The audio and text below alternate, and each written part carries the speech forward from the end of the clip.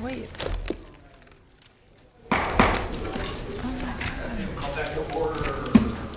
Call back to order this meeting of the Sacramento County Board of Supervisors. Would the clerk please call the roll to reestablish a quorum?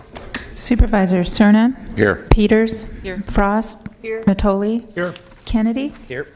And you have a quorum. Item 62, please. Okay. Item 62 is the vote for Reclamation District Number 1000. Trustees.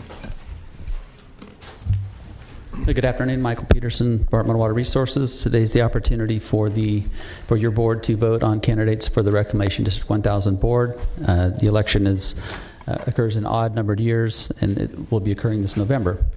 As a landowner, the county has the opportunity to provide votes based on the number of parcels owned. Ballots have been distributed to each of you. There are 5 candidates, and there are 3 seats.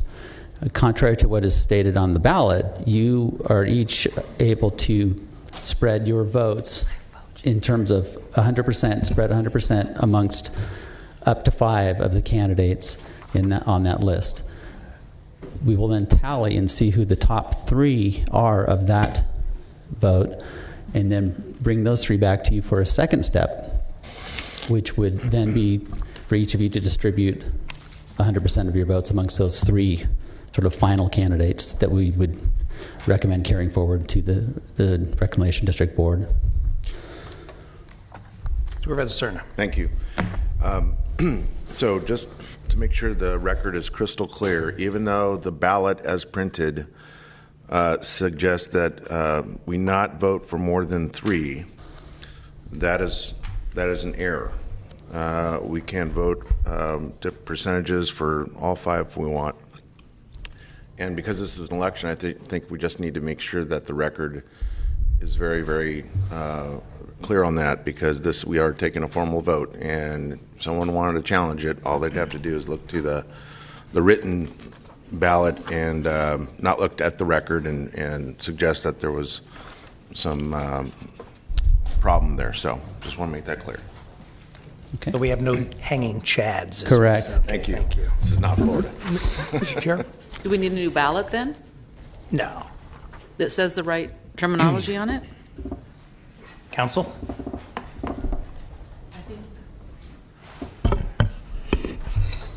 You can amend the ballot that you have before you by indicating that for this first round, it will be 5. For the second round, it'll be 3. You want us to write that on here? Yes, please. Give us the language exactly.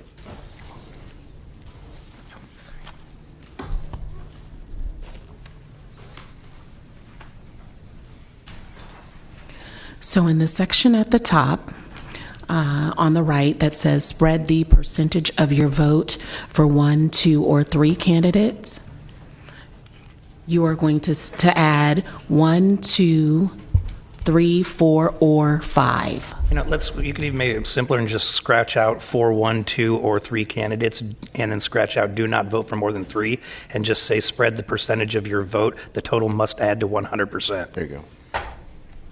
That's acceptable too.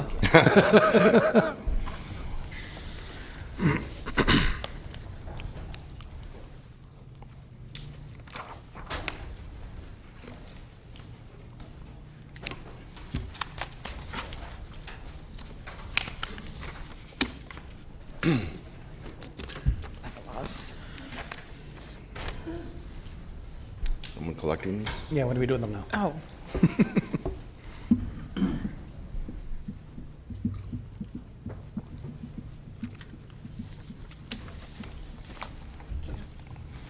I'll take mine with cream and sugar. Where are you?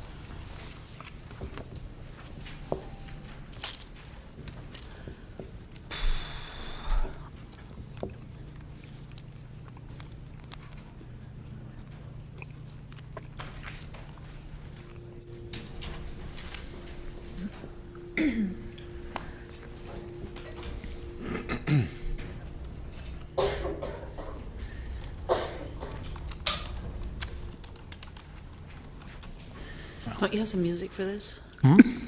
Yeah, no. Yeah. Could we take appointments during the hearing item? We can do that. Okay. Let's take appointments.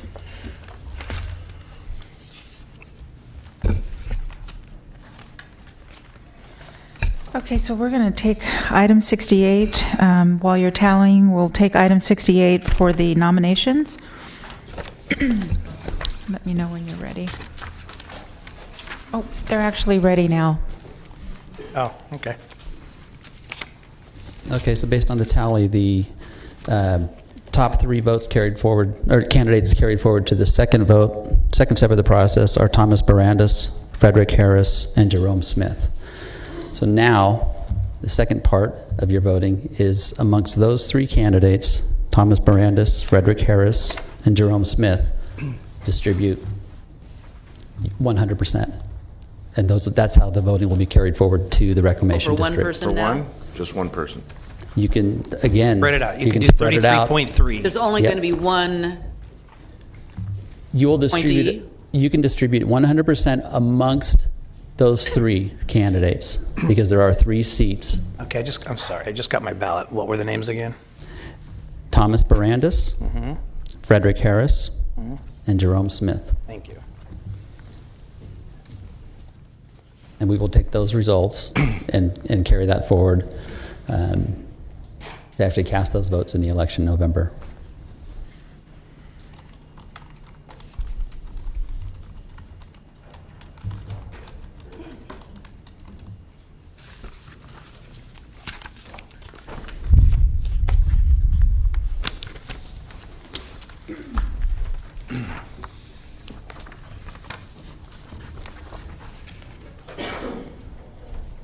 We're also asking that you approve the attached resolution which would authorize myself or Brandon Ladd to actually physically cast the votes on behalf of your board for the election in the first week in November. So you need a motion? Second on that, right?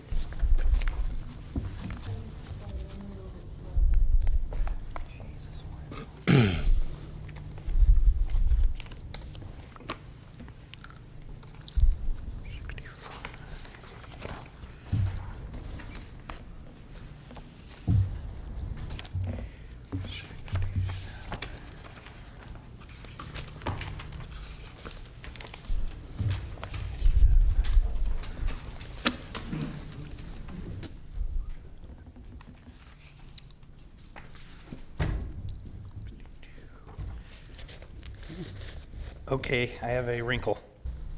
I just received a public speaking card. on this. Yes, on this item. So I'm going to take that right now before we turn in the final ballots. Elena Lee Reeder.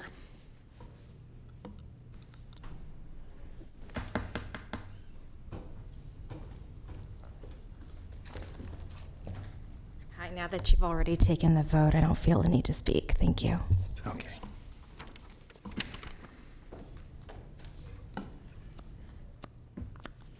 I made the resolution. Now second. Is he not going to make an announcement? But regardless, we still need to Yeah. pass the resolution. I'm going to take these votes need forward Yeah. to cast in the election. Yeah, okay. Just a little editorial. This is an awfully clumsy process.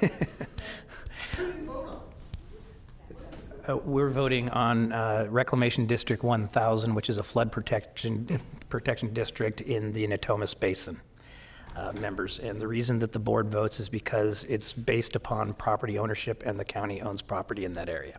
So with that, we have a motion and a second. Please vote. Unanimous vote. Thank you. Okay. Unanimous.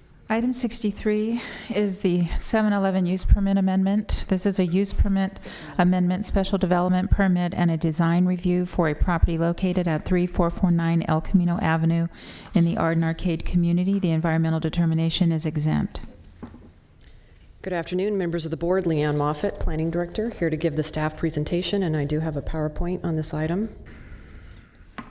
This is a use permit amendment to allow the construction of a new 7-Eleven. The site is at the northwest corner of El Camino and Watt Avenue in the Arden Arcade community. There has long been a gas station at this location. The intent is to tear down that old facility and build a new facility. So they are amending the existing use permit. There's also a special development permit, design review, and as a separate subsequent item, there'll be a PCN alcohol hearing. Starting with the site plan, the aerial on the right shows the existing facility layout. You can see with a large canopy in the middle and a small convenience store building on the left. The new site plan is drawn up over on the left. It will enlarge the convenience store building and with an office. There will be a new car wash on the north side of the property, and there are 2 vacuum spots associated with that car wash. There will be additional landscaping along Watt Avenue, refreshed landscaping along El Camino, and new landscaping on the southwest corner of the site adjacent to the building. While talking about the site plan, I also wanted to pause and point out a patio area that's going to be located in the upper left of this site plan. That would be the northwest corner of the site. The building could not be moved further to the north on the site because there's an existing building immediately adjacent, and so there was this leftover area where the applicant has proposed a patio. And so that was a point of discussion during the briefings having to do with the safety of that patio area, and so I am going to show an potentially amended condition for you at the end of the presentation. But I wanted you to see where that patio area was on the site plan. As the cars are coming out of the car wash, they will sort of be pointed at that patio area to provide some surveillance.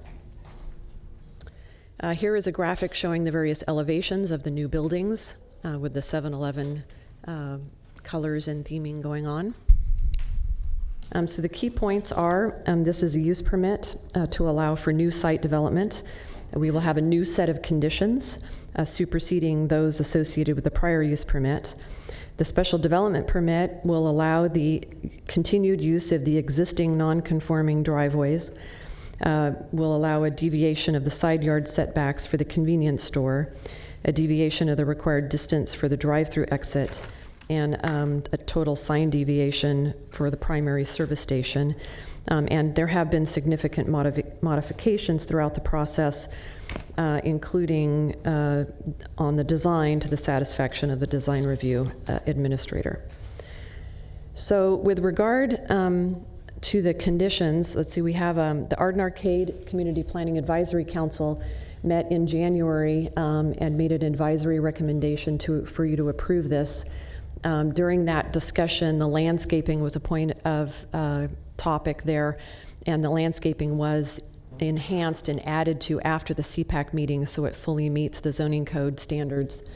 The Planning Commission met in July and recommends approval, and staff is also recommending approval. I was going to show on the overhead a potentially amended condition addressing the safety and security associated with that patio area. So if I could have the overhead. There was already condition number 8 that defines the hours for the car wash as being limited to 7 a.m. to 10 p.m. The entrance and exit areas, as with many of the car washes, have to be closed and secured during non-operation hours. And then there was a condition also that already existed that required the fencing and gating of the patio. But we do have problems with homeless and security in the area, and so we wanted to add and enhance that existing condition to say the fenced and gated patio shall be closed and locked between 10 p.m. and 7 a.m. while the car wash is not in operation, and in order to dissuade loitering or camping in the patio area, install a noise frequency device known as a mosquito that can be operated by the attendant on an as-needed basis. So that use of that mosquito had come up in another 7-Eleven where we had an unsupervised area, and it basically allows the attendant to cause a very annoying noise to be played to sort of dissuade people. So we're hoping that in addition to the fencing and the gating and closing it, that could be as used for security. So that concludes the staff presentation. I don't have any questions right now. Does the applicant wish to speak?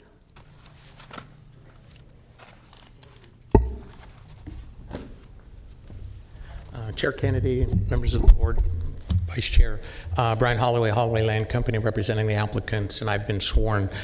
Just a couple things I wanted to say. Thank you to our planner, Emma Patton, for doing a great job getting us to and through the process and getting to you today. Also thank Planning Director Moffitt for her very good wordsmithing and suggested language to late yesterday afternoon resolving the concerns about the patio. We read the staff report and the conditions of approval, including the additional ones you just saw, and we agree with them 100%. Look forward to your vote. Questions? Oh, one thing I do have for you. The applicant had been obtaining letters of support from customers and neighbors, and fortunately for the board, I forgot the other 2/3 of this packet, so just give this for the record, but just to give you an idea that there's some support for this improvement at this very important corner in Sacramento. Thank you. Thank you, Mr. Holloway. I have no comments, no public comments, so staff. All right, we do have Susan Peters. No, I was going to wind it up, Okay. so unless you had another. Are you ready for the wind-up? comments. Yep. Okay, Here comes pitch. wind away. It's a World Series time, huh? I'm going to move for approval of this with the amendments to Condition 8, and I just want to say it's a big improvement over what we've had on that corner that my office has been working on for 10 years probably, so I'm very happy about this and hope that you're very successful so it'll keep looking nice. So that's my motion. I'll second. Please vote. Unanimous vote. Okay, for item 64, this is the El Camino Avenue 7-Eleven PCN, a request for a public convenience or necessity letter from the Board of Supervisors to issue a Type 20 liquor license to 7-Eleven located at 3449 El Camino Avenue in the Arden Arcade community. All right, this is an accompanying item because they are tearing down the store and building it in a very slightly different location. That has triggered the need for them to come before us to get a PCN. The existing license is a Type 20 beer and wine license. This is the same, a beer and wine license as well. And so they're just transferring it from one location to the next on the exact same site. We have the typical 1 mile radius map here. We have the key points. This is in an over-concentrated and high crime reporting districts, which triggers the PCN. It's not a new license, it's just a transfer. We total the number of licenses that there are for your background information. It allows for 2. The census tract currently has 6. There's 13 in the 1 mile radius, and the Community Planning Advisory Council did unanimously recommend approval. So staff is recommending approval as well. Thank you. Supervisor Peters. I didn't see any other questions. This passed the CPAC unanimously, and it's kind of an odd situation that you have to have this PCN hearing when they already own the license, but that's the downside for the applicant. The upside for the county is that the new license accepts all the sheriff's conditions about hours and security and that all the things that we're used to seeing. So I'm going to move approval of this also. We have a motion and a second. Please vote. Unanimous vote. Okay, for item 65, this is the City Food and Deli PCN, a request for a public convenience or necessity PCN letter to change from a Type 20 beer and wine liquor license to a Type 21 beer, wine, and spirits liquor license located at 7076 Bowling Drive in the South Sacramento community. Ms. Moffett. All right, I also have a PowerPoint on this item. So this is the City Food and Deli request for an alcohol license. The location is generally east of Franklin and north of Florin. It's specifically on the southwest corner of Bowling Drive and Williamsboro in the South Sacramento community. They currently have an existing Type 20 beer and wine license, and they want to change that to a Type 21 beer, wine, and spirits. The next graphic shows the 1 mile radius map, where there are a wide variety of places currently to purchase alcohol, many of them along Florin and a few along Franklin. As I've mentioned, it's a change from a Type 20 to a Type 21 license. It is in both an overconcentrated area and a high crime reporting district. The census tract allows for 3 off-sale liquor licenses. There are currently 7. The total number would remain at 7 because it's not technically a new license. And within a 1 mile radius, there are a total of 19 establishments detailed there. The South Sacramento Community Planning Advisory Council initially heard this item on June 19th, and they continued it because the applicant was not available and did not attend the meeting. It was then heard on July 17th. Originally at the June 19th meeting, they had 1 member of the public in opposition speaking with a concern. There were no members of the public in attendance on July 17th. The applicant did attend and gave a presentation, and ultimately the CPAC made an advisory recommendation for denial on a 2-to-1 vote and expressed concerns regarding overconcentration, potential nuisance, and a lack of defensive improvements on site. The sheriff's is willing to withdraw their opposition if the recommended standard conditions are added, and those are in attachment 9 to your materials. The site is located in one of our determined environmental justice communities, and staff is concerned that it lacks improvements that reflect a commitment to the community prevention and design through design principles. I'd say the key point here, staff is recommending denial. And one of the key points is we have identified 4 sensitive uses within 500 feet of the site that are listed on this slide. There's Strategies for Change, which is a substance abuse counseling and treatment center, Mexican American Alcoholism, a substance abuse counseling and treatment center, Wellness and Recovery South, a mental health counseling and rehabilitation center, and the Sacramento Drinking Driver Program that offers DUI classes to past offenders. So we did feel that the proximity of this facility to those sensitive uses were a concern for staff, and so staff is recommending a denial of the finding for PCN with these findings listed on the slide. Okay. And that concludes the staff Questions of the presentation. board at this time? No. Would the applicant like to approach?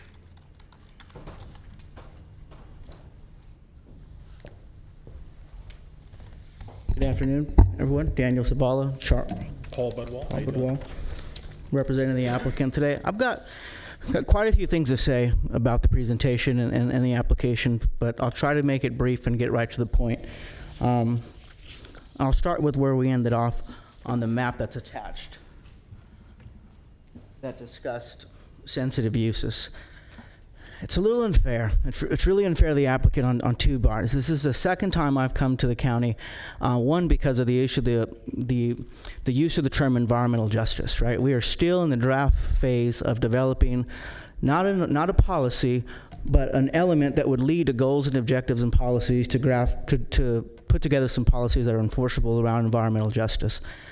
As applicants who've got the staff report just a day before, we don't even have a real defense for that, right? There's nothing in the code to prepare us for something like that. But what's even more troubling, and I'd like to see if I can get an answer, is if you zoom in to the proposed sensitive uses, I scoured through the county's website and through the code on how we identify sensitive uses and what they are, and obviously restrictions and processes to make sure they're away from equal distance from sensitive uses. I couldn't find any of these uses on the list for sensitive uses, right? So there's no separation requirement.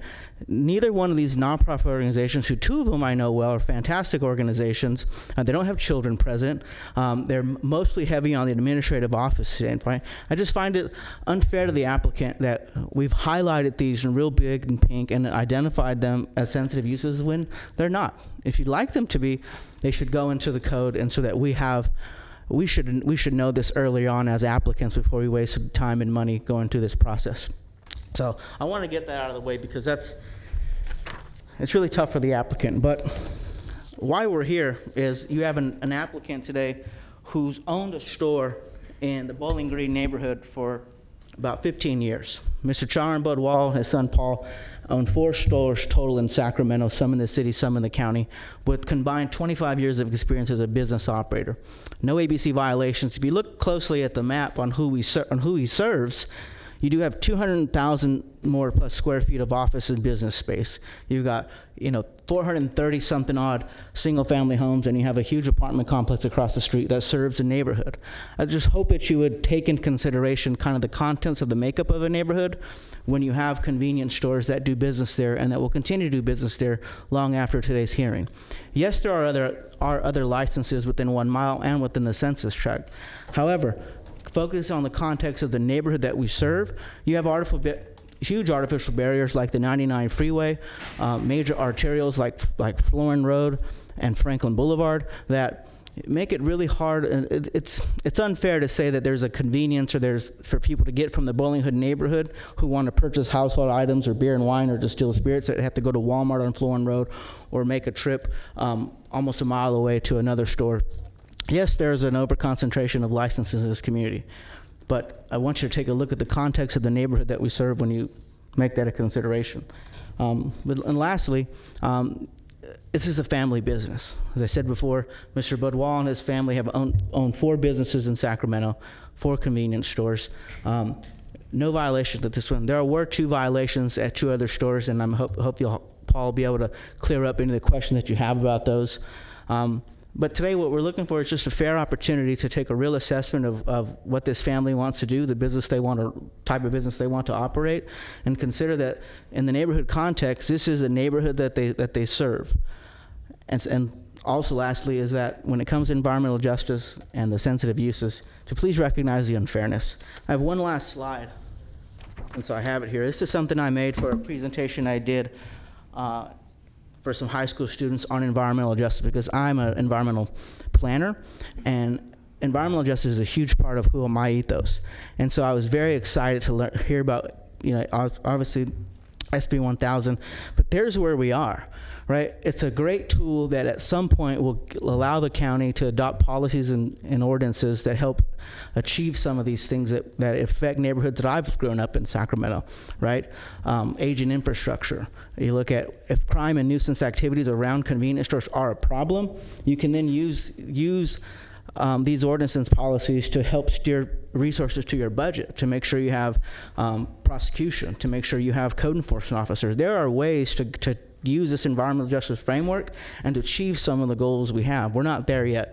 And as we move forward, I make myself available, as well as the applicant as an experienced owner, to help the county draft an ordinance that really looks to achieve the goals that you want to set today. So any questions? Mr. Charan Budwal's here, and so is Paul. Yes, it's a family-run business. We have the store before we owned it's been there since the late 1980s. We have no violations there, and the ones he spoke of, one was in 2011 where a couple of teenagers stole some beer. We didn't sell it to them, but later on they were apprehended with the alcohol in their in their backpack. Other than that, we're with the community there. A lot of the people, they don't like to leave the local area to go on to Florin Road. It's a lot of traffic over there. They want, they get their grains, their dairy products, their other meat and poultry stuff that we sell. They just want to be able to have everything in one stop instead of having to leave the area and inconvenience themselves. Thank you. Thank you. Any questions from the board? Just one question, Mr. Chairman. So what kind of foodstuffs do you carry, and how broad? Because I read your letter, and Daniel obviously sort of summarized it, but that you need to have distilled spirits because of the margins. But so you carry full range of vegetables and and breads, and or you just have a couple of, again, I'm not going to portray it. Tell me what you. Yeah, for the grains, we have different types of bread, hot dogs, sandwich buns, the regular wheat and white bread, then other stuff in the grains like oatmeal, cereal, stuff like that. And then in dairy, we have the milk products, butter, cheese. And then for the fruits and vegetables, we carry the ones that tend not to, expire quickly. We have apples, bananas, stuff like that. There's sometimes little packaging where you can get the baby carrots. And to mention, once in a while, we'll get a big, a sack of like onion, stuff like that. We put that out on the counter. Stuff that's not easily perishable. Okay, thanks. Okay, any other questions? Thank you very much. Ms. Moffett, anything else? Okay. Well, I will say that this is a very, very sensitive, very distressed area, and considering that, the surrounding area, the availability of alcohol elsewhere within the near vicinity, and the surrounding occupants, I think it's an inappropriate location for a license like this, and I will move staff recommendation. Second. Unanimous vote. Thank you. Okay. Let me do a little explanation on this next one, because it's a little unusual.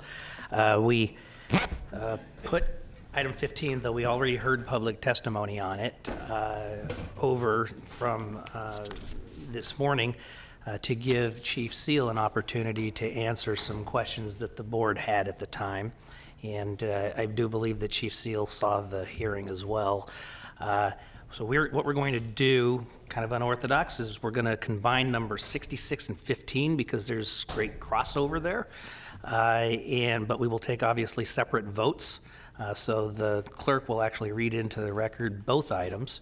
Then we will take the staff presentation, at which time the board will have an opportunity to ask questions and clarifying questions on both items of the staff. Then we will open up the public hearing, and you can address items that are pertinent to item 15 and 66 as they are pertinent to 66, but there is so much crossover, it's very difficult to bifurcate the two. So that's where we're going to do, and then we will hear item 67 as a separate item after these two have been heard. Everybody that clear? Thank you. Mr. Chair, the 66 doesn't require a vote, it's a receive and file, right? That's correct. Right. Yeah, so 15 would. We won't need a separate vote. Yeah, You're got it. I correct. was just wondering, okay. You're correct. So, did you? But we'll still hear them. Yes. Okay. Item 15 is the authorization to enter into a memorandum of understanding with the Superior Court of California, County of Sacramento, to accept funding from the Judicial Council of California for the pretrial pilot program in the amount of $8,159,903, retroactive to the term of August 9th through June 30th, 2021. It's also approval of an appropriation adjustment request in the amount of $3,276,232, and also approval of a salary resolution amendment adding 14 limited term positions and 1 permanent position, and approval of 3 upgraded replacement vehicles. Item 66 is the report on county efforts to reduce the jail population. Thank you, Mr. Chair, members of the board. Britt Ferguson, the county's Chief Fiscal Officer, and I'll be introducing item 66. At your meeting on September 24th, your board asked staff to provide a report on efforts to reduce the county's jail population. Since then, my office has worked with staff from the courts and the county's criminal justice and health and human services departments to compile information on programs currently in place that help reduce the jail population, recent efforts to identify other ways to reduce the jail population, and current initiatives that will or could result in the implementation of additional jail population reduction programs. With me here this afternoon are representatives from a variety of agencies, including Judge Lloyd Connolly, Court Executive Officer, Jennifer Freeworth, Chief Deputy Sheriff in charge of corrections for the Sheriff's Department, Chief Probation Officer Lee Seal, Chief Deputy District Attorney Steve Grippy, Steve Garrett, our Public Defender, Ryan Quist, Deputy Health Services Director for Behavioral Health Services, and Ann Edwards, Director of Human Assistance. They will all be presenting information on specific programs or efforts.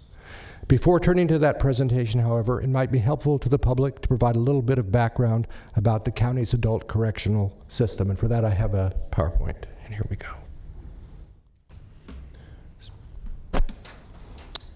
As your board knows, the county operates 2 jails with a total rated capacity of 4,005 beds. Those 2 jails are the main jail, located here in downtown Sacramento, which opened in 1989 and has a rated capacity of 2,380 beds, and the Rio Cosumnes Correctional Center, or RCCC, which opened in 1960 and is located in the county's rural area south of Elk Grove. The RCCC has a current rated capacity of 1,625 beds. The jails house both sentenced and unsentenced inmates.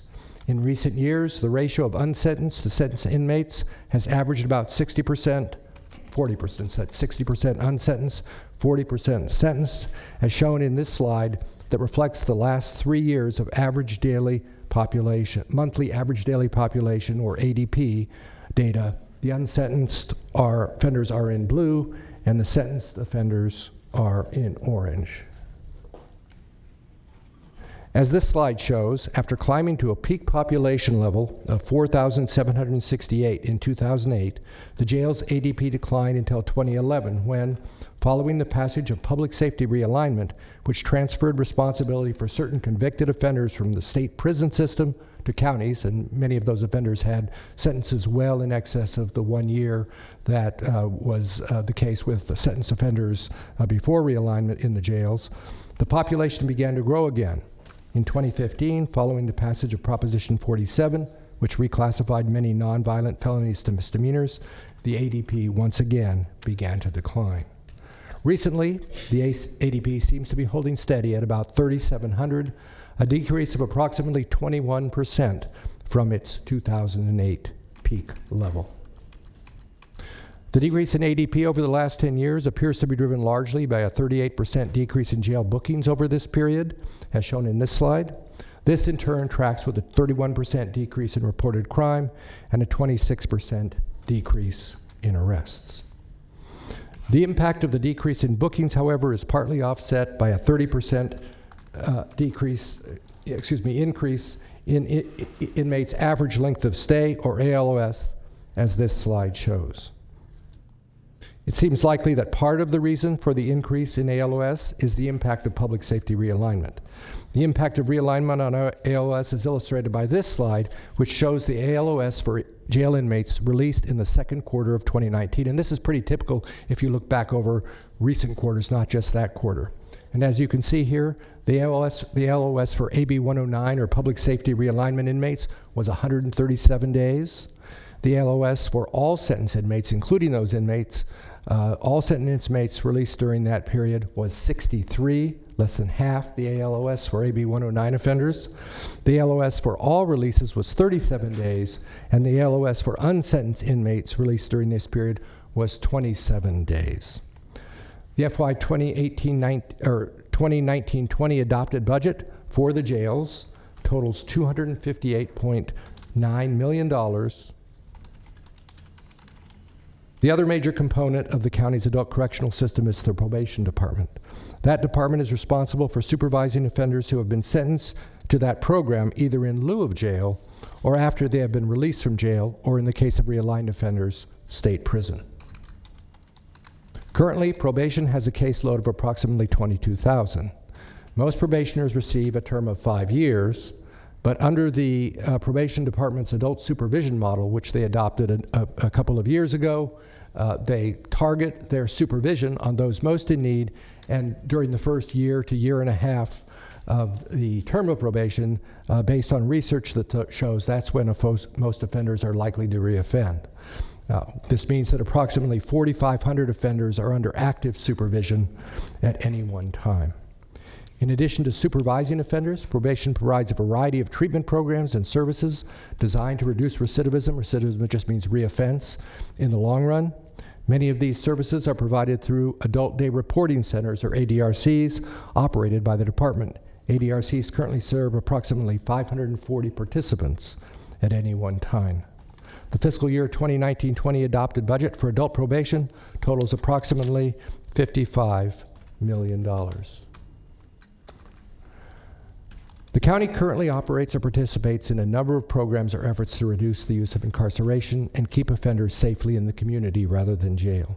Some of these programs have been in place for many years, in some cases decades, and others are more recent. Some of the more recent programs, as well as some of the recent planning efforts and newly designed initiatives, have grown out of the Adult Correctional System Review that was conducted by at the board's direction during 2015 and 2016. That review, which involved representatives from the various elements of the criminal justice and health and human services systems, identified areas of opportunity to reduce both the sentenced and pre-sentenced populations in the jails and recommended short and long-term initiatives, including implementing an enhanced supervised pretrial release program as an alternative to jail for unsentenced offenders using an appropriate risk assessment tool, instituting a pretrial diversion program for certain mentally ill offenders, implementing a new probation supervision model, the one I referred to, that focuses on supervising all high-risk probationers during the first 6 months to a year of probation, expanding the use of probation as an alternative to incarceration for sentenced offenders using the AB 109 ADRC model and an appropriate risk assessment tool, and managing jail population reductions to close obsolete housing units at the RCCC and reallocate staff to address correctional deputy staffing needs at the main jail. If you look at all of the findings and recommended initiatives that emerged from the Adult Correctional System Review, I would suggest there were 3 themes that emerged. The first is the importance of using validated screening tools, that is, screening tools that have been shown to be reliably predictable, to help identify arrestees or offenders who can most safely be kept or released in the community. The second is that it is important to provide levels of supervision or monitoring and services that are evidence-based, which means credible research has shown it to be effective in ensuring compliance and reducing recidivism. And finally, though not shown here on the slide, the need to build consensus concerning the initiatives among the various elements of the criminal justice system. This reflects the reality that no one person or agency is in charge of the criminal justice system, and agreement among multiple parties is often needed to move initiatives forward. Representatives of the Superior Court and some of the county departments involved to reduce the jail population will now provide a brief overview of those efforts. The programs are organized by presenting departments, but it's important to keep in mind that in many cases they actually involve a collaborative effort among many different agencies. And so now I'll turn the podium over to Chief Freeworth.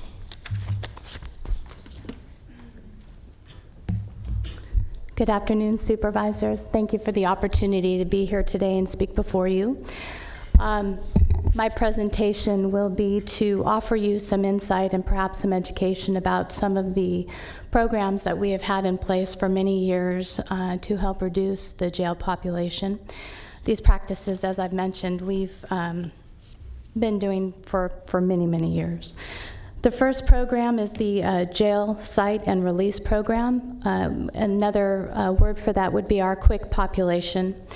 The Sheriff's Office staff screen all persons booked into the jails to determine who can be safely and appropriately cited and released back into the community within hours of their booking. At present, we are averaging roughly 90 bookings each day. And out of that, 60 to 70% of those individuals are released with this cite and release program that we have. These individuals would be considered low-level offenders. Okay. A second program that we offer is the jail work release program. And the work release program operates 3 work release opportunities that allow qualified sentence offenders to serve their sentence in the community rather than doing so in the jail. The first is the home detention program, and that has roughly, on average, 250 inmates who participate in that program. It offers those individuals the opportunity to live in their home and participate in community programs, as well as continue work and school and other things that are important to them. Can I Yes. interrupt? Quick question about home detention. I assume that it depends on the detail of the sentencing in terms of the geographic latitude that an inmate would be given to travel, and under what circumstances they can leave the premises, whether it be work or school or other things. There might be a caretaker for someone, for instance. Mm-hmm. That is correct, sir. With the home detention program, the individuals have to serve the first 12 months of their sentence in custody. And then there are parameters that are discussed with the individual and agreed upon with sheriff staff who oversee these individuals living in their homes. I guess my point is it's not a one-size-fits-all. That is correct. Each individual, and I think I mentioned individualized plan, that we will work with those folks to ensure that they are successful in that program. Thank you. Sure. The second work release program that we offer is the Sheriff's Work Project. And this allows participants to fulfill jail commitments at one of over 12 sites throughout the county. And currently, with our work program, we have 1,200 participants. And so we're able to allow folks who are incarcerated to apply for the work project program. And if they meet the criteria in order to participate, then we're able to bring them out and have them serve their commitment in that way. Lastly, with the work release program is our alternative sentencing program. And this participants are able to fulfill either jail commitments or pay fines by completing community service hours through one or more of the 50 plus nonprofit organizations within Sacramento County. And currently we have 950 participants who take advantage of the alternative sentencing, and it's primarily community service that they fulfill. The third program that I wanted to bring to your attention today is the Sheriff's Pretrial Release Program, and this is in cooperation with the courts. There is a pretrial release assessment tool known as the Virginia Pretrial Release Assessment Tool, and the acronym is VPRA. And we interview people who are incarcerated at usually the time of booking, within several hours of their booking. And we then give the judge the file on this individual to consider release in an OR status or own recognizance status, or to look at that individual with a bail reduction in mind. On average, on a daily basis, we complete roughly 12 of these eligible cases and send those to the judge for consideration. Of those 12 individuals daily, 5 to 6 are usually OR'd on their own recognizance, and 4 receive reductions in bail. Let me hold you there, Supervisor Frost. I just want to make sure I understand. So while they're waiting for their trial, you're assessing them in the jail and providing information and recommendations to the judge, and so this is an ongoing program that there is bail, that their bail is adjusted based on that person and the case that's been going on.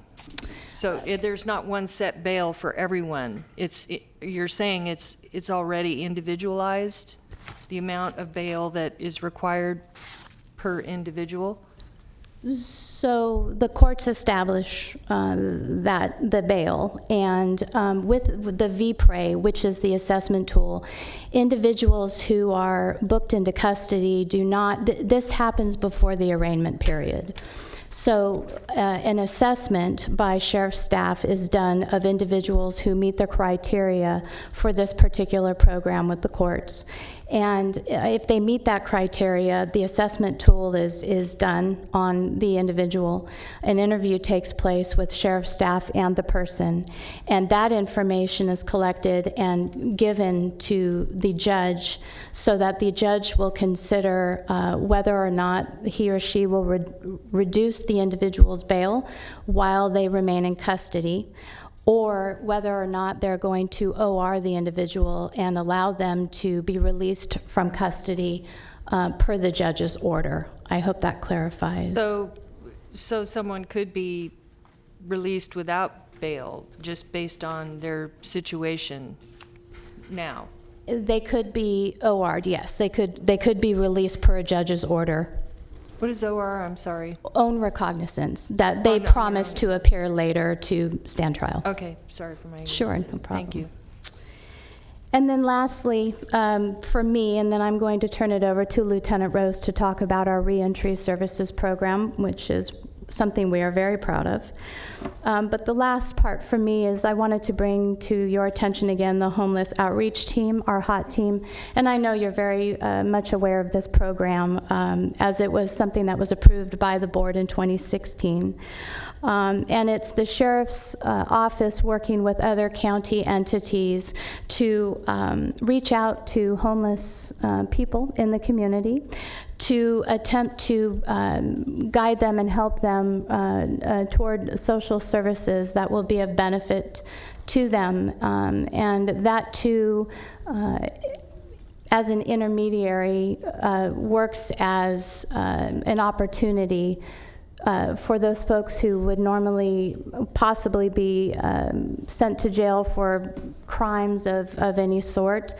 That gives the opportunity for them to be connected to social services for the help so that incarceration does not occur. And now I'd like to turn it over to Lieutenant Rose to talk about the reentry services program that we offer at the Rio Costumnes Correctional Center. Thank you. Thank you. I'm Lieutenant Brad Rose. I'm the commander of our Reentry Services Unit, a unit that was developed post AB 109 with the goal of recidivism reduction, which fits in today's conversation about reducing jail populations. Our model has been recognized nationally from the Executive Office of the President of the United States down to local jurisdictions and professional groups.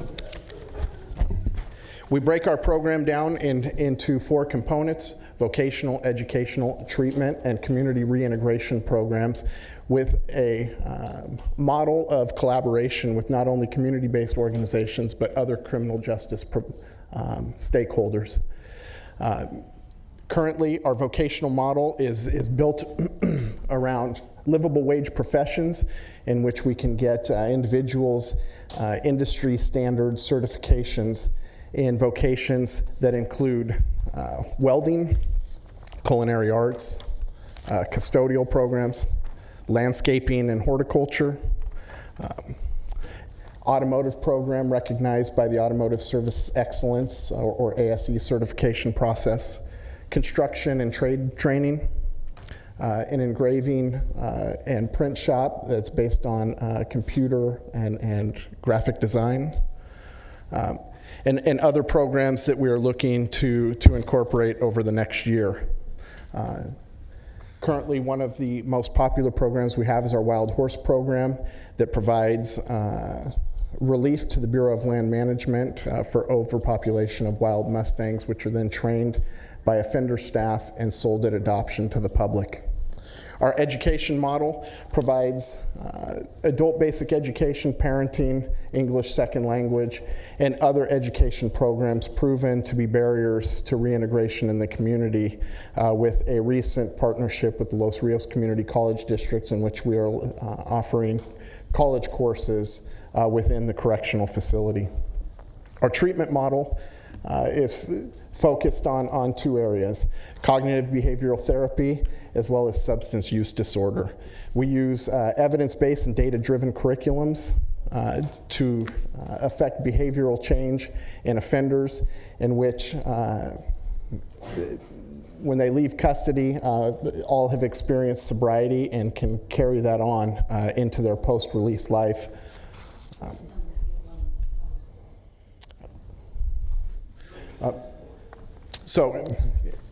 Moving forward, beyond our treatment program, we have a national model that's recognized throughout the country in medication-assisted treatment for treatment of alcohol use disorder, as well as opiate and opioid use disorders.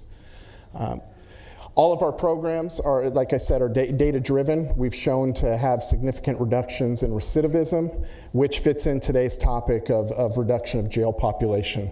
When using the Board of State and Community Corrections model of measuring recidivism, it measures any misdemeanor or felony offense committed within 3 years of release. When we look at that, we've recognized that based on historical averages, we've significantly reduced that. The people that were often frequent recidivists are not returning to custody, which allows us to recognize that our programs are having a positive effect on jail population reduction. And then lastly, our community reintegration model includes partnerships with a variety of community-based organizations, including treatment providers, as well as criminal justice stakeholders, and other agencies, including the Department of Motor Vehicles. Anybody that completes our program is assigned a drug and alcohol or a treatment counselor based on validated risk need assessment tools that identify 8 subcomponents that have been proven to have great effect on a person's recidivism.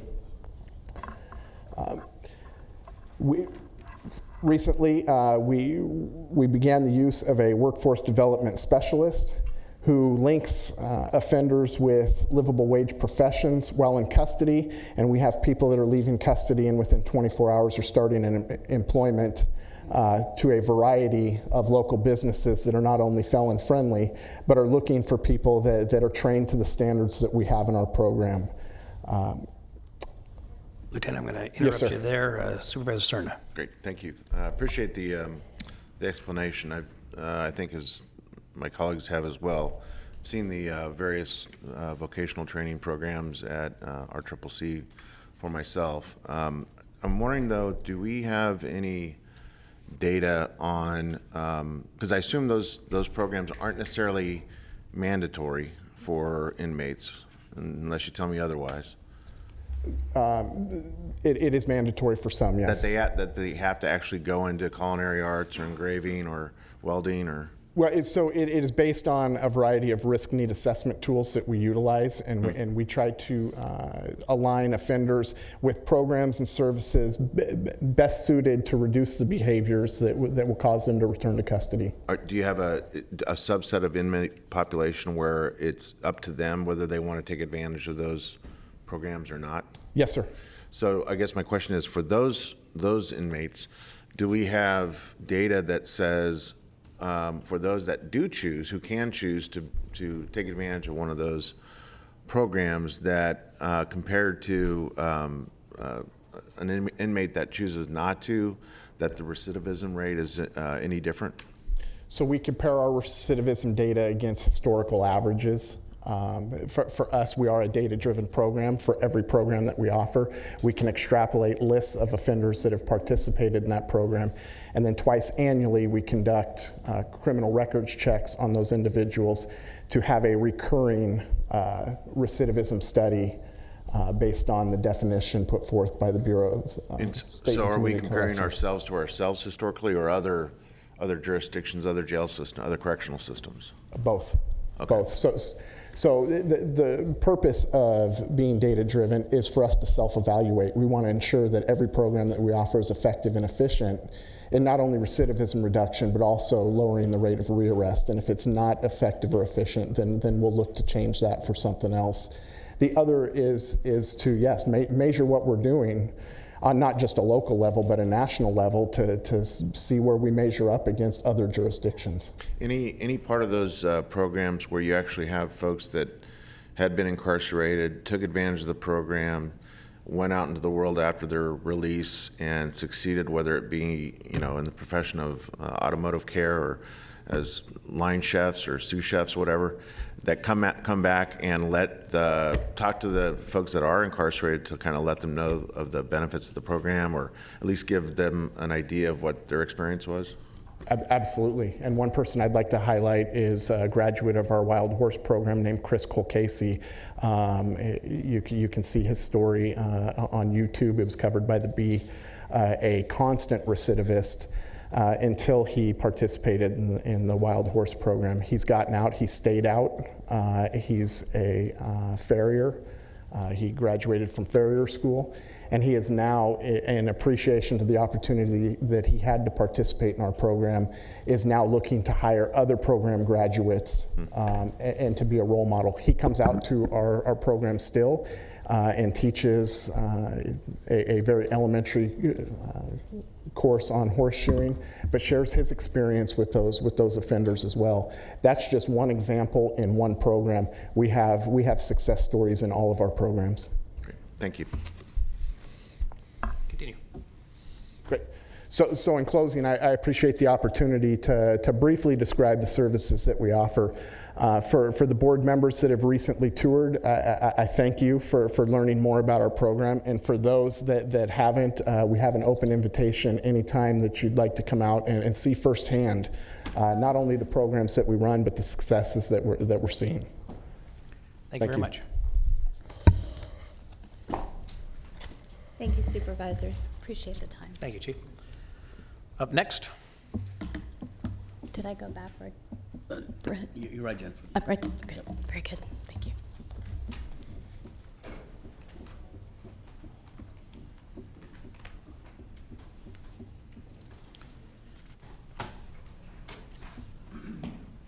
Welcome, Judge Conley. Well, good afternoon to you all. It's good to see you again. I brought with me today Kelly Sullivan. She's a director of operations in all of the courts which cover criminal law are under her jurisdiction. So she's like the real expert here. I intend to speak very briefly. I've been asked to come with regard to collaborative courts. I'm being speak briefly because I know all of you already know quite a little bit about collaborative courts, and there's just a time issue here as well. In the simplest sense, the court started about a decade ago very slowly in this area and started to increase them based on their success. The dominant factor of success was the recidivism rate in terms of measurement, and also the direct court experience. So we've been doing mental health and drug courts for a long time. More recently, we're doing courts that address prostitution, DUIs, and the like. The fundamentals of all these courts is the same. The person's afforded the opportunity to enter a plea, the sentence is suspended, and then they enter a program. The program is tailored to them as individuals and obviously the subject area of their need, whether it's mental health or something else. The programs can include initial residential care, drug monitoring, or not. It can include some very unique programs and involvement. Prostitution would be a good example, where you frequently have a mix of dependency upon the trade, so to speak, for income, on drugs, and you're controlled by a pimp. So you have three significant intervening forces that you have to deal with. And in all of these courts, we have a pattern of success, and they have been expanded as the services have become available. And when we look at the data, they continue to be successful. Drug court has about a 40% lower recidivism rate than similar crimes outside of that program. It's about 20% in mental health, and so it goes down the line. So the relevance to the topic here is obviously if they're involved in the program and not in custody, they're not in jail at that time. That's 500 to 600 people at any given time. Second is if you reduce the recidivism rate, as I've indicated, while you get the ongoing benefits of that. The court's committed to this. We're proud of it. We're growing them all the time. We're looking and doing new ones all of the time because of the impact it has. And it's a gift to the court to be able to have these options as opposed to just saying 90 days or 6 days or 6 months or all the other things that are typically said, which one we know have less actual impact than some of the others.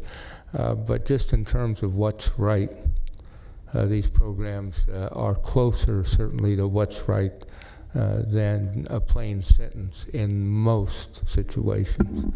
That's all I have for you. Thank you, Your Honor. We have questions. Supervisor Natoli. Yeah, Judge Connolly, thanks for being here today. I know that the chair indicated we'd kind of weave together 66 and 15, the items. I just wanted to ask because, and again, I don't want to get off the presentation portion as much as I just want to get some understanding. I know Jennifer mentioned it in her presentation on some of the sheriff's programs. The instrument that's used, the tool for the pretrial release.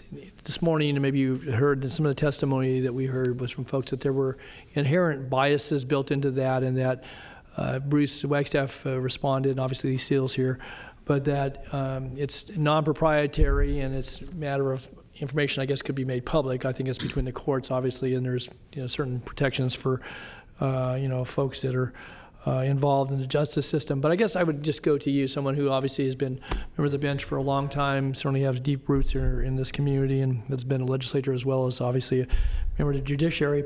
What's your sense about the tools that are used to being employed or deployed, and the one that we're contemplating, because obviously that grant came down through the Judicial Council, and we're working under Lee Seal's guidance. So could you weigh in on that? Because again, you have a deep understanding about how some of these things work, and I'd be curious to know what your thoughts are. Well, the judges were very concerned about this. I was personally concerned about it. There are many tools in use throughout the country, some in this state, that we think are improper. They'll ask about ethnicity, and that becomes a variable in evaluation. They'll ask about economic status, and that will become a variable in the evaluation.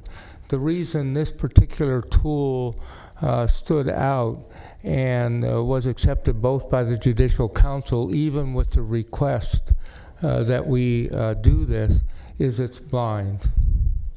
It relies on the person's record only and age.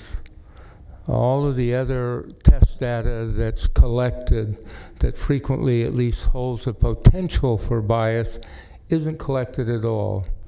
The sample is huge. It's in excess of 1.5 million samples and cross-analysis. It's been used all over the state in different, or all over the country in different states with confirming results. So that was the A part. The B part was that included in our contract with the Judicial Council, which we wanted, was a requirement for actual monitoring of results as the studies are done and the defendants are evaluated and pretrial released or what action was taken to see if the tool was accurate as a predictive model. And we will do that. We're going to update that data at least on a quarterly basis, and the results will modify how we applied or the results of that study will allow us to modify how we use and apply the study. It will also allow probation that's in this room somewhere. I saw Lee. He's over there. There. It'll allow probation to alter the distribution of resources they use for policing. If we have too many people monitoring high risk, because as it turns out after the first period of time, they are in a greater risk than middle risk, then his resources can be adjusted accordingly. It also will allow us to use the things that are simple that may be much more effective than the things that are expensive and complicated. One of the most amazing things we stumbled in, and the probation officer here is the leader on this, was that a simple reminder text message and call to a defendant was in many instances, most instances, more effective than holding additional time over their head in terms of ordering back to court on a fixed date. And so we're excited about this tool. There is no one grumpier about the tool than the judges. We originally presented that we were going to identify a new tool. We went back to the judges' meeting, and I had 25, maybe more, criminal law judges who were asking very tough questions about how it worked and why, and could we rely on it, etc.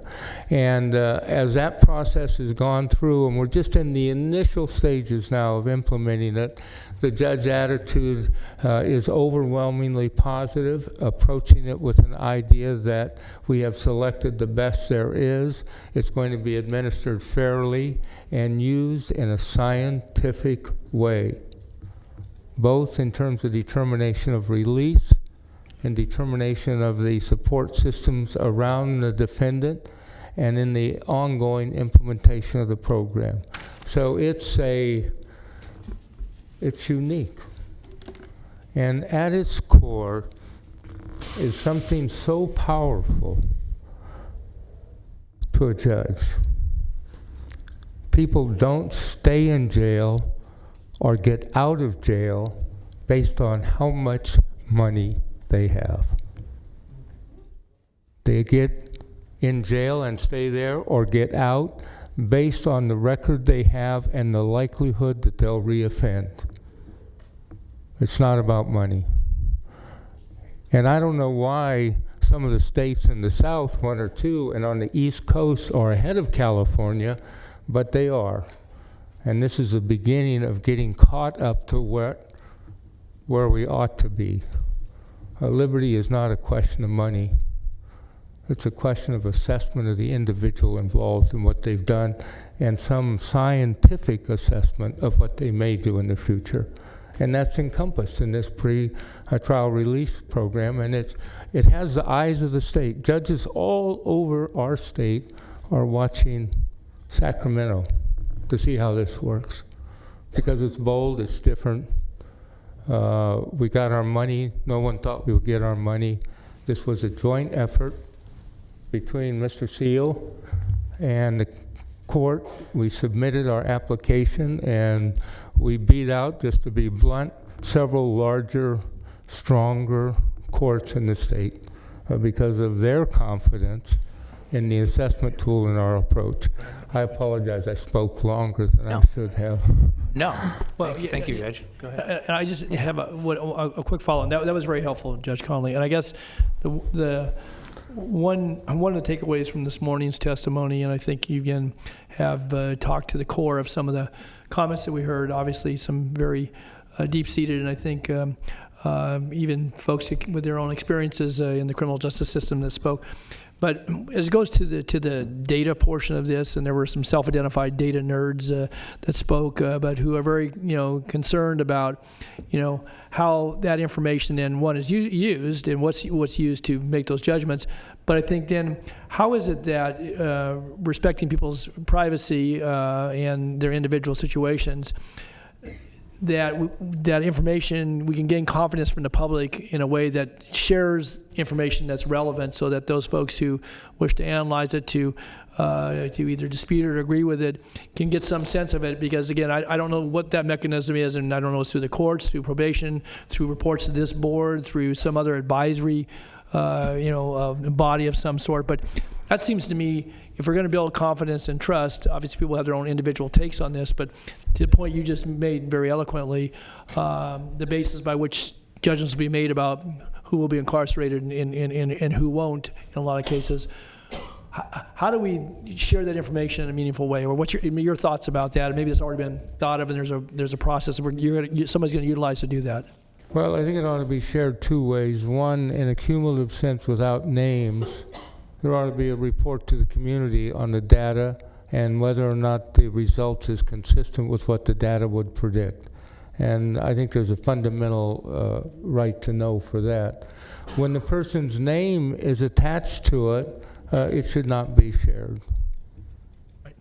Okay, that's my position. I don't know what the probation department position is, but I don't, just so you'll know, there's a variety of documents, and probation department reports normally would be among those that are sealed, that are kept separate, that are not public. Right. And the individual recipient responses would be in that category.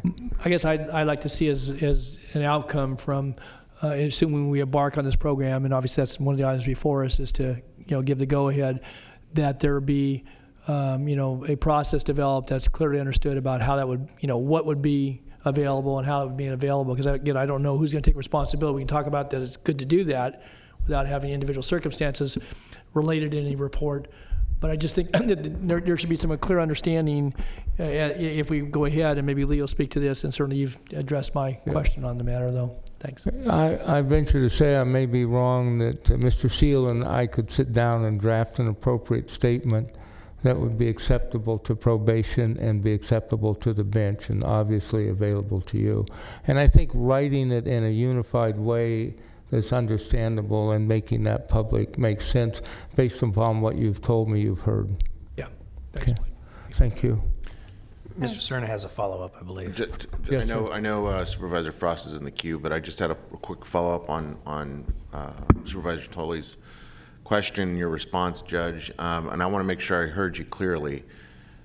Are we being watched across the state here in Sacramento County because of taking an innovative, bold step to actually apply measures to reduce the jail population? Is that what you're saying? I'm talking, in response to that question, I was talking specifically about the pretrial program and this assessment tool. I think inherent in this approach about looking at everything and finding places where people are being incarcerated when they shouldn't be makes a lot of sense, and that crosses lines. So we reorganized recently our entire home court system in the jail to maximize time availability for attorneys and their defendants.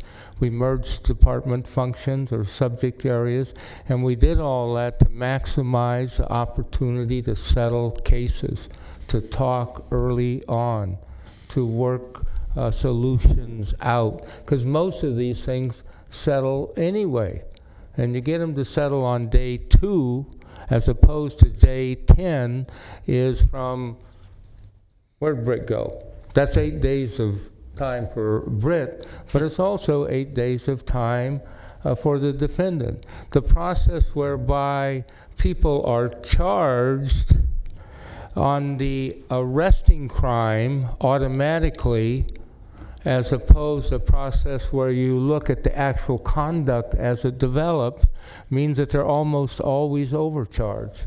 And so, when that error occurs, then there's an injustice to that person in terms of the process. They get on the wrong track. So we've made changes where we think we have essentially eliminated that. So the arresting crime is just not automatically the charged crime. And the judge looks at it in that context. I mention that because this is on the other end of the scale. This is not a $10 million additional probation officers, computer analysis, you know, all of that which we are going to do. This is just an administrative process. And we're vigilant on that. But everybody's got improvements in the game. And I'm arm wrestling with this gentleman who's not arm wrestling with me to fix another one I won't raise today that we've kind of stumbled into. That is not right. It's just not right. And we're attacking that, and I believe we'll fix that. Thank you, Judge. Thank you. Your Honor, we have one more. Supervisor Frost. Good afternoon, Judge Connolly. Hi, how It's are you, good to see Supervisor? Good to see you. I wanted to just ask you, so what you have been doing, this restructuring of your administrative processes has been ongoing. It has nothing to do with bail reform. No, you know, we don't know. We're like you, what's going to end up with SB 10, and we're working within the context of the laws we have now based on the Supreme Court case. And so we're not, we're out here on our own a little bit, right? So so looking at these things do not come from SB 10 or anything like that. It comes from Kelly, in part, and it comes from me, and it comes obviously from our judges who are sympathetic to this issue. And so that's where that comes from. And the DA and the PD, I assume they're both here. I saw Grippy. I haven't seen Garrett. Is he here? Oh, well, he's hiding something. But I mean, these folks are unique in their approach. I want to just tell you, I'm going to go back to the subject here that speaks to the DA and the PD. Historically, they were both extremely nervous about collaborative courts. And, you know, it really takes the two sides to tango in order to get to it. And they have evolved to a situation they work jointly, constructively, resolve conflicts and make it happen.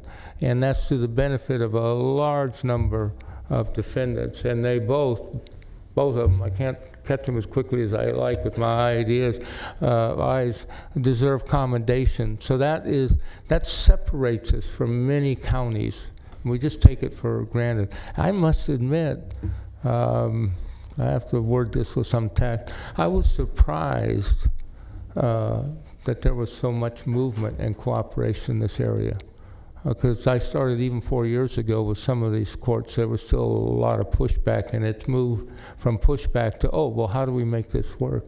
And that's a tribute to the county, which is not the courts per se, it's the atmosphere the board set, the judicial community, obviously, law enforcement, and the community as a whole. So it's a good thing. Yeah, I've heard that we're ahead and people are watching us. So, yeah. But I wanted to just ask you on this jail diversion program, pretrial, or you know, alternate. Right. What do you call it again? Pretrial. Pretrial. This is prior to arraignment. Okay, so I want to tell you why it's prior to arraignment. Okay. If you're arraigned and you go into jail, it's extremely difficult to get a person out. The window is to assess them before that moment and see where their risk is. And prior to that time, if at all possible, sometimes it's not possible, but if it's at all possible, that data is accumulated, the decision is made. That's why we're going to have judges to evaluate this pretrial data on the weekends. So do they get arraigned? What is the timeline? So they get arrested and they take them down to the jail? There's normally 48 hours, and it varies. So we're talking about getting it done quickly. So if they're someone who's hooked on heroin or meth, it's not a long, drawn-out timeline between them getting into some kind of a program while they're waiting for that? Yeah, and I'm really entering Lee Seal's territory. There's categories which we won't assess because of the crime. I'm sorry, you're not getting out, okay? And if you need a description, I'll tell you about one of the 130 homicide cases I've done. You know, it just This is not an issue. There's other categories, and law enforcement, the good captain and others, they get most of these, where, whoa, this is not a jail case or person. What are we doing here? And get them out. And then there's this remaining, it's a pretty good sized middle, and there's, it's in that context that the pretrial assessment, using the data we've indicated here, the assessment tool will be made, and then judges will be in a position, there'll be probation recommendations in every instance, but judges will be in a position to timely implement those. In some instances, because of health, mental health, drug addiction issues, we won't be able to make that pre-arraignment determination. But that's the goal, and that incidentally is the requirement in our contract that the county and the court jointly have entered into with the Judicial Council. And to get this grant, they had to be persuaded that we had the ability to do that. That's why in the interview, we had IT people in the interview, because they wanted to be convinced we had a process in development that would allow that to occur. And we won't know will we know, do we have any idea of the percentage of people that then are diverted fairly quickly away from the jail? I only out of have those that qualify? I only have rough estimates. Lee will have better estimates, so I'm going to defer to them. I have no excuse because I've asked that same question myself. I just can't remember the number with precision. That was what I was all getting to. So. Yeah, so he can help with that one. Okay, thank you. Thank you, Your Honor. Thank you. I am quite happy that retirement did not suit you. Yeah, I'm here for a while. Stuck with me. We'll see. Thank you. Now that I have tossed the hot ball now to...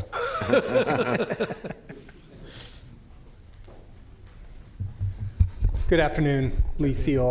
On behalf of the Probation Department, appreciate the opportunity to be here.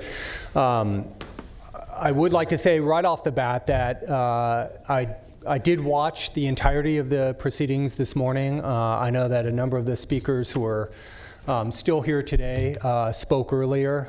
We heard from the entirety of everyone who spoke earlier today, not just me, but my team as well. I say that because among, obviously a diverse range of perspectives today, and I don't pretend that we will be able to address all of those perspectives or put everyone's mind at rest. But I am very optimistic about a number of things. Number one, I think we're doing something important here. But before I talk about that, I want to say, number two, we're committed to engaging with the community, including the folks who are behind me here today in chambers.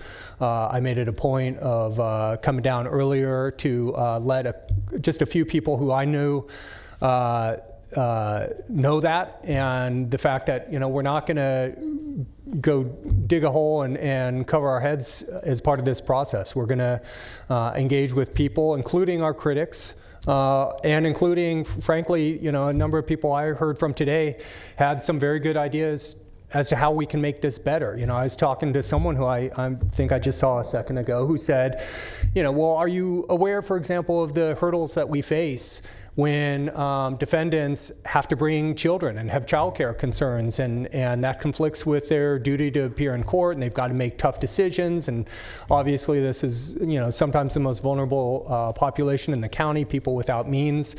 And just that exchange alone an hour ago enabled me to huddle up with my team and say, hey, this is a good point. Have we thought about this? And thankfully, someone had said, that is a very good point, and it is something we should think about. No, we don't have a fix for it, but there's some things that we think we can do, and we think that there may be some money that we can set aside, not to try to do everything ourselves, not to say government, all of this money is just to go into the pocket of law enforcement, their probation department, or wherever it may be, but to really partner with the community and ask, if you're willing, please come to the table and help us do this well, help us do this better, help deliver some of these services that I know you're willing to tell us are important to this population and will make something like this successful. You know, we know the kinds of hurdles that stand in the way of people in the justice system. It's transportation issues, it's access to treatment, it's housing, it's sometimes just support systems, sometimes it's childcare systems. We know that the more we can do as part of this pretrial project to address those hurdles and realize that not everything requires a law enforcement response. It's not all going to be probation officers or sworn officers or any law enforcement that delivers these services. But, you know, as the judge said, the lightest touch possible. Maybe it's just a simple phone call. Maybe it's partnering with an entity, and to Supervisor Natoli's point, I'm sure you'll come back to it. You know, we were one of the few, as a matter of fact, I'm not sure any other entity out there set aside money for CBOs, but we earmarked $150,000. I'm the first to say that if there's more that we should or can do, I'm open to that. And I'll add also that this is state money that we're talking about, so it really is, I think, behooves us to utilize it to the fullest extent. But you know, what can we do to make those services available? For us, one of the things that we thought of right off the bat is working with a group that we had in mind, but we'll probably put it out for a competitive process, but specifically formerly incarcerated persons who might help others who are in the justice system or facing the justice system navigate some of those hurdles. And we thought maybe even a ride-sharing program. You know, if it's just a matter of getting someone to court on time, and that's going to be the difference between an arrest and a warrant and a stay in custody and all the downstream impacts that flow from that. Separation from job, employment, housing, vehicle, payments, housing, social supports, faith-based supports, all those things that come from incarceration. Now, sometimes that's what's necessary, and we know that, and we're not going to please everyone in chambers by saying that, but you know, it is true. But the goal of this program, the reason we undertook it, and you know, I say this with a lot of passion, is because we believe that there is more we can do to help provide support and services to people awaiting trial and keep them connected in the community out of incarceration. That's the goal of this program. It was a competitive process.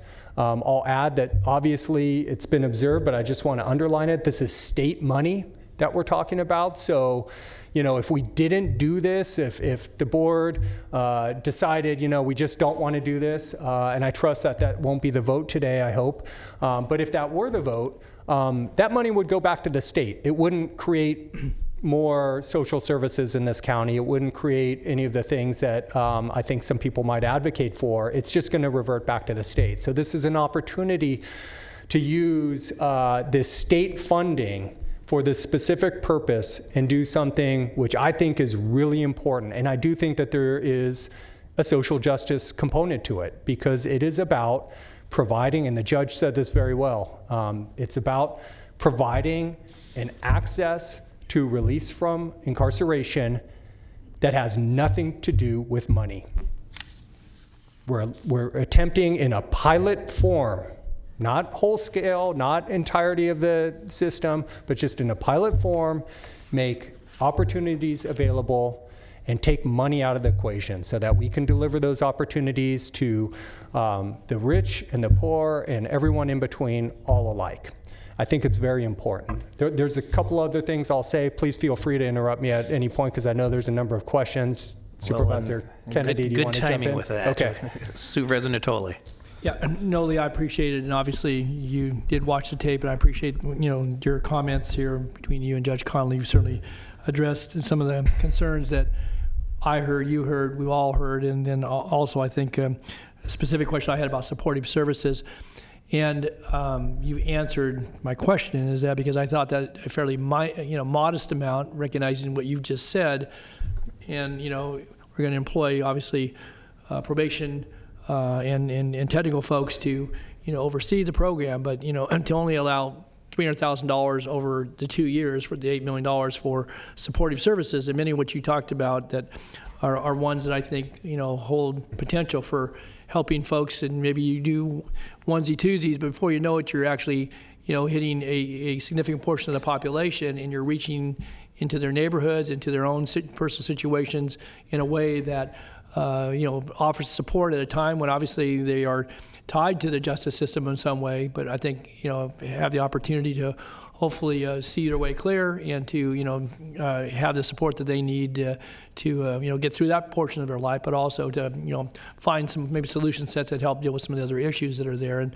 you've touched on them, housing and poverty and addiction and a number of other things. But I guess my question I wanted to ask about, because, and actually, I took a look at the copy of item 15. What really caught my attention, and this goes to what you just emphasized about this being a pilot, but assuming all the things that have been said here, and that, again, presuming that we go forward this afternoon, that in 2 years, the funding is gone. And so if we have a successful pilot, and and whether folks embrace the idea or recognize that it's a better alternative, or maybe they still have disagreement, but assuming that what you and Judge Connolly have said and others proves to be successful, I understand you're going to seek additional funding, but it also qualifies that appropriately so that if in the event continuation funding is unavailable, probation would cease participation in the pretrial pilot program. And that concerns me, kind of related to the item that is going to come next, item 67, because when we talk about facilities and about staffing facilities, that becomes a very fixed cost within the budgetary framework, and yet programs like we're talking about this very moment and other things that have been mentioned here, they become more, I think, vulnerable to budget reductions when times get tough. And certainly the probation department knows that as well as anybody from the recession and, a lot of the general fund, you're great at getting grants.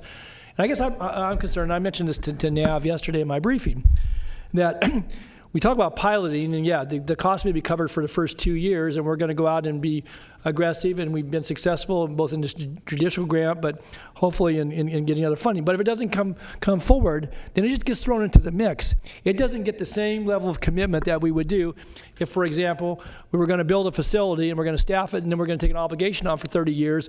We're married to that. Different than this. And so I guess my point being made is that, I think it's important if we are beginning to shift the paradigm here, that not in just conversations like this afternoon, but I believe if we're going to support these things, then they need to get the same elevation in the budgetary context as things that we do that become hard facilities that have costs assigned to them relative to general services, to staffing and all those things, and we take those obligations on, because here we only take on a 2-year obligation with money that is our money as state taxpayers. And so I guess, I'm passionate about it, because if we find things that work, then we need to have a long-standing commitment, because we're going to be asked later today to consider, and we'll get to that in a moment, taking on a commitment that's going to potentially bind us for 30 years, and it's going to have $5 million in additional staffing costs that we're going to be married to. And so I think we need, again, I look at you now, but again, obviously this board makes those decisions, but that's the type of commitment that we need if we're going to actually change the way we do business and actually have better outcomes. And so I guess I'm going to make that plea. And again, Lee's not going to argue with that. And certainly it's a budgetary matter for this board each and every year. But otherwise, again, my experience tells me I know what happens when budgets gets tough. The things that you're married to that have those hard commitments, they become the mandates, or they become the things that always get funded. They may get some nibbling around the edges, but it's the things that we know, preventative and interventive, that actually make a difference, that become very much at risk, both in health services, social services, probation, whatever it might be. And so I think that as we're talking about building budgets now and looking at this, that needs to be a real framework for decisions like we're being asked to make later on today. So I point that out, and you understand it, but to me it's important, because we could have the most successful program going, and this pilot could go away in 2 years. It could have community support. Obviously, people would come down here and support it, but it will always be at risk unless we do something different relative to budgeting. So I think that needs to be, and there's some other things in here as well that I want to talk to later on, but to me, that's very, very important. If we embark on this and it's successful and it's doing the job, then it needs to have the same commitment we would put into something like we're going to talk about on item 67. Thanks. Supervisor Cerna. Thank you. First, let me start by completely agreeing with the observation that I think Supervisor Tully rightfully makes, and I couldn't help but think the parallel that I draw is Title 4E waiver. That was turned out to be kind of a pilot. We only used it for a few years because of the federal mandate to do so, but it gave us the flexibility to really manage our foster care system in a different way that was really focused on being over and above kind of the status quo in terms of how we measure success, and now we're having to adjust because that's going away. But I think to Supervisor Tully's point, when we're looking at operational costs, we're looking at what investments we need to make early.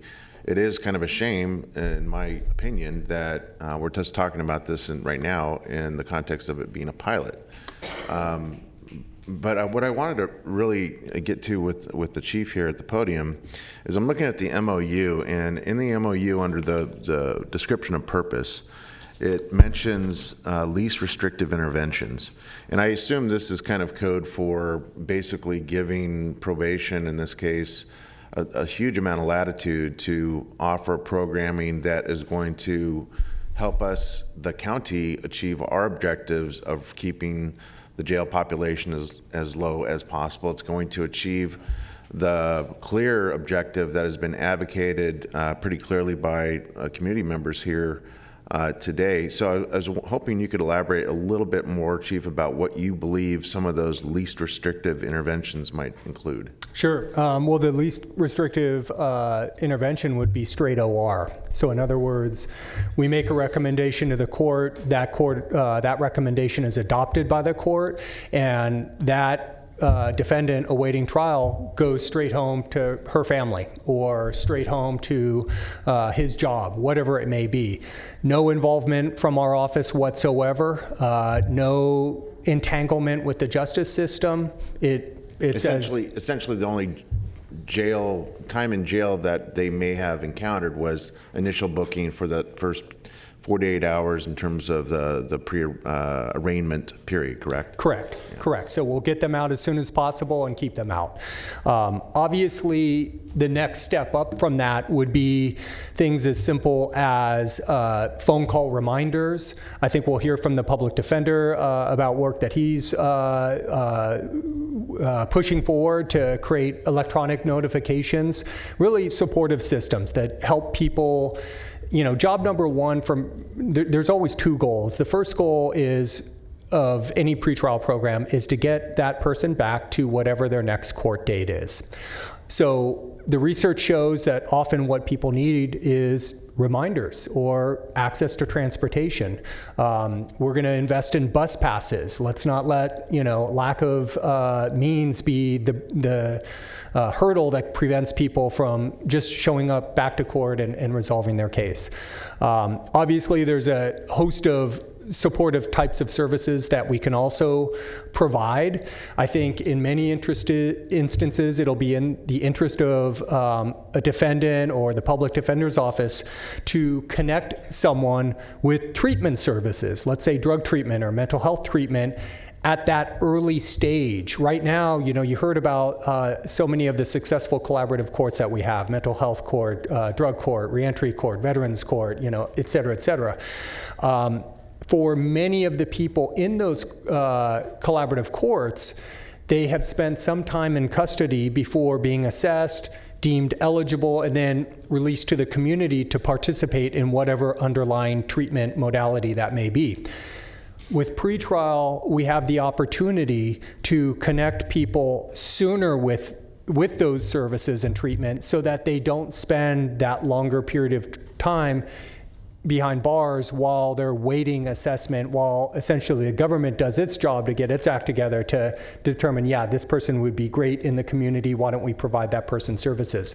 So we can close that gap sooner and keep people in the community connected with services. I imagine for those who are successfully undergoing drug treatment, let's say, that's going to provide not just the public defender, but I'll speak for the DA's office. I'll speak for judges, the entirety of the justice system. We want people to be successful. So if we see that person who, the public defender can point to and say, this person has been showing up for court, participating in treatment, and meanwhile connected with all those things that he or she needs to do in terms of job and life and all those other things, then that's going to surely result in a better resolution of that case for that defendant. And that's a win for everybody in the justice system. That's something we all want.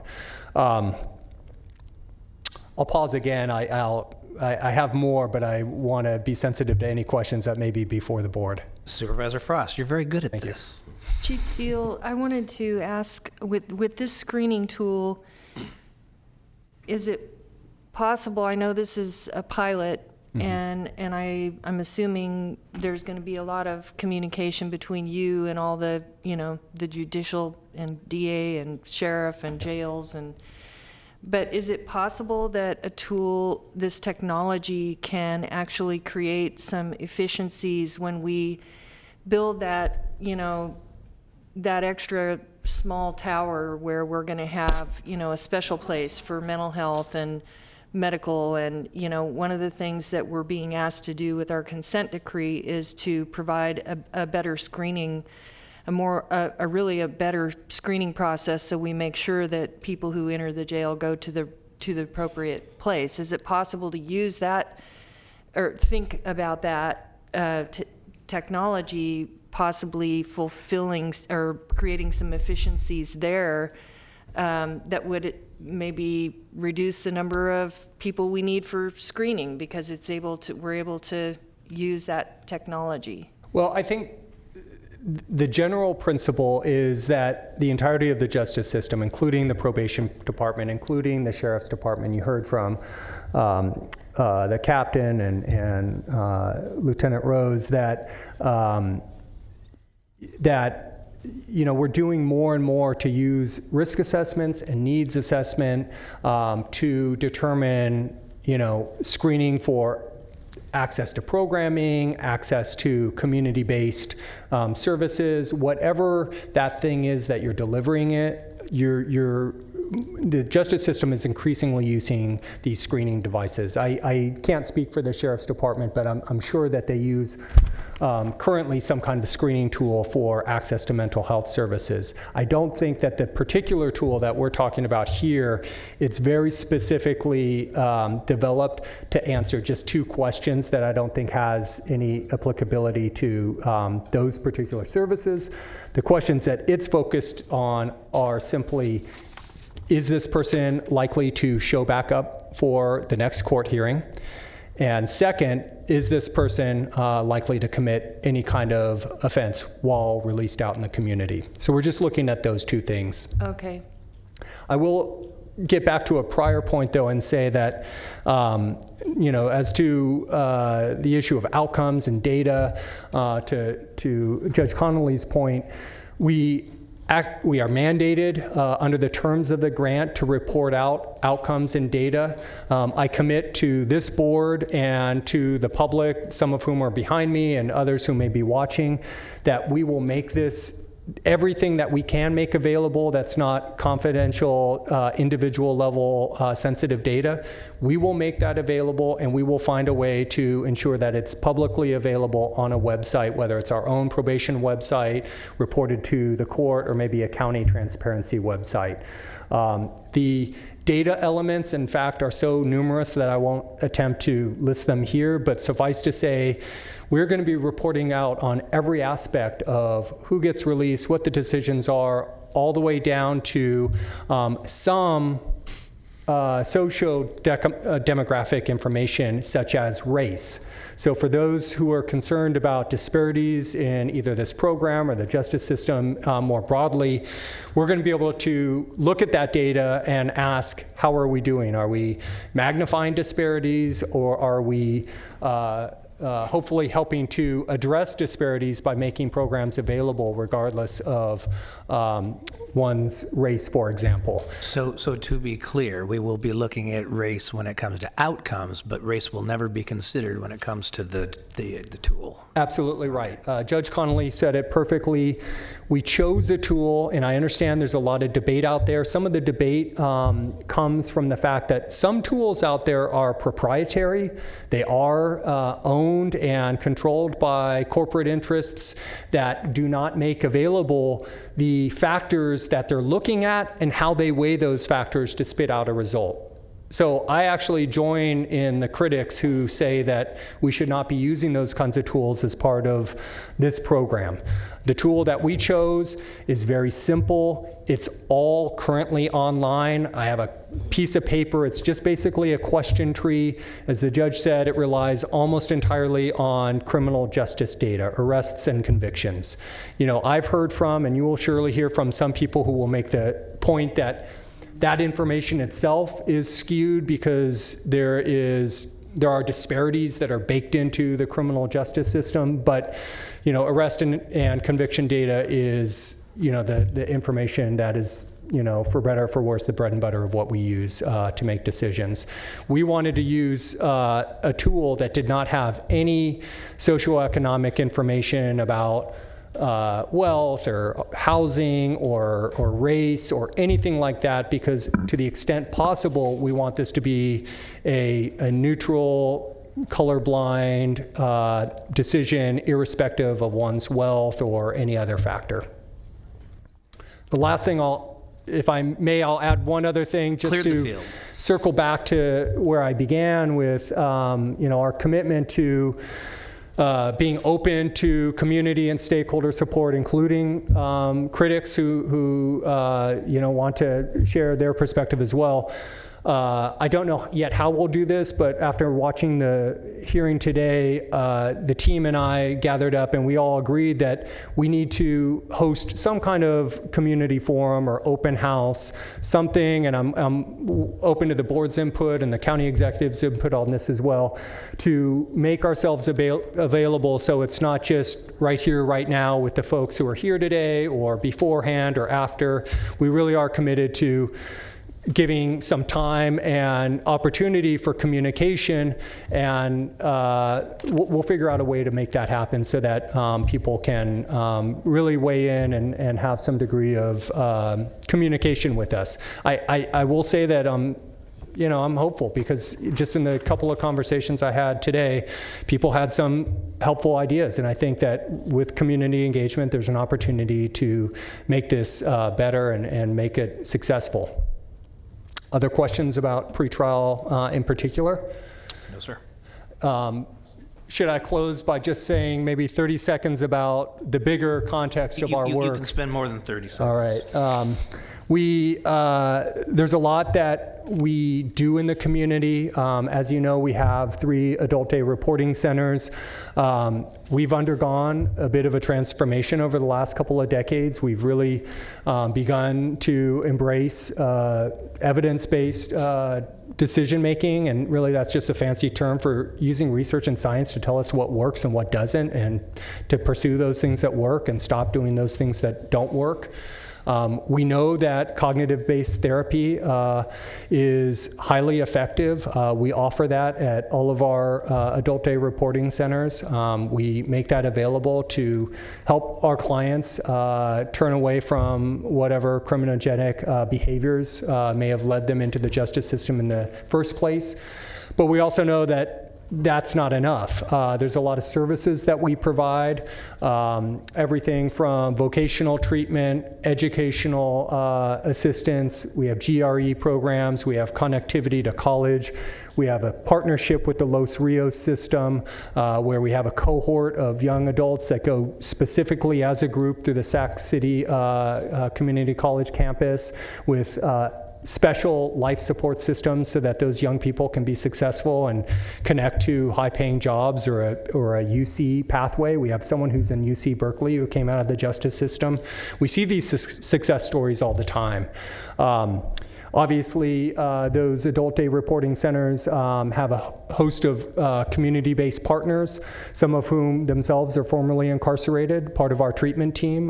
We employ them and put our money where our mouth is, that we believe that they can be a part of the team and turn their lives around and help others as they help, they're on their path themselves.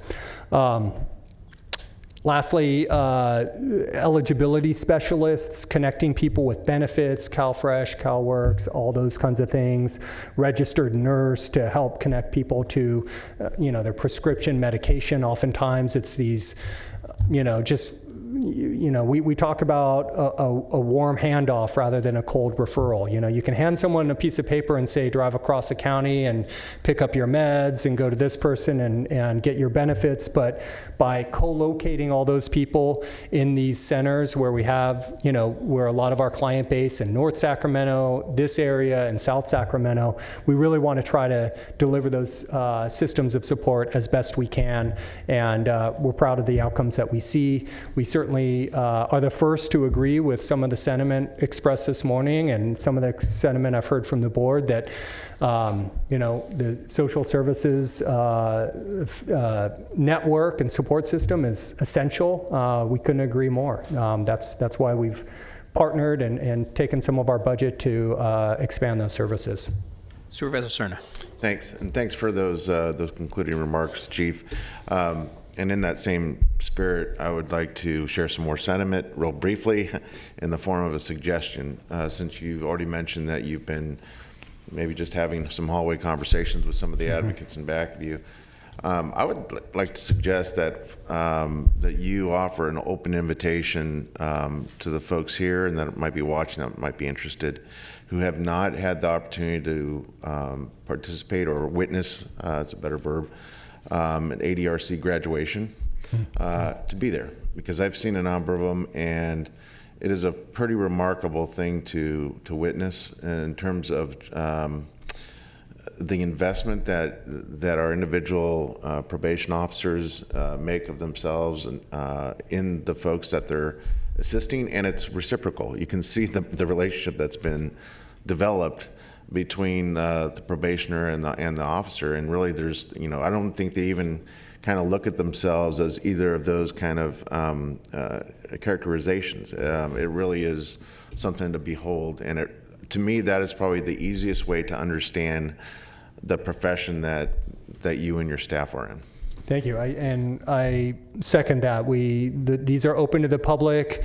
They're often family affairs, they're community affairs. You see multiple generations of people whose lives are impacted when, a mom or a dad turns their life around and connects with education and job training and services. And, you don't have to hear it from me, you can hear it directly from the clients. And I want to turn that around and thank the board for its continued investment in this approach.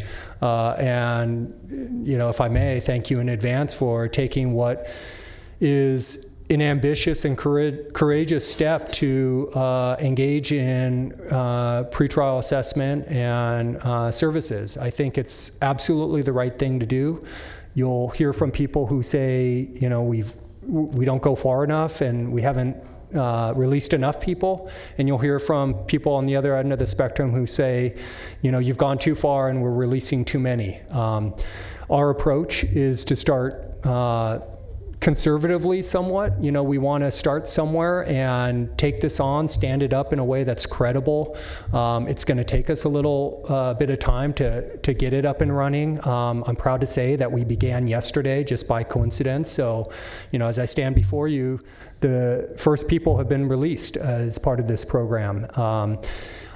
Obviously, the goal of it, if I'm speaking on behalf of the state and the judiciary who advanced, these grants and the legislation that is subject to a referendum in November 2020, is to hopefully stand up successful models like Sacramento County and be able to point to the fact that, money doesn't have to be a part of the determinant, which makes the decision whether or not someone's released from custody. There's other things we can do to help people show up for court and be successful in the community. So I believe in that, and I'm committed to making it work. Thank you, Thanks, Chief. Chief. Any other questions? Thank you for being here, Chief. Thank you. So next one to present is Behavioral Health Service, and it's Dr. Ryan Quist. He's in charge for our behavioral health services. So, Ryan. Afternoon, Dr. Quist. Good afternoon, Chair Kennedy and supervisors. Of course, I feel that behavioral health is essential to pretty much everything, and could talk a long time about all the great work that we're doing and all the initiatives that we're working towards. Today, I'm going to focus on some initiatives that are very specific to the topics being discussed today. First, you've heard a lot about our collaborative courts, and I need to add my voice to that conversation and just recognize what an amazing initiative that is. We really have a great leadership coming from our presiding judges. We have demonstrated commitment from district attorney, public defender, courts, and probation. And this is what's needed in order to have such a successful program. Some other programs I'd like to mention here is we have our mobile crisis support teams. This is a pretty exciting project that we've had going for a little while. This is a ride-along model where we have a senior mental health counselor doing a ride-along with an officer or a deputy. They're paired up and they're able to go out and meet with individuals out in the community and when they're in crisis. We also have a peer navigator involved with these teams that's able to follow up, come along behind, and link people to services. We have some great collaborations between behavioral health and law enforcement agencies, including Citrus Heights PD, Folsom PD, Elk Grove PD, Sacramento PD, Sacramento Sheriff's Department. This program has been so successful. We have 6 teams right now. We have now proposed at, I believe it was an August 6th presentation of this board, that we are going to expand those programs to a total of 11 teams. The goals of our teams are to provide safe, compassionate, and effective responses to individuals with a mental illness, to increase public safety, to decrease unnecessary incarceration, decrease unnecessary hospitalization, and link individuals with our services. Last year, our mobile crisis support teams had contact with 4,755 individuals, and only 58 of those resulted in a trip to the jail. So we feel this is a very effective team approach towards working on these important topics. In addition, this was before I got here, but our criminal justice partners, so this again is the courts, probation, district attorney, public defenders, sheriffs, human assistants, health services, and police departments all recognized that we need to really put a focus on mental health. So criminal justice and mental health work group was assembled. First off, looked at what behavioral health opportunities are already available to address needs in the community. As a part of this work, there were 2 proposals that were developed and submitted to the Board of State and Community Corrections for Prop 47 funding. Fortunately, these initiatives were not selected for funding, but it does demonstrate a commitment to continuing to expand services that are available. These proposals were focused on community-based alternatives to jail, looking at expansion of our mental health court, and looking at our forensic outpatient treatment resource center in partnership with probation. While our 2 proposals did not get funded, this committee, this work group, has demonstrated some success with improving communication between all of these various partners. We've been working on on the National Stepping Up initiative, which is also focused on reducing those with a mental illness in the jails. And we continue to work collaboratively, and shortly you'll hear some of the other initiatives that are in the works being taken where public defender is taking lead. Dr. Quist, where we weren't successful with Prop 47 grants, though there's opportunities in the future to continue that effort. It's my understanding as well. Okay, thank you. And Supervisor Natoli. Yeah, just to follow on that, because it was in the report, and certainly this board was aware of those grant applications. And I guess, Ryan, and this again kind of draws it back to this comprehensive approach. And, another item, we're going to talk about, money to build facilities from the base board of, the Board of State Corrections. And yet we go to them for Proposition 47 funding for mental health court, and then a subsequent to do community-based alternatives to jail. We take criticism for not doing enough, and it seems to me, though, $6 million is not, an excessive dollar amount. When it comes to it, I don't know, I'm sure somebody scratched their head and said, well, why didn't we fare as well as maybe others who got funded? It doesn't preclude us from applying again, but I guess I'm going to make the point to emphasize probably what I'll say later on today, is that if this is important, we believe it'll work, we know mental health court works, and we talk about alternatives to, this combination, these packages of what we're trying to do, this has broad endorsement, then it would seem to me that it's great if we can work off of money that's available through, state grants and so forth, but even not. As we're looking at what we spend for, the justice system here from, beginning to end in this county, then it seems to me that maybe we need to, step up as a county. And, if we don't get the, state money after 2 tries, I guess, try again, maybe get it on a 3rd time. In the meantime, though, if these are meaningful enough, then I believe that we need to really incorporate them into our, to our whole regime of what we're going to do here as it relates to, providing for jail diversion and for supportive services, because again, they complement one another. And I think it also speaks to something at the end here about comprehensive, a comprehensive plan and approach. But, if it merits us making an application, we believe it'll work, then we ought to have enough faith in ourselves to fund it. That's my view. So. Brief editorial, County Behavioral Health Directors Association. We take issue with how the Prop 47 grants were structured. The criminal justice population was realigned to counties. It doesn't really make sense to do this as competitive grants for time-limited projects. We really need projects that are allocated based on need and that are sustainable. So we're advocating for a legislature to think about this and try to come up with some solutions that might be able to provide a long-term fix to this. Okay, thanks. Was that prescriptive in the proposition, or did it come after following legislation as to how that was done? It's a little while ago, so my memory is a little cloudy, but my understanding was that it was part of the legislation that it was going to be time-limited competitive grants. Thank you. All right. Last little bit, I mentioned that I really do feel like everything that behavioral health does has an impact on a lot of these factors that we're talking about. And I'm not going to go through our entire continuum of care and touch on everything, but I did want to mention that one of the places where we have definitely seen some demonstrated successes with our full-service partnership programs. There is an independent report done by the Mental Health Services Oversight and Accountability Commission. They did independent evaluation using data, so not self-report from the counties and not based on what people think or anything like that. They actually went to the Department of Justice databases, and what they found is that across the state, participation in full-service partnerships resulted in a reduction in arrests. For Sacramento County, they actually split out our data alone, separate, and they found for Sacramento County, we saw reductions from 36 to 50% in arrests for individuals who are involved with our full-service partnerships. For those of you who aren't familiar with full-service partnerships, it's probably our most high-intensity program. It's a do whatever it takes sort of a model.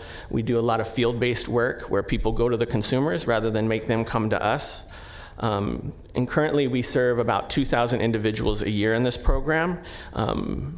With the support from this board, we are increasing that with another program we're hoping to open early next year in 2020 to add on another 200 slots. So this is another area of initiative that we're working on. Supervisor Natoli. Yeah, Ryan, was it your department? I see that probation may carry it to the next round, but on page 12, we had this County Jail Diversion and Treatment Resource Center proposal. Was that a health department application to the California Health Facilities Financing Authority? Somebody help me out. I'm not quite sure. That was before I was here. April. So once again, that's a collaborative effort, but the probation department has taken the lead on that particular program. And in that case, again, 1.7 million may be a lot to this county, but I got to imagine in the scheme of things, so why didn't we get funded? Again, if we're attempting on these fronts, I guess I'm curious.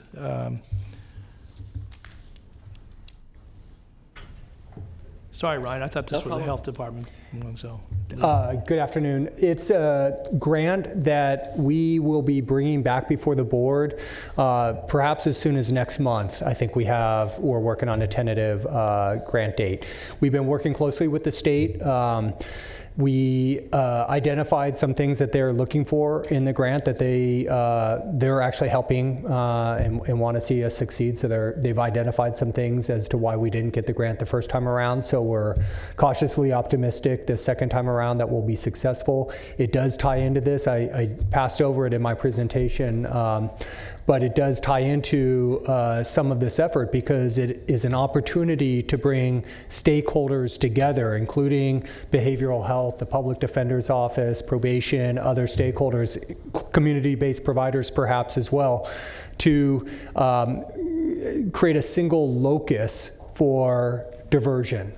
So that people, again, the idea being we want to make this as easy and convenient as possible so that people, instead of being booked into the main jail, there's a location where we can wrap services around that person and keep them in the community successfully. So there's some state money to help with that effort. Well, the full service partnership that Ryan was talking about, maybe, refer to this item, because again, I saw as Lisa's explained here in the narrative, that's what it talked about here. And I like the idea that it doesn't have to necessarily be at a physical location. Obviously, there maybe where you're close by, but going out to folks' neighborhoods or going to centers or health clinics, wherever they may be, to meet them in the place where they live and maybe where they struggle. That seems to make sense. I mean, obviously probation does some of that, but I think the full service partnership really makes sense and would seem to me this would help us to advance that work on a number of fronts. Yeah, and we have existing locations where we can do that, so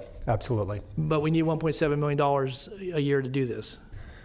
$1.7 million would help advance that effort and give us something that really is a diversion to the main jail.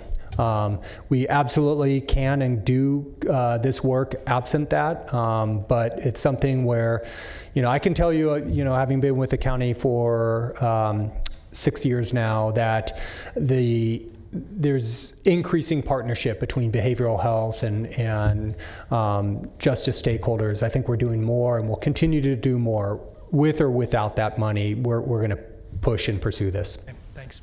Thank you. Are you done? And I'm done. Thank you. All right. Thank you very much. We have no more questions.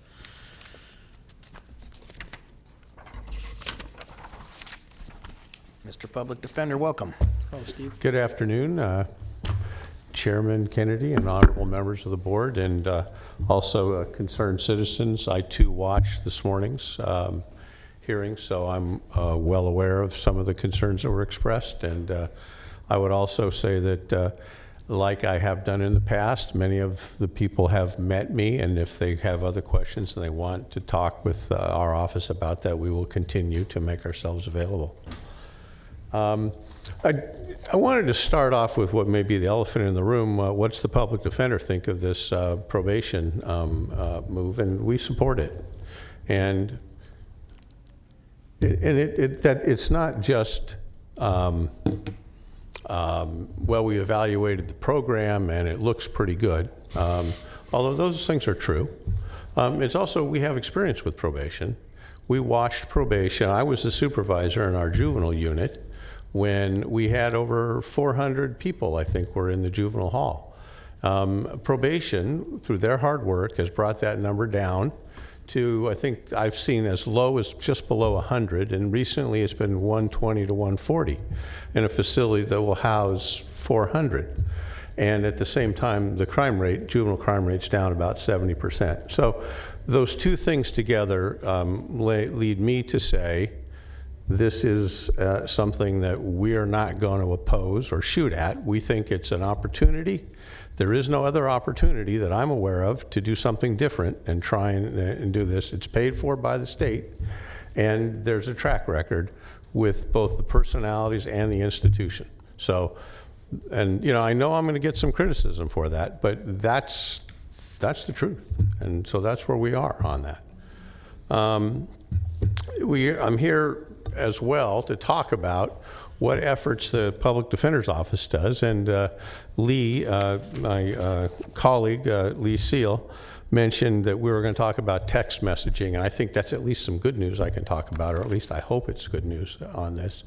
We're building a text messaging, automated email and text messaging court reminders based in the Public Defender's Office, which, if it's built as we've requested, can be grown to include other agencies and other people with simply changing the definition of the variable in the programming language.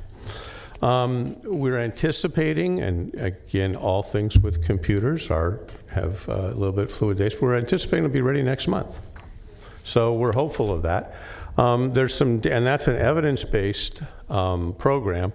There's a study out of New York, and then there's some recent data out of Contra Costa County, which is doing this. New York studied it quite a bit, and they found that with text messaging, they got somewhere between 20 and 25% reduction in the failures to appear rate. It's proven to be a cheap and effective method of reducing failures to appear. And as I looked at that study, that was with only 13% of the people complying and giving them the phone numbers and information. And what's different about what we're doing is similar to what they're doing in Contra Costa. That information is going to come to the public defender, where clients are more likely to share real data about where they live and what their numbers are. It's reported in an ABA article, and I don't have if it's been continued, but they have a 2.5% FTA rate in Contra Costa now. I almost can't believe that, so I hesitate to repeat that, but and I frankly can't believe it, but there it was. But that was a reduction from in the 50s where they were before, but that's because they're getting the data, and they had the vast majority of the clients, they have the data and they're using it. So that's something we're building, and we're hopeful that should roll out soon, and we'll be able to work with that in conjunction with the courts, probation, and ultimately, if it's working, we have to go through a period of testing, we can expand that to other people to be using it, although they wouldn't have access for reasons I've alluded to the specific addresses and phone numbers that they could then import and use for law enforcement purposes. Otherwise, they're not going to share them with us. So we're excited about that. There's also, you've heard a lot about the collaborative courts. We're intimately involved with those, of course, and it's difficult to count how many. We probably have as many as 7 lawyers who work on various collaborative courts. It's a very intensive thing for our office, and we spend a lot of time on that. In addition, we talked about what warrant and charge resolution programs. We're working with DHA. They've identified their 250 most expensive people in the county. And in the past, there was a problem. People would go into custody, and it's like, it's a black hole of we're not sure what's going to happen, and everything just breaks down. And since we've, with Ms. Edwards and my office have been working together, and now they make a call, and they say, hey, is this person in? Can we help? Can you help? And I don't want to say every time, but if depending on why they're in, we can get them out or at least provide information so that there's a warmer, I don't want to say warm handoff, but a warmer handoff. The situation is improved. We have a Public Defender of the Day program. That's basically every Friday. If you go down to the misdemeanor side, you'll see a lot of people lining up, trying to talk. Some of them not particularly happy because they're not getting talked to right away because it's crowded and we only have so many people. But people come in with warrants, with questions, with court dates coming up. And when they have warrants, we attempt to calendar them, take them off calendar, get them a new court date, answer their questions. We work with the courts and the district attorney in order to get that done. And those are mostly for low-level offenses. And without that, these kinds of cases would tend to just revolve in and out. They'd be returned to custody, and then back out and return to custody. So that's been ongoing. We estimate about 120 to 160 people a month, which turns into as much as 1,500, 1,600 people a year that we're actually talking to in that regard. We also have the Loaves and Fishes Clinic, which began, I'm going to say maybe over 10 years ago, I think, when a late public defender really founded it. It's just sort of on his own time. Tommy Klinkenbeard Legal Clinic, he founded that. And we ended up extending the office and as well to help in that regard. And these are people without a lot of resources who have, for example, numerous tickets, numerous warrants, numerous problems. And for the most part, we're able to clear those things up, and they're able to then do community service, where they don't have to pay for the privilege of doing some of the other alternatives or a more formal community service. They're allowed to do it at Loaves and Fishes. And Loaves and Fishes has, last I heard, they had such a good success rate of getting people to complete it that they were suspected of not actually checking on the people. But I think actually what's going on is they really know the people and see them coming in for food all the time. And they say, hey, John, you need to get over here. I need 5 hours from you. I think that's what's going on. So that's a positive program that we do, and that's a lot of work for us, actually. We spend time with that. We have a couple programs, and I know I want to be brief because you guys have been dealing with this for all day. We have gotten a recent grant so that we can help provide services to people in the early stages of the litigation. And we could conceivably get before arraignment if that was possible, but we're not sure if that'll be possible yet because we would need access to police reports and we'd then be consuming court and district attorney resources. But that's in discussion. But it allows us to take social workers and it's built on a program that a UC Berkeley study on the San Francisco public defenders, which found over 5 months an $800,000 savings is what they claim. And I've read it several times. I'm not sure how they get that number, I want to be clear, but it's what they're talking about. And there they used lawyers and investigators at the early stage to litigate pre-trial and try and get people out, and they report that kind of savings. Our model's a little different. We're intending, I would describe probation's model as risk-based. They're providing risk assessments to the courts. And ours is complementary. It's needs-based. And so we can marry those two forms of support and to both the court and to the individuals. And when they're out of custody, so we'll be able to identify, these are people with mental health issues, be able to identify services, needs of these people at a relatively early stage, and then discuss that with probation, the courts, the district attorney, and say, why don't we get this person out with these kinds of supports or these kinds of, we can get them to this place. And this really is the bread and butter practice of what a social worker does. And we've had a little experience with that in my office. It's been very successful, and the courts have been happy with that. So I'm hoping that that is something that will work. We have a 3-year grant, and we're excited about the opportunity to do that. And I think you voted on that this morning, so we can accept that grant. In addition, our goal is to screen about 130 or so people a month and then have safety plans for 30 or 40. It's up to the courts whether they'll release people or not. But we think that we're going to have much more competitive packages and advocacy we can do to get people out. And at least in the UC Berkeley study of San Francisco public defender, that was successful. So we anticipate that the judges will be responsive to that. Finally, I'd talk about the mental health diversion. We are a leader in the state on mental health diversion. It's really a new law the legislature passed that says that you can be diverted out if you have a mental health problem and your offense was related to the mental health problem and it's likely that you can be treated for it and that you're safe enough to be in the community. That's essentially, in layman's terms, what it needs to be. So I think we've done around 250 applications. We have about 50 people in right now and quite a few pending applications. And in the process for that, we are in application for, which we've been advised is a non-competitive grant, for $4.4 million to provide services to people who are either incompetent or at risk of being incompetent to stand trial.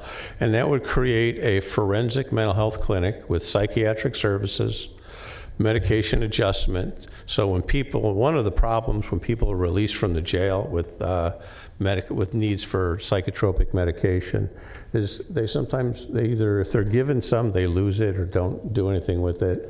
They're not able to get medication adjusted. They don't know where to go or who to see, and and then there's decompensation and then a return to custody. And the hope with this is that we'll be able to get these people treatment.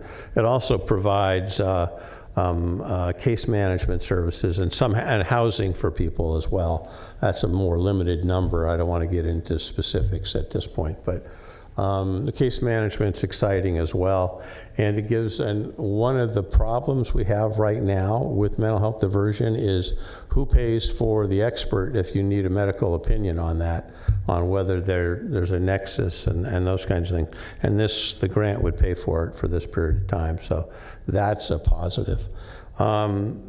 Those are really the matters. I promise I would be quick in view of how much time you've all spent. I'm happy to take questions if anyone has any.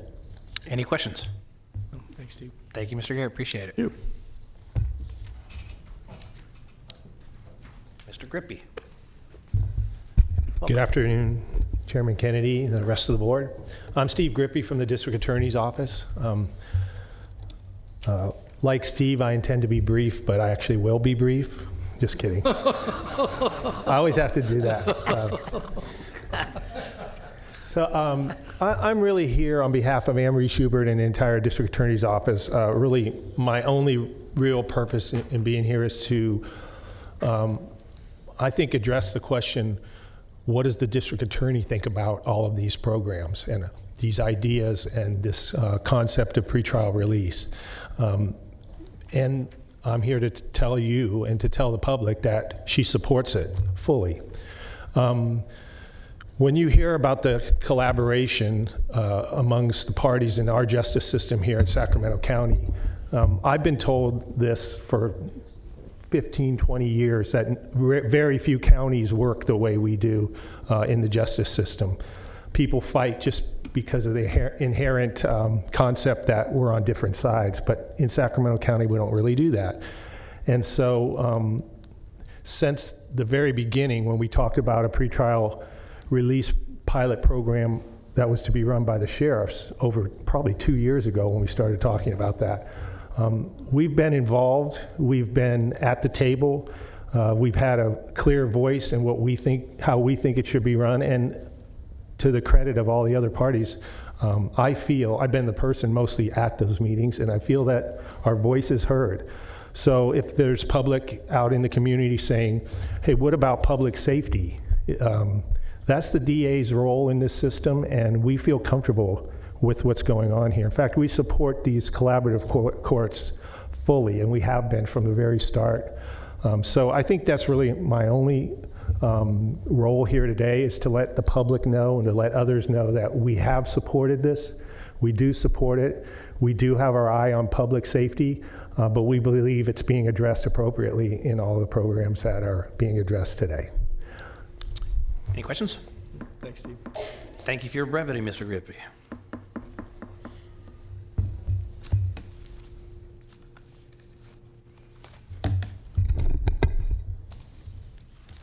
Your board will recall when I discussed the Adult Correctional System Review, and you may recall from the presentations that occurred during that process, that review recommended looking at alternatives to incarceration both for pre-sentenced and sentenced jail populations. You've heard a lot so far, mostly, though not entirely, about a number of the major initiatives related to the pre-sentence population, and I'm going to talk briefly about one of the things that we're just starting to do now that's focused on the sentence population.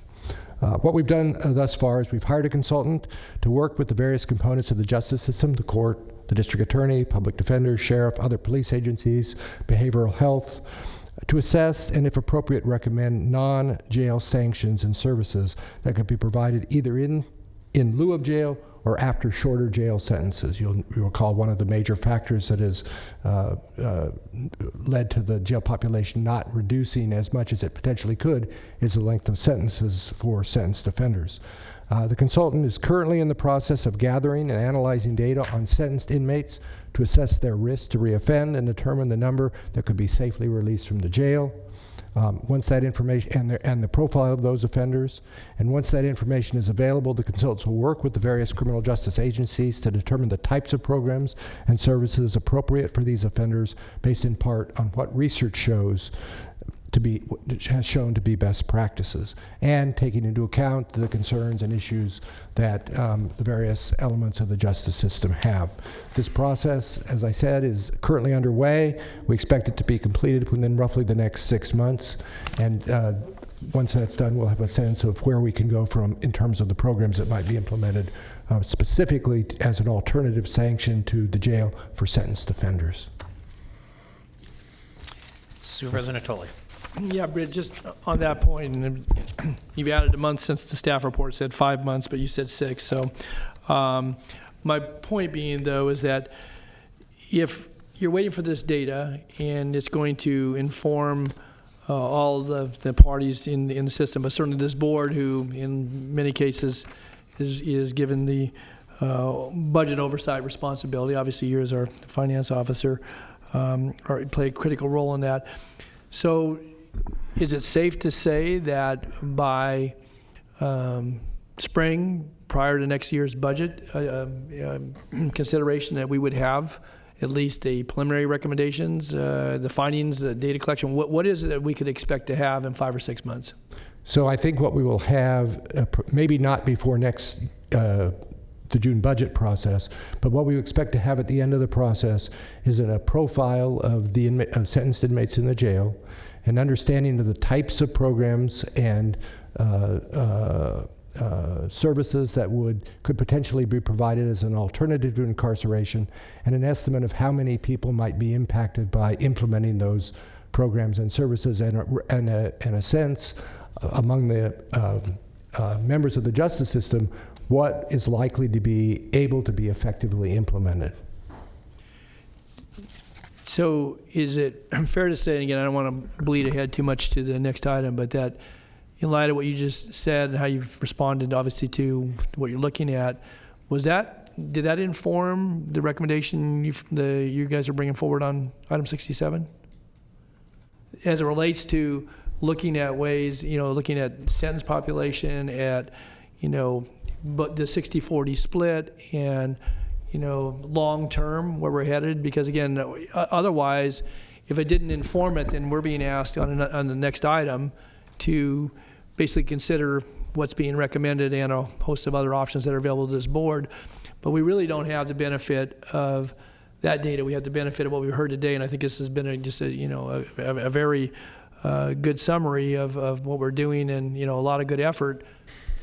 So I guess that's my question. So how, if it did or didn't, did that inform what we're going to talk about next? So the way certainly it was taken into consideration, as were all of the various efforts that are underway to reduce the populations of the jail.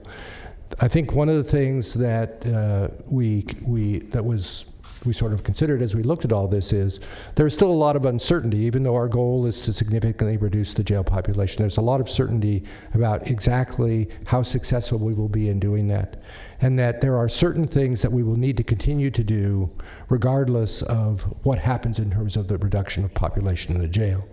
Obviously, if we reduce the population of jail enough and in the right areas, because jails are obviously divided into different housing units with different types of offenders in different housing units. If you reduce the population of the jail enough, it might be possible to close certain housing units in the jails. Whether or not that's possible, it will still be necessary to continue to provide, or important to continue to provide many of the services to those people who remain in the jail, whether that's services that have been addressed in the consent decree that's been negotiated, or the types of reentry services that were described and programs that were described when the Sheriff's Office made their presentation. The recommendation before you, the other recommendation regarding the SB 1022 improvements to the RCCC, as you know, that grant, it's somewhat mislabeled. It's labeled in part as an expansion, but it's really not an expansion of the jail's capacity. There are no additional beds being added as a result of those improvements. Those improvements are all related either to infrastructure and ADA improvements, which will need to be done regardless. They're related to various programming space related to some of the programs you heard about in terms of the various training and vocational training and stuff that's related in the jail. They're related specifically to medical mental health clinic and bed space in that jail. Not necessarily adding beds, but providing more appropriate design of beds. Some of you may have visited the medical facilities out there and seen the nature of those facilities. And the truth is that we're going to need to provide those services to whoever remains in the jail. If we don't do it out at the RCCC, it's going to add to the cost of what we have to do downtown. So there's a lot of factors in that. None of this precludes us from, if in the end we reduce the jail population enough, closing certain housing units, whether at the RCCC or wherever. But it does mean that we sort of, as we considered that, said these are needs that are going to need to have out there. The other issue out there is the intake facility. The Sheriff's Office can speak to that better than I can, but that serves part of that would be to adequately manage those people as they come in and out of the jail with holding cells that are appropriately configured to deal with people with different issues. But that, you may not know that out at the RCCC, that serves a critical feature in terms of the way that the Sheriff's Office circulates inmates to the state prisons and to other jails throughout the state, bringing buses and so forth in, something that's very difficult to do at the downtown jail. So those are facility issues that will need to be addressed one way or another. And so as we looked at all those and took them all together, as you can see from our recommendation, we felt that it made the most sense, all things considered. The prudent decision was to proceed with those improvements, notwithstanding all the efforts that we're making to try and reduce the population of the jail. And I appreciate that, and again, you've covered a lot of what we're going to talk about next. But I was using your slide, and you talked to it a moment ago, that was in this with the Adult Correctional System Review, going back to 2016 of December, if I'm not mistaken. And in the bullet, we put it up on the board and you just spoke to it, was to manage the jail population reductions, to close obsolete housing units at RCCC and reallocate staff to address correctional deputy staffing needs at the main jail. Now, again, things have, happened, things have evolved. It's, since then, so we're almost 3 years past the date when that came to this board. But what we're going to be asked to do potentially is to invest further, again, recognizing that it doesn't speak to the programmatic needs as much as it does to, I think, what was the stated goal that it came forward in a report that was years in coming to this board at that time. And you've mentioned it now, but kind of in the context of, well, maybe it will, maybe it won't. And again, I think as we look at these efforts, and some of them are in their infancy, some have a little more tread behind them, but it seems to me that if that's the goal, and yet we're going to be asked to in a moment to talk about making potentially a 30-year commitment for facilities out there.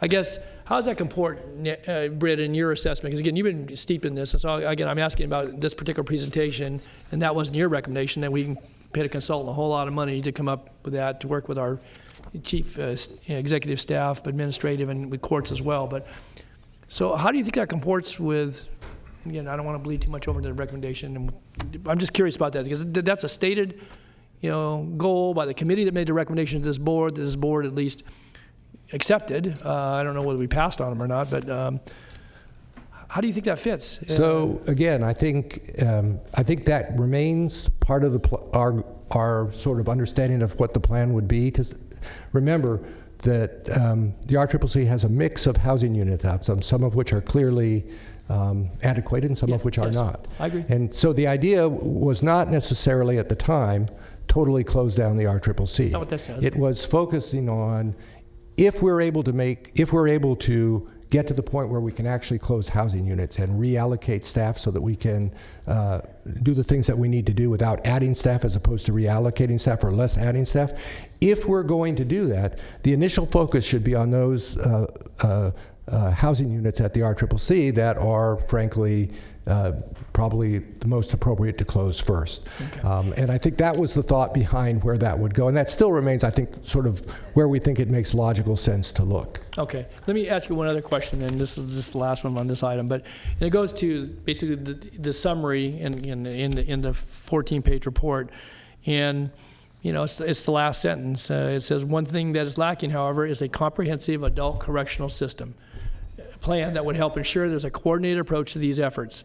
And, you know, it ends, the last sentence says, this is an area that will be a focus of work for criminal justice system agencies and departments. It doesn't say we're going to put together a comprehensive plan that we really, you know, it says we need it, we lack it.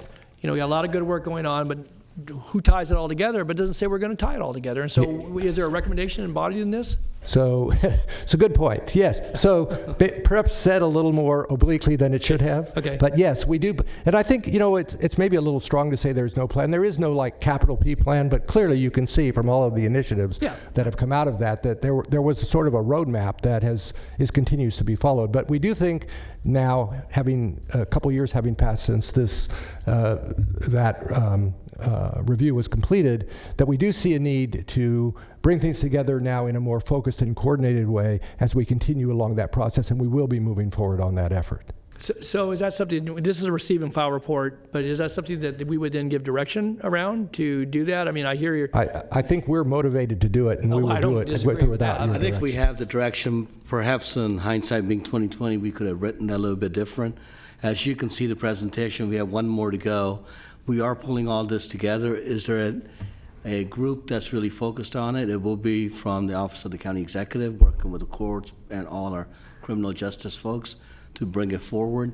I think what we were acknowledging is, again, hearing in this chamber is that, is there a comprehensive plan, or is there like a document you can go to? I think that's what we were trying to get to. We're not there.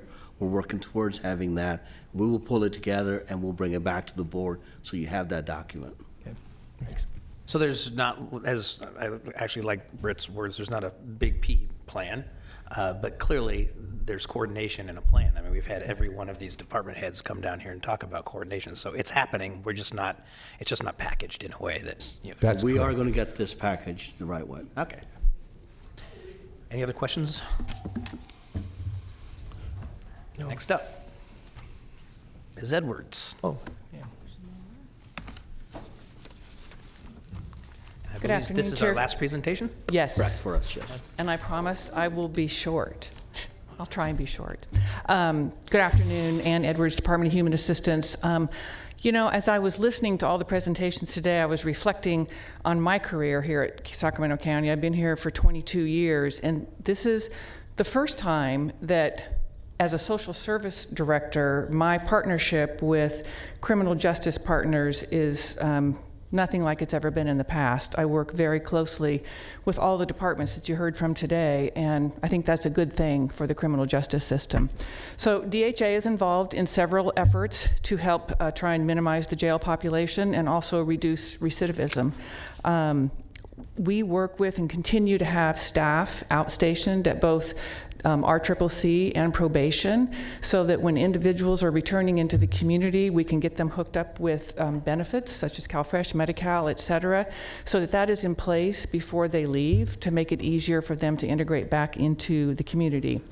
And as you know, with our new homeless services programs that you all approved in the last few years, we started the flexible housing pool. And when we did that, we fully intended to use it as a base to expand upon to different populations with different funding, and that's exactly what's happening. We started with the flexible supported rehousing program, which serves the highest 250 utilizers that you heard about earlier. These are folks that have been in and out of jail, in and out of psychiatric hospitalization, and we have enrolled all of those folks. We have housed many of them, and that program is going really well. We also are serving the Adult Protective Service population and bringing in people from the street and from shelters, so it's working exactly as was intended. We recently augmented the flexible housing pool with HEAP dollars to do a jail diversion program. So we're partnering very closely with the Public Defender's Office to provide housing support services to 80 misdemeanants. We also, you just recently approved, I think it was this week, the $6 million from the Mental Health Services Act funding will be coming to DHA. We'll be providing housing subsidies and supports for individuals suffering from mental health issues, and we're going to serve an additional 400 with that funding. And so all of these programs really serve to help people when they get out of incarceration so that they can be successful, and also to prevent incarceration. So I am very happy to be part of these initiatives, and look forward to continued partnership with our criminal justice partners. And happy to answer any questions. Any questions? No. Thank you, Ann. Thank you. Thanks. Chairman Kennedy, members of the board, that's the presentation we have on the county efforts. As I made in my comments, we are going to pull all this information together, have a comprehensive report, and as we make progress, we'll be back to the board, keep you in the status of where we are. So at this point, we just ask you to receive and file this report. Supervisor Stern? Thank you. I know we have members of the public who've been very patient that want to speak to this. But I also want to thank our CEO and our executive team for obviously taking very seriously the interest by this board to have this kind of in-depth examination of what we're doing in very different corners, varying different corners of the county, all with the same intent, which is to not just look at a balance sheet in terms of average daily population at the jail and try and keep it as low as possible, but in achieving that objective, we're also, more importantly, making sure that those folks that have been incarcerated or would otherwise be incarcerated, or who are as much our constituents as anyone else, have every opportunity to succeed. And I think it's clear by way of the multiple hour presentation now that we've heard from multiple agencies that intent is at least clear for this supervisor. I hope it is for others in the room. But of course, I'm eager to hear from the public. But I wanted to express my thanks to you and your team. Thank you. I was remiss in one more comment. Judge Connolly did mention that unfortunately the state of California has fallen behind in this issue. We were at one of our NACO urban conferences last year, Supervisor Serna, and we had sheriff from Suffolk County that had some of the probation types organized a little bit different, but they're doing a lot of things that you heard today. Mm-hmm. With that in mind, there's a few of us that are going to Virginia to visit certain counties that are, if you will, more in the forefront of these programs. Mm-hmm. They've taken the leap that we're taking, and we want to hear from them what worked, what didn't work. So we are going to incorporate that in our thought process, and Chief Lee and Edwards, Bruce, myself, we will be going back and we'll be giving status reports back to the board on those visits too. Good. Great. Thank you. Robert Cummings. Followed by Mackenzie Wilson.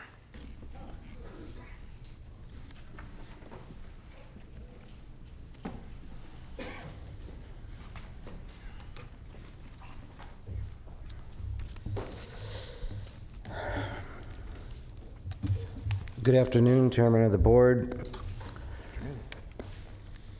Board of Supervisors, staff, and all in attendance of this hearing. My name is Robert Cummings. I'm 53 years old. I have lived in Sacramento all my life. I'm a journeyman printing press operator. I've been in the industry for 30 years.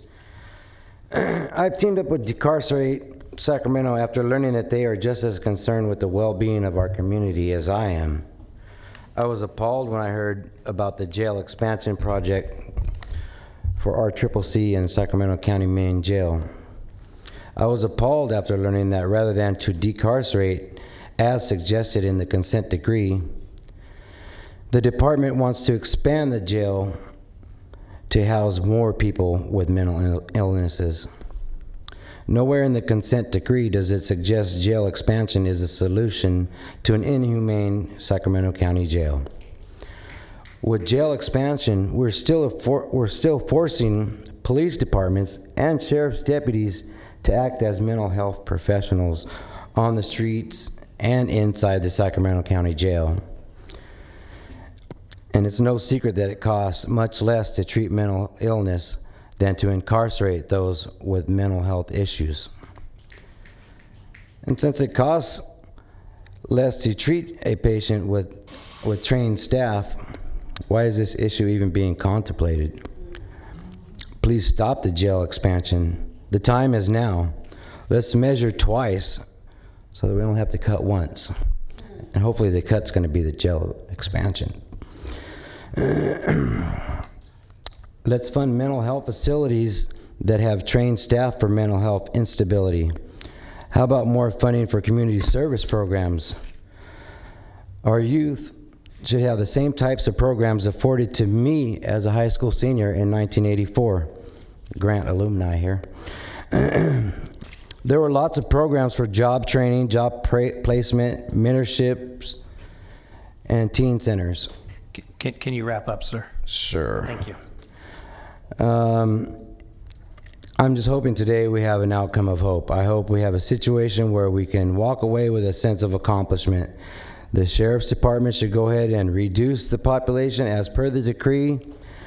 People in need of mental health can get what they so badly need, which is help under the guidance of trained professionals who want to help, not have to help. Treatment for those who have chosen to help others, not treatment from those who have chosen to incarcerate others. Thank you. I just want to close with this one quote from Don Chepo. It's about our youth and losing them. There's a little more that goes to this, but I'm going to cut just straight to the quote. And it says, since the future of our culture depends on our youth, the loss of a youth's life diminishes our culture. So let's invest in our youth instead of in expanding the jail. Thank you. Thank you. After Mackenzie will be Amrit Sandy. I thank you for addressing the needs of our community as support and services to keep recidivism down, Seal. Otherwise, I kind of believe that this presentation completely missed the mark. We've got some numbers in the beginning about how many people are in jail. A comrade pointed out that they were referred to as unsentenced offenders, but what about innocent until proven guilty? We heard that 4,000 people are inside the jail on a daily basis, 60% pre-trial, 40% post-trial. Then we moved into the efforts to decarcerate our populations. We talked about the efforts to reduce the populations, the most recent looking like closing a house at RCCC, even though we're here to talk about 7 new ones in item 67. We talked about the pretrial release program. The Sheriff's Department talked about one program that serviced 12 people a day, and we know because we looked, the Wild Horse program only services 10 to 20 folks per year. We have no numbers for the rest of these evidence and data-driven programs. Either way, the numbers they did give just aren't good enough. What we also know, and that they didn't touch on, is that a lot of these alternatives come with a cost. And when you're locking up poor people, what do you think is going to happen to them when they can't afford the alternative? I keep bringing up to you guys this perpetuation of poverty. Notice that they didn't even touch on the homeless harassment team because everyone knows that they only provide sweeps, not services. They brought up substance use disorder services, and I might go about 20 seconds over, y'all, if that's all right. They brought up substance use services. Well, we actually went to that mental health advisory board presentation on healthcare inside the prison, and I call bullshit. We can bring you the story of how they lock the door and force people to get clean inside of a cell without addressing any disorder. Then they dare to say that we've made them well in a cell for when they're released. The loophole to that reasoning is that they're still dealing with that disorder in crisis, and it's probably in further crisis when they actually leave. In that meeting, they also referred, in that same meeting, that mental health one, they referred to the sheriff's department and their unwillingness to relinquish needed information as data shy. I guess I'm kind of nicely calling you guys that today as well. We heard about the poor public defender's office who helps, yep. To wrap up, thanks. Yep. Here we go. This is to simple it up. Decarceration's a new word, folks. It even wants me to spell check it when I put it in the phone or my computer. And I must emphasize, law enforcement is not how you get there. Decarceration is not just about getting folks out of the jail. It is about how we keep folks from getting there in the first place. Remember the definition of carceral we talked about earlier? Practice of social control and discipline over its populations in all areas of social life? Well, it brings me back to what are the numbers? Because I can bring you an entire presentation that would have the numbers for days on how providing things as simple as parks, libraries, resources, and housing keep people out of law enforcement's grasps. Thank you. Fernando Nadal.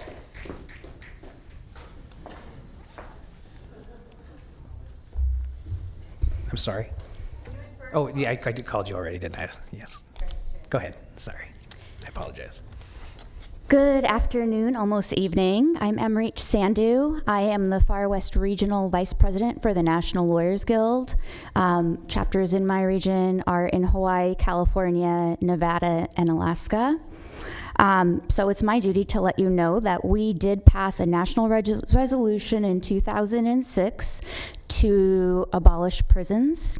And in that resolution, which I won't read, but I'll incorporate by reference, it's at nlg.org, many of these recidivism issues are addressed.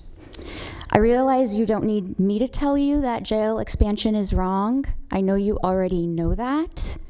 Our group of lawyers, legal workers, activists, and jailhouse lawyers know that it's not the law that empowers the people, it's the people that do. And I really want to thank all the people who stayed to testify.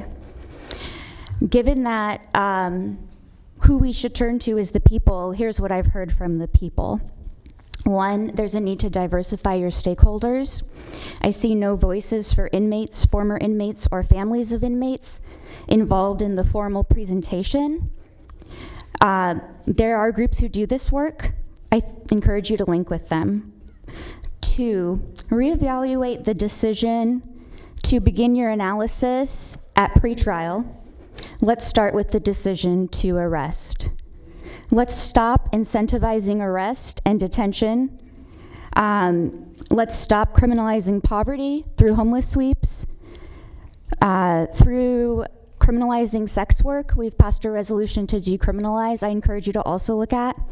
Let's stop endorsing tough on crime candidates, DAs who overcharge as a way to leverage and induce pleas.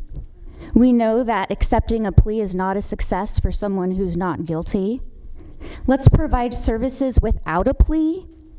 Maybe the trade-off could be dismissing the case instead of entering a plea.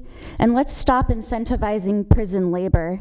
Pay the inmates a minimum wage. They shouldn't be fighting our wildfires. Can you wrap up, please? And so these are all ways to reduce the prison population. Thank you. Thank you. Mr. Nadal, followed by Randy Vital.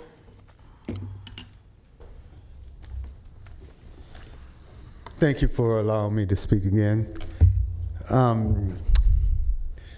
Well, I really appreciate hearing some of the efforts put forth by the presenters, but something stuck with me pretty hard, and that is that nowhere in any of the presentations, and I think it was done intentionally, did I hear how it was helping people of color, minorities, and the disadvantaged. I've heard how you want to decrease things, but I didn't hear anything that was pertaining to that particular population. And in regards to how to spend this $89 million much more worthwhile, it's good that we could put money into that, but let's get social service, mental health, probation, and all these other departments, go out in the community. Okay, go to the schools, go to the senior centers, go to the places where people are at, and offer these people some of the stuff that you guys want to do.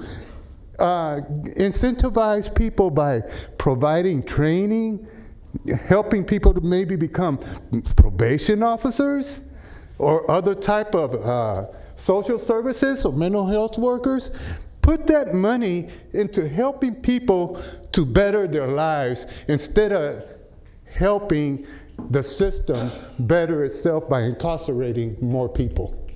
It don't make sense.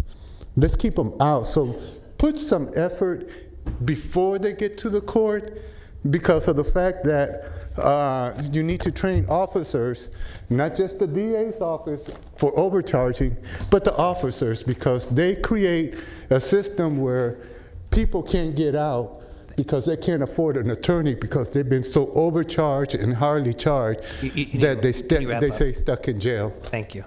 Thank you very much. Randy Vidal, followed by Robert Copeland.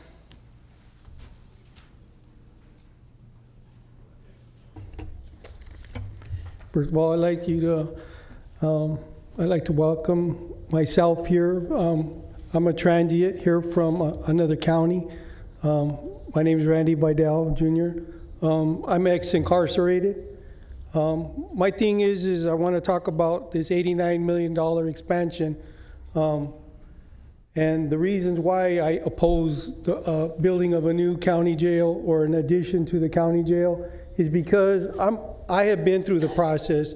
I'm probably the most experienced in this room right here. I have 37 and a half years of incarceration. And the reason I'm here is because as a youth offender, I'm one of California's youth offenders who recently was released from prison. But my story starts with me being a juvenile and being involved in the things that I was involved in as a youth offender. Had I had somebody there or a program that was in front of me where I could have gotten some help and prospered as a young man, I probably wouldn't have been in the situation that I was in today. Being incarcerated and not being able to deal with those traumatic and negative experiences that I experienced as a child and sending me into an institution that was more violent created a pattern for me to not resolve those things and still go into a worse prison system. Now, we have the experience of these professional officers. I commend them for what they do, but the thing is that being incarcerated does not help anybody. Had somebody have been there for me, today I would have had 37 years invested in doing something positive for this community or the community where I came from. But it took me coming into prison to find a group that would help me learn to resolve those issues that were inside of me. I followed a group, the SAR group, the Model Transformation, to help heal myself. That's why I'm here today. Because I took the initiative, had the restorative justice that we talk about the restorative justice coming from the law enforcement, from the community, from staffing. Can you wrap up, sir? Yes, Thank you. 1 minute. Thank you. That well, not 1 nobody minute. was there to ask me what was wrong with me. Nobody was there to ask me to share why I did the things that I did wrong. So today, the investment that you should be looking at today is, where do our young children and the young men or the young women of today, Where have they gone wrong, and where can we assist them? Building a jail isn't going to fix that. Can you wrap up, please? Thank you. Thank you for your time. Thanks. Robert Copeland, followed by Nikki Jones.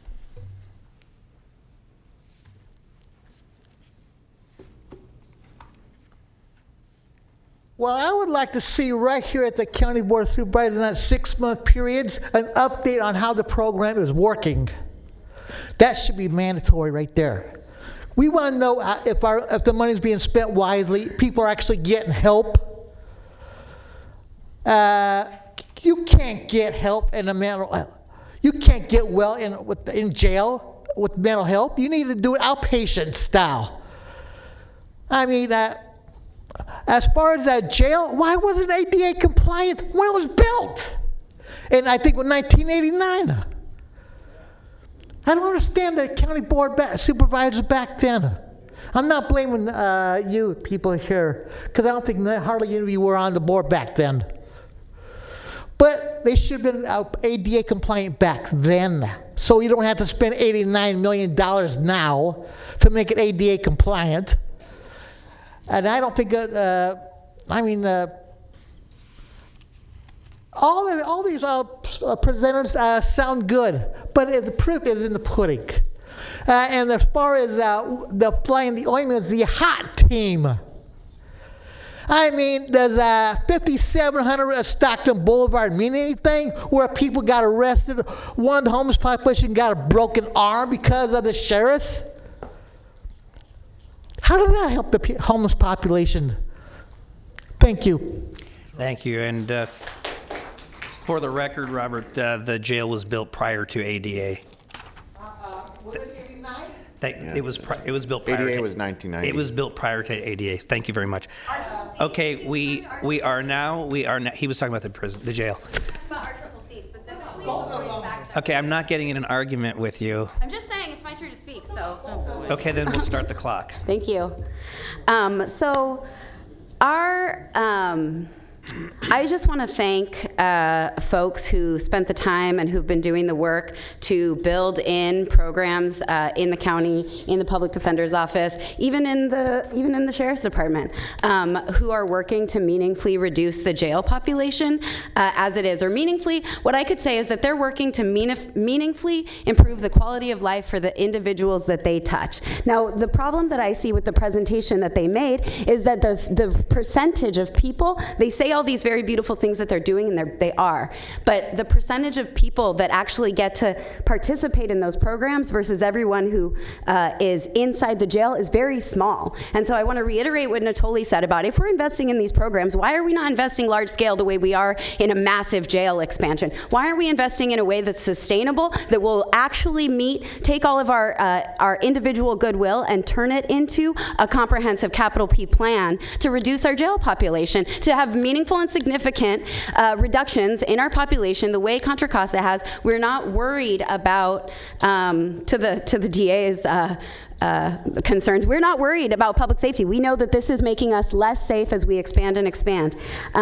So thank you to that work, and let's see more of it, and let's make it a real thing that works, that's connected to the community of people who are impacted most. I want to reiterate, if we do not have experts who are formerly incarcerated or who've been through the system or have been through these courts, we're not gonna get it right. And so, they talked about 130 people or so a month in the mental health program, approximately 5 to 600 at any specialty collaborative court. We know that there are 700 to 800 new mental health referrals in the jail every single month.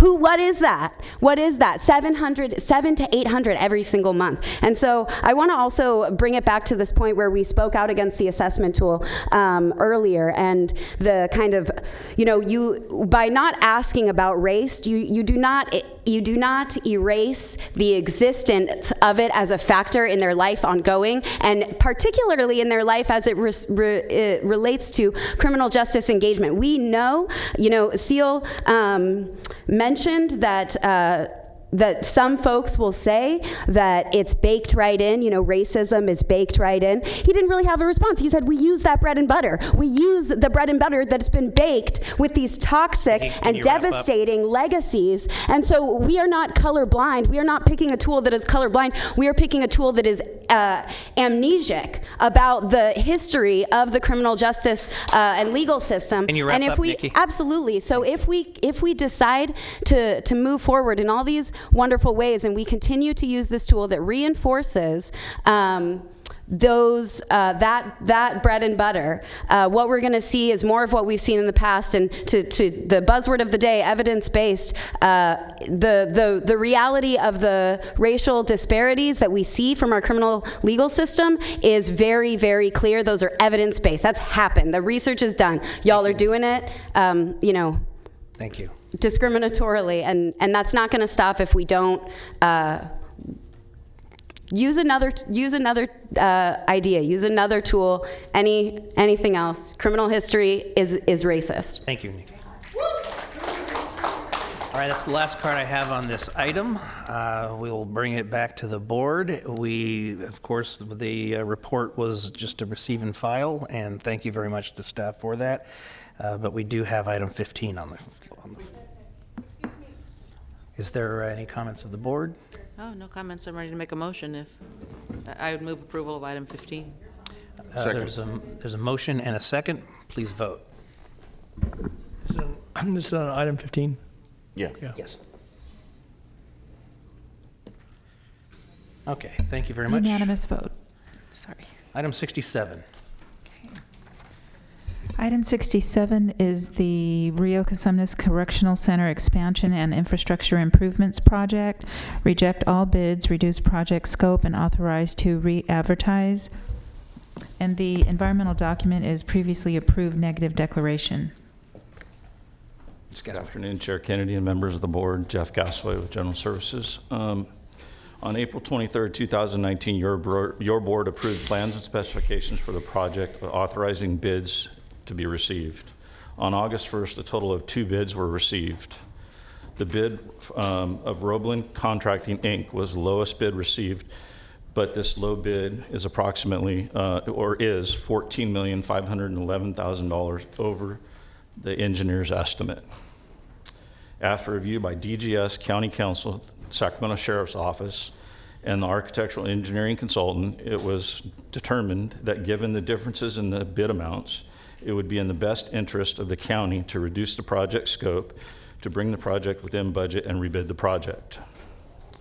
The most significant change in the project scope is the removal of support buildings as shown in site plan and attachment 2, which includes maintenance, warehouse, and laundry. I think it's also important to mention that in the project, there's vocational shop, culinary arts kitchen, classroom and support space, central control, clinic, infirmary, pharmacy, and intake building with secured parking, Americans with Disability Act exterior path of travel, parking lot for staff and public, infrastructure improvements, which include a new well and backup generator. The project does not include any additional general housing units. The facility's rated capacity will not increase by the result of this project. We are recommending that the board approve the attached resolution authorizing rejection of all bids, reduction of the project scope, contingent upon approval from the state board or state community corrections and the state public works board to re-advertise and rebid the project.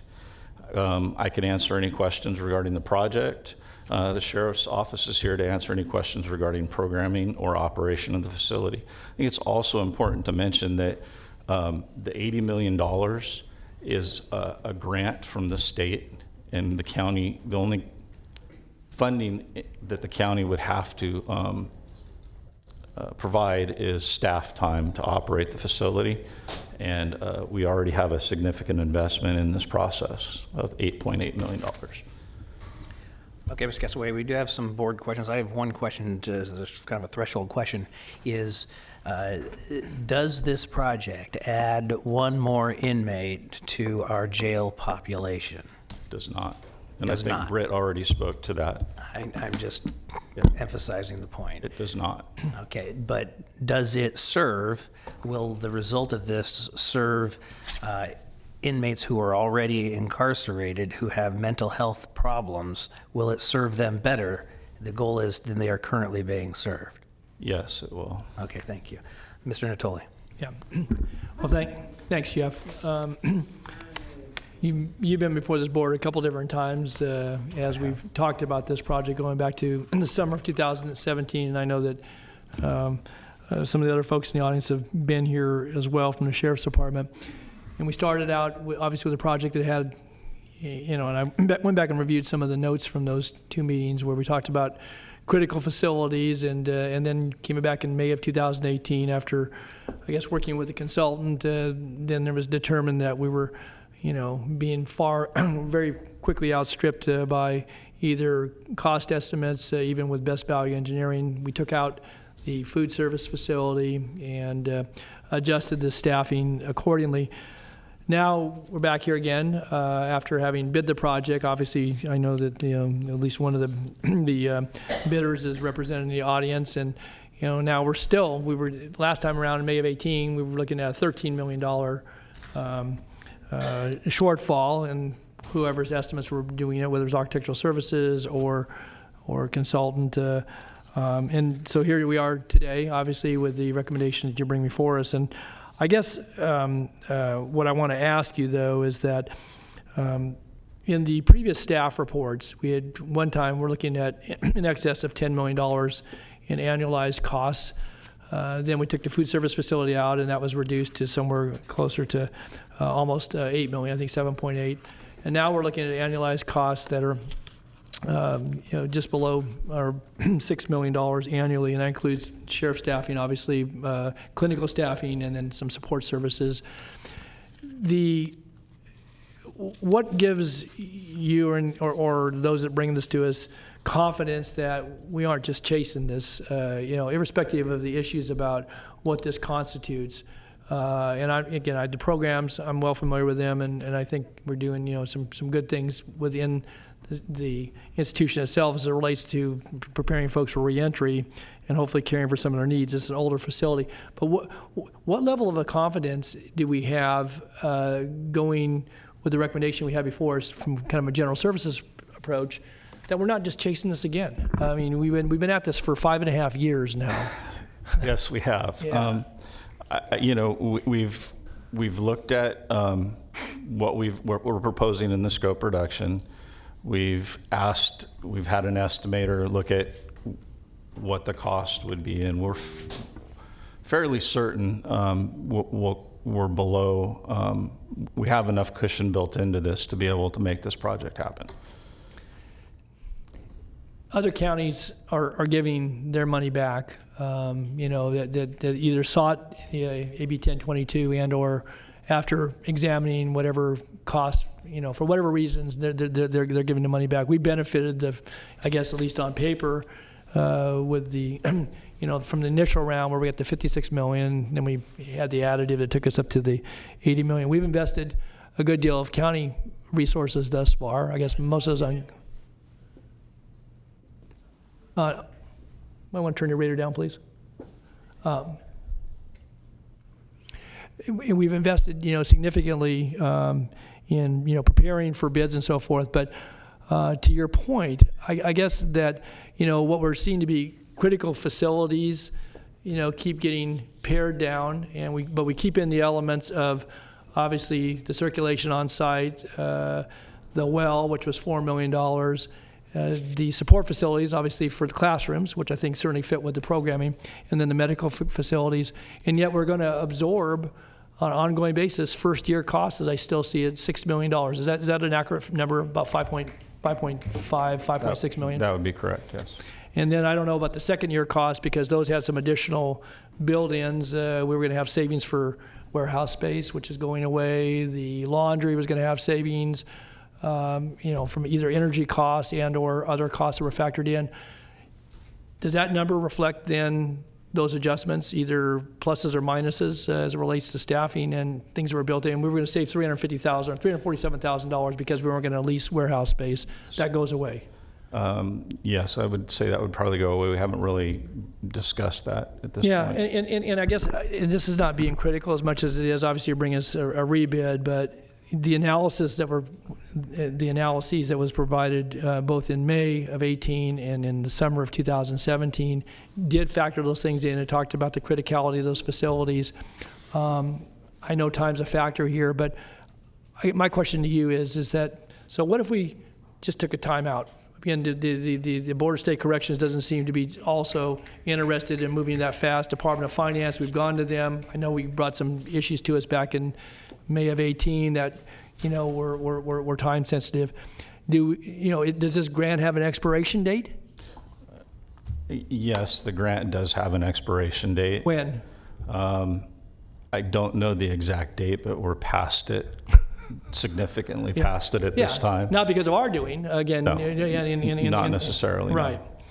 And I reason I ask that question in all seriousness, and certainly, the Sheriff's Department staff can speak to this if they like as well, but in light of what was in the previous item, I think the fact that we've, done a tremendous amount of work, $8 million worth of work on design, construction, planning, and facility needs and so forth, and some of those needs haven't gone away. Obviously, they were identified initially. They've been identified in the real day-to-day operations out there as it relates to some of the inmate welfare.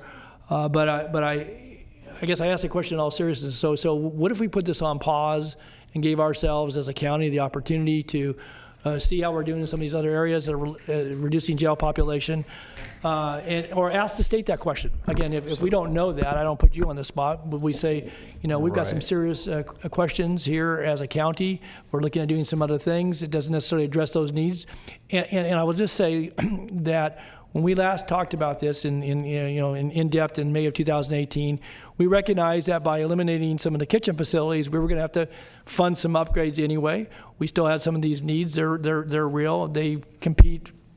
If they aren't funded by some state bond monies, they're going to compete within the framework of all the projects that you have to administer in your role now as Director of General Services. So is it give me your opinion. If we ask the state, we're going to take a pause on this thing, or we could turn the money back too. But I'm going to say, if we ask for a pause. So to clarify, when I said we were past the date, I think that because we were still working on the project, they were a little forgiving with us on, as long as we continued to show progress, we were okay. If we decided to take a pause, I don't know, we'd have to sit down with the corrections and find out how they would approach that. As far as giving the money back, there's a significant investment that needs to be made at RCCC. Over the last few months, we've had well production issues. That's the reason for the additional well. We've had, you're aware of it, we've had water problems out at RCCC for many years, to the point where we were having to truck in water at some point. So there's a significant investment that would have to be made at RCCC that the grant money covers. And it would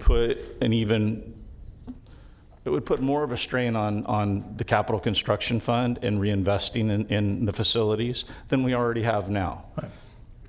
So I think the other reason for the bids is the sign of the times, the high bids. Construction costs are going up, labor forces are hard to find, and it's just a sign of the times at this time. So there's a $13 million investment that we would have to do in RCCC and infrastructure. So what if we modified our proposal to accommodate those things? Again, I'm not disputing that additional classroom space wouldn't be beneficial to folks who are there and participate in some of the programs that were described earlier. But what if we took the critical, the ADA and the well, and maybe as it relates to the operations for the safety, both of those that are there, but also that, because of the movement of folks in and out of the prison and jail system, And so what if we modified our proposal to take on those things? We're going to have to, take on this other issue as it relates to healthcare in the facilities. Granted, those facilities down there, I would say they are inadequate, so I don't think that's a, overstatement in any part. But so what if we took those things that we, that are critical to day-to-day operations as it relates to potable water and sufficient water for all the various attendant needs for the, again, the care of the folks that are in custody there. So could we modify our application to do that? So, because otherwise it's expansion. It may be a misnomer to the questions here, but it's still, we're going under jail expansion. That's the grant. it is, and in Yeah. hindsight, we probably should have recharacterized the board letter to reflect program expansion and infrastructure. I think the grant funding is, the purpose of the grant funding is to expand those programs. So we need, in order to expand those programs, we had to add infrastructure. So if you take those programs out, the grant funding would go away. So could I follow up? That program space. I just wanted to follow up on Supervisor Natoli's question. So you said that this covers a lot of the infrastructure changes or modifications or improvements that we have to pay for anyway. That would be correct. However, if we were to make those infrastructure changes that, like Supervisor Natoli's talking about, they wouldn't carry with them the ongoing costs of operations that we're seeing here. That would be correct. That's a good point. Yes. Okay. That's a good point. Because again, that's part of, and again, I think it's a fair, you've done a fair analysis here, and I just referenced those previous ones because I actually went more in depth about the carrying costs. Certainly if you have to finance something either internally or otherwise, but the staffing costs that come with that some are going to be borne anyway. I mean, I talked to some of the questions earlier that were in some of the earlier presentations. But what you're saying, Jeff, is that if we resubmitted with just those most critical infrastructure, it doesn't meet the, I guess, whatever the state grant guidelines are. So no, it would not meet the grant. Okay, so we'd have to self-finance them, but they don't have, as Supervisor Kennedy pointed out, then we don't have to have those costs associated with staffing. And I think it's also important that the medical facilities and the improved medical care that comes in this project, the new medical facility, is also needed. I think you've all seen the current medical housing unit out there. It's antiquated and needs to be Included in retired. the consent decree. Yeah. Yeah. But is it there, or is it do it somewhere? Have to expand across. Yeah, we have to do somewhere. You got to do it somewhere, right? For your Yeah. population. Right. That's all the questions I have right now. I think also that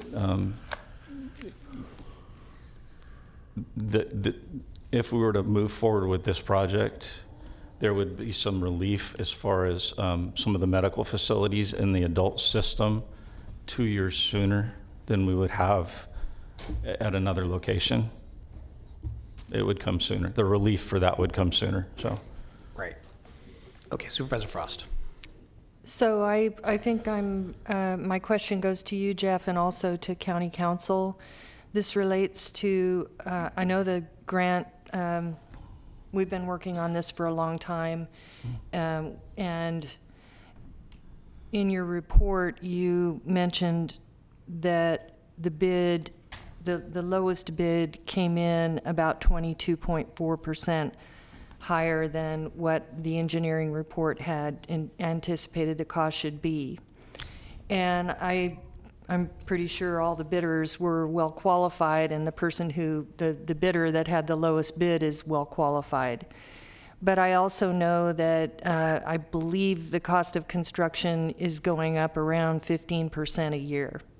So if we pull back and we reduce our scope in order to, meet our cost obligations to what the county can do, so we're basically getting less for the money that we're going to spend, and while we're pulling back and asking all the bidders to rebid, which is a cost to them, which is ultimately going to go into the cost to us, and the cost of construction is going to go up, potentially it puts the whole project forward about a year or more, potentially at almost the same cost, and we get less. Okay, that's what my head That's what I'm thinking. And so my question to you and County Council is what is the rule regarding these bids? Couldn't we approve the lowest bid?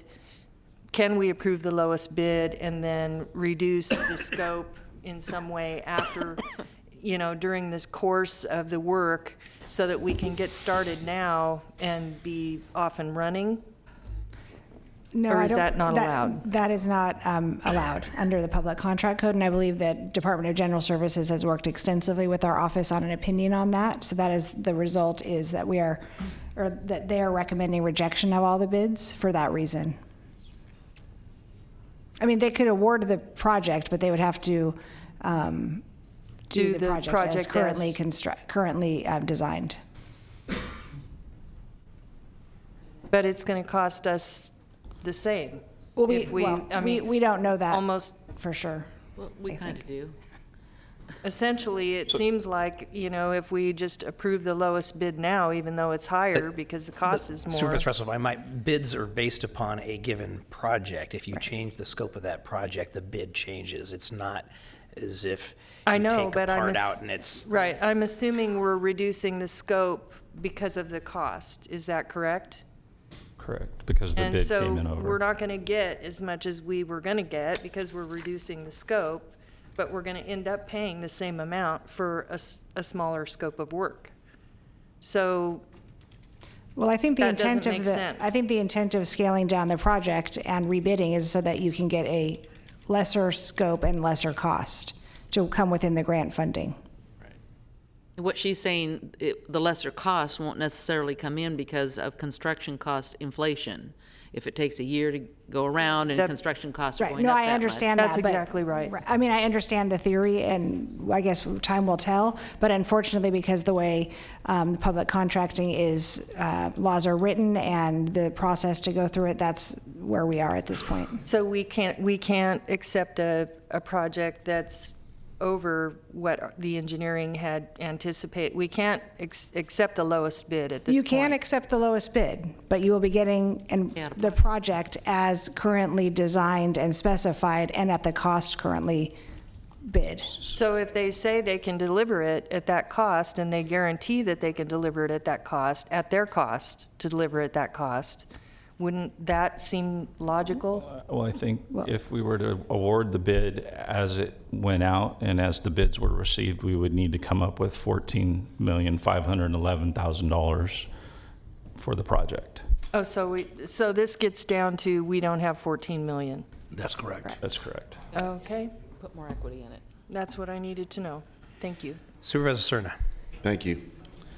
So, looking at the site plan and understanding what is part of the reduced scope, and given what you've already explained is the purpose of the grant in the first place, and some of the general parameters, if, just hypothetically, if the project was further reduced to include the clinic, infirmary, and the intake pharmacy, and the well, and further reduce the scope by eliminating the vocational shop, the culinary arts classrooms, and support, would we be able to, in your estimation, meet the intent of the grant with that further limited scope?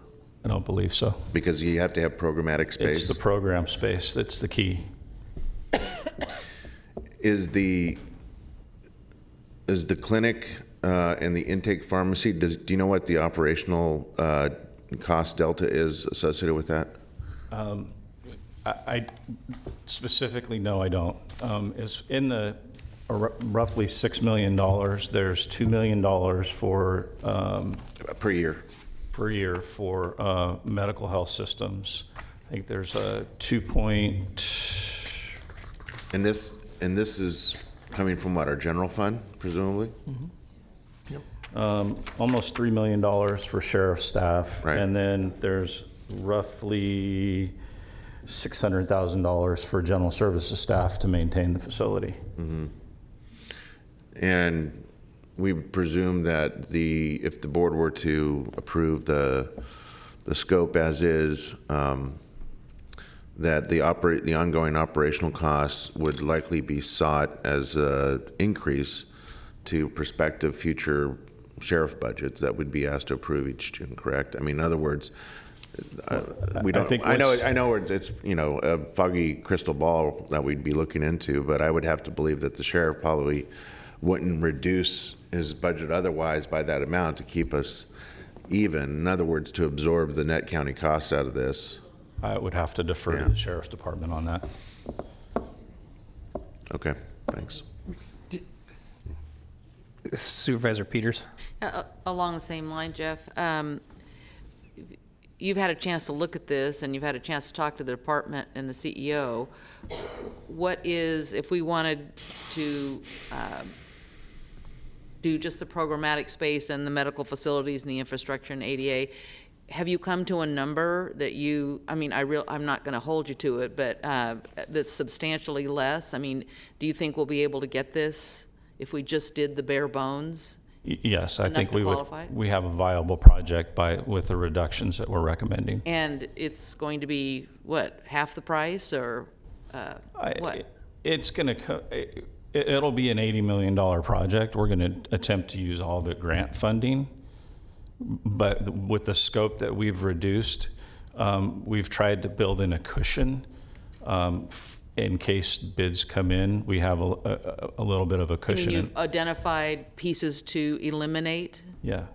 That's your cushion? Well, we've reduced the scope enough to where we feel we have a good enough cushion in the project to be able to build the project as is when bids are received. I guess I'm asking what the elements are in the word cushion. So we reduced the scope of the project significantly to where, Chris, you want to come down and? Chris Bryson's the project manager, so. Good evening. We've reduced the scope of project enough that we feel that we have a large enough cushion to absorb any escalation between now and bid day. The state won't allow us to do any additive or deductive alternates with this money. Oh, that's are you why we haven't done that. It's a little hard to hear you because you're not speaking sorry. into the microphone. So are you I'm saying? not quite as tall as him. Yeah. Yes. If you reduce the scope too much, then we don't qualify for the money, period? Is that what you said? No, we working with the sheriff's office, we reduced the scope, keeping in I guess, concert with what the money was about, which was program related. And so looking at the lesser of all the evils, we looked at removing building 1 as we know it, of the shop, the maintenance shop, those items. There, yeah. So we reduced with that amount with our engineers looking at it and our estimating consultants looking at it. We came up to a budget by reducing that one building that would give us enough of a cushion. Hopefully by March, going out receiving bids, that would be still within that engineer's budget as estimated. Back to the award and the extra time that we got because we were moving forward. Jeff, are you saying that we have to use all the money that we were tentatively awarded when you said we're going to have an $80 million project? So if we reduce the scope drastically today or some other day, we wouldn't get any of the money? And, let's say we came up with a $50 million project. Would we get the money from the state then? Yes, all the money assigned to us right now is $80 million with our matching 10% match. Right. So as we go through the process, as we spend the money, we get reimbursed for that money. Okay, so we just don't. As long as it matches up correctly for the items that are reimbursable through the state process. Okay, so then I have to So go if back. we don't spend all of it, then we don't have to also match that portion of it either. Well, what was it that you were referring to then, Jeff, when you said, no, we're going to have an $80 million project, when I was asking these same questions? Well, we're going into this thinking we're going to spend all the money. But if for some reason we get through construction and there's money left on the table, depending on how bids come in. It all depends on how bids come in. It may be a $75 million project or a $60 million project. It just depends on how the bids come in. And then our match decreases on that, and the rest goes back to the state. So you think you have reduced the project to a size that can't be reduced any smaller?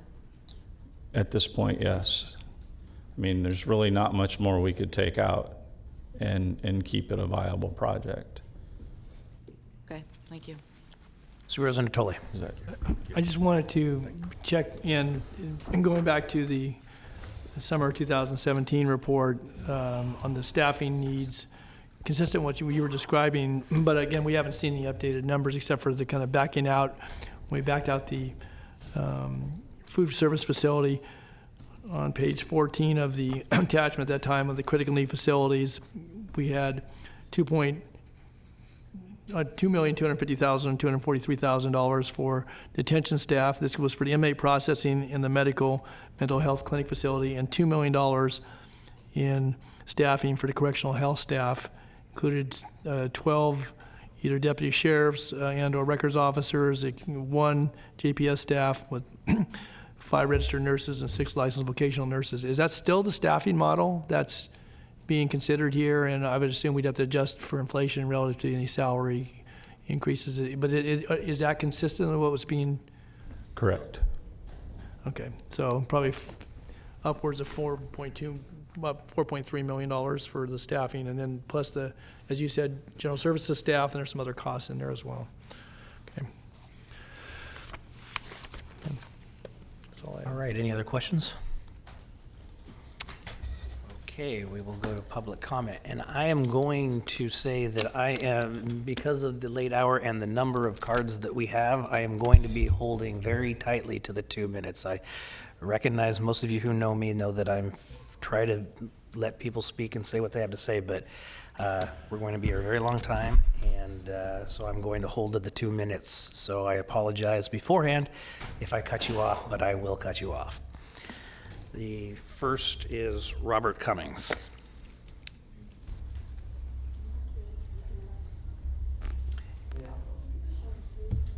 And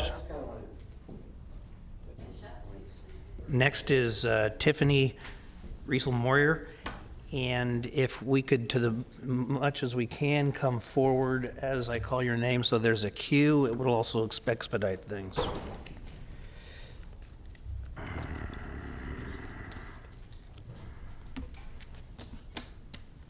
Go ahead, Mr. Cummings. Well, I just wanted to kind of finish what I was going to say, and that was just to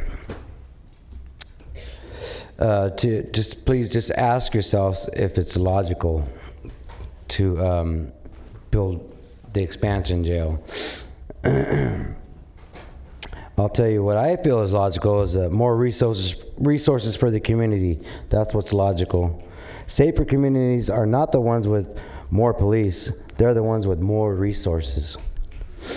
This can also help decrease the Sacramento jail population in the future. More resources will help communities to thrive. It creates a world where our youth can excel. Let's groom them for success. Too many of them are getting locked up or dying needlessly. And then that's why I wanted to close with the poem from Don Chepo. But what I just want to say off the cuff is, in high school, there was a lot of programs afforded to me. You had the CETA, YES, JTPA, and they all made sure that kids from the inner city had the opportunity to get jobs, gave them trajectory, and that's what happened with me. I had Judy Cooper Ryder. She was the director, or she wasn't the director. She was my mentor in the program. She made sure that I went to school every day, that my grades were up, and that I was at work every day. And that was just a mail sorting job, but that mail sorting job turned into a printing job. And like I said, I've been a printer for 33 years. It's allowed me to raise my family and take them places and do things that I probably wouldn't have done had I not had those opportunities as a high school senior. So maybe take some of that money and spend it on our Mr. youth. Cummings. Thank you. You know, that's all I'm saying. Thank you. Is just, Thank you very let's much. not forget about them. Thank you.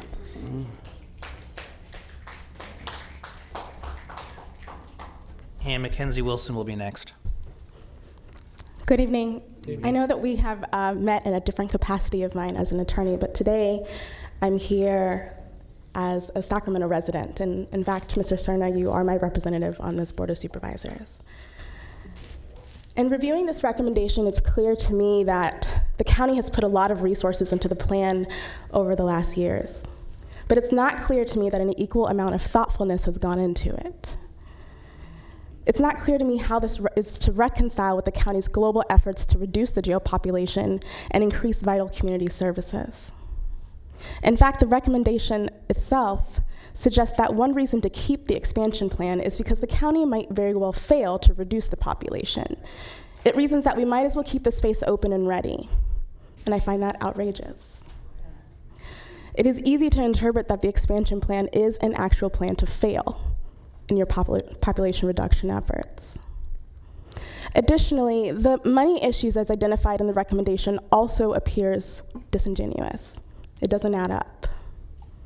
We've already expended nearly $9 million.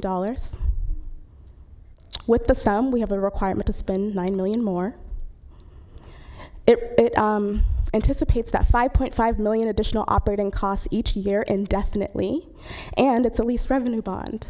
So this money that we'll be paying back to the state. To suggest taking this money from the state is some sort of cost savings measure, I think is short-sighted and a misrepresentation of the impact that this plan will have on our community in our county. If you recognize me yet, you'll know I'm intimately familiar with the horrors that happen in Sacramento County Jail. And if you're gonna have people in the jail, you have to treat them humanely, you must. But incarceration does not make communities safer, it makes them sicker, and it's a waste of money. All of your plans need to have that lens, or you will fail multiple generations of Sacramento County residents. Mackenzie Wilson, please.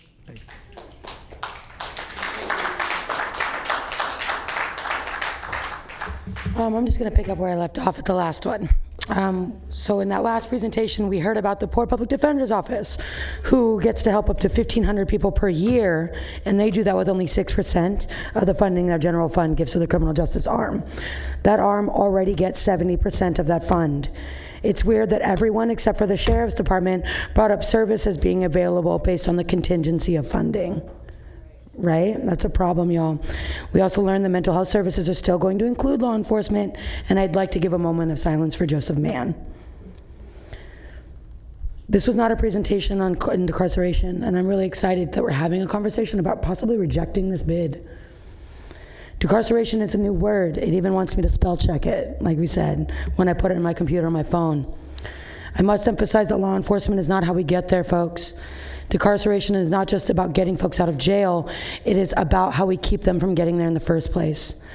That definition of carceral we talked about earlier, practice of social control, discipline over the population, over all areas of social life. It brings me back to what are the numbers? Because again, we can bring you those presentations that will have numbers for days on how providing things as simple as parks, libraries, resources, and housing keep people out of law enforcement grasps. I believe today was not good enough for its ask and for what Sacramento County community is demanding. I implore you guys to see it the same way I did, and I implore you to stop this jail expansion, and for you guys to let us and you talk about the real ways to decarcerate this community together. This jail expansion is not the way to go about it. I'm interested in these costs to make these facilities what they need to be, right? Because I want our folks inside to have everything that they need. You called them tenants. So respectful. I really appreciate that, Don Natoli. We can do this together. I know that we can. We need you guys to reject this completely. Thank you, Mackenzie. Robert Copeland, followed by Bob Kiome.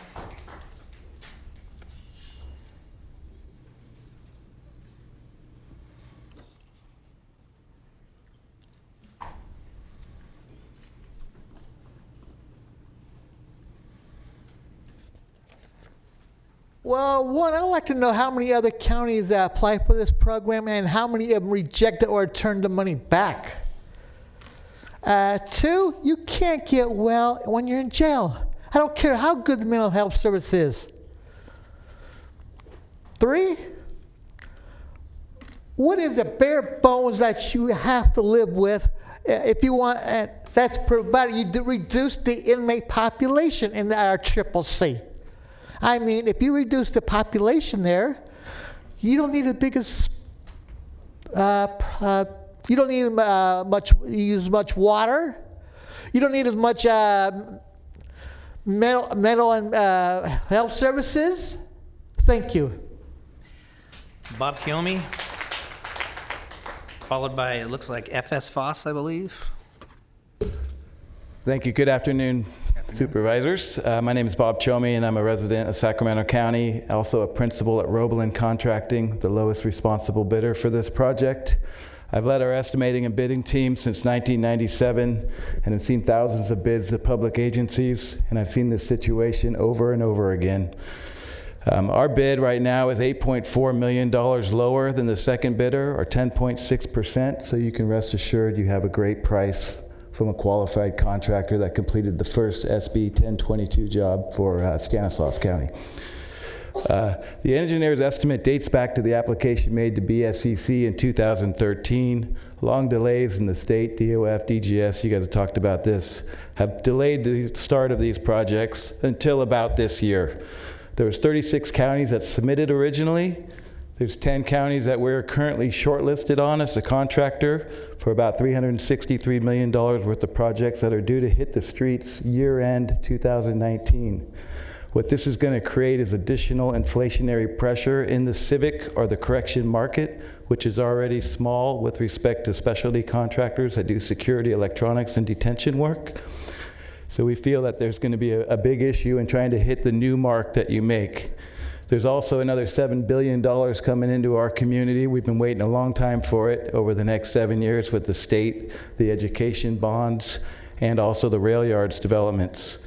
This means our market elasticity is stretched to the limit, and pricing spikes will be a result of that. Placing our CCC on the streets after scope reduction and approvals from BSCC will exacerbate this situation, and we feel that you're going to be looking at exactly what Supervisor Frost said, the same price for less scope. Time is money. If you do not award this project today, we suggest you carry scope reductions out to about 120% of the needed budget fall to account for inflation. Thank you, Mr. Kiyomi. Thank you. FS Foss, followed by Courtney Hanson.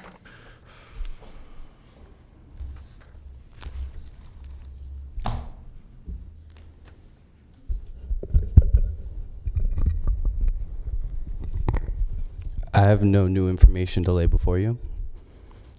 None of you are ignorant. History will remember how you vote. Thank you. Thank you. Courtney, followed by Justin Kay. All right, I'm going to talk real fast. This is how much we care about this topic. Maybe it will incentivize some of you. There are people working right now across the state to legislate how we could use SB 1022 funds differently in non-carceral ways.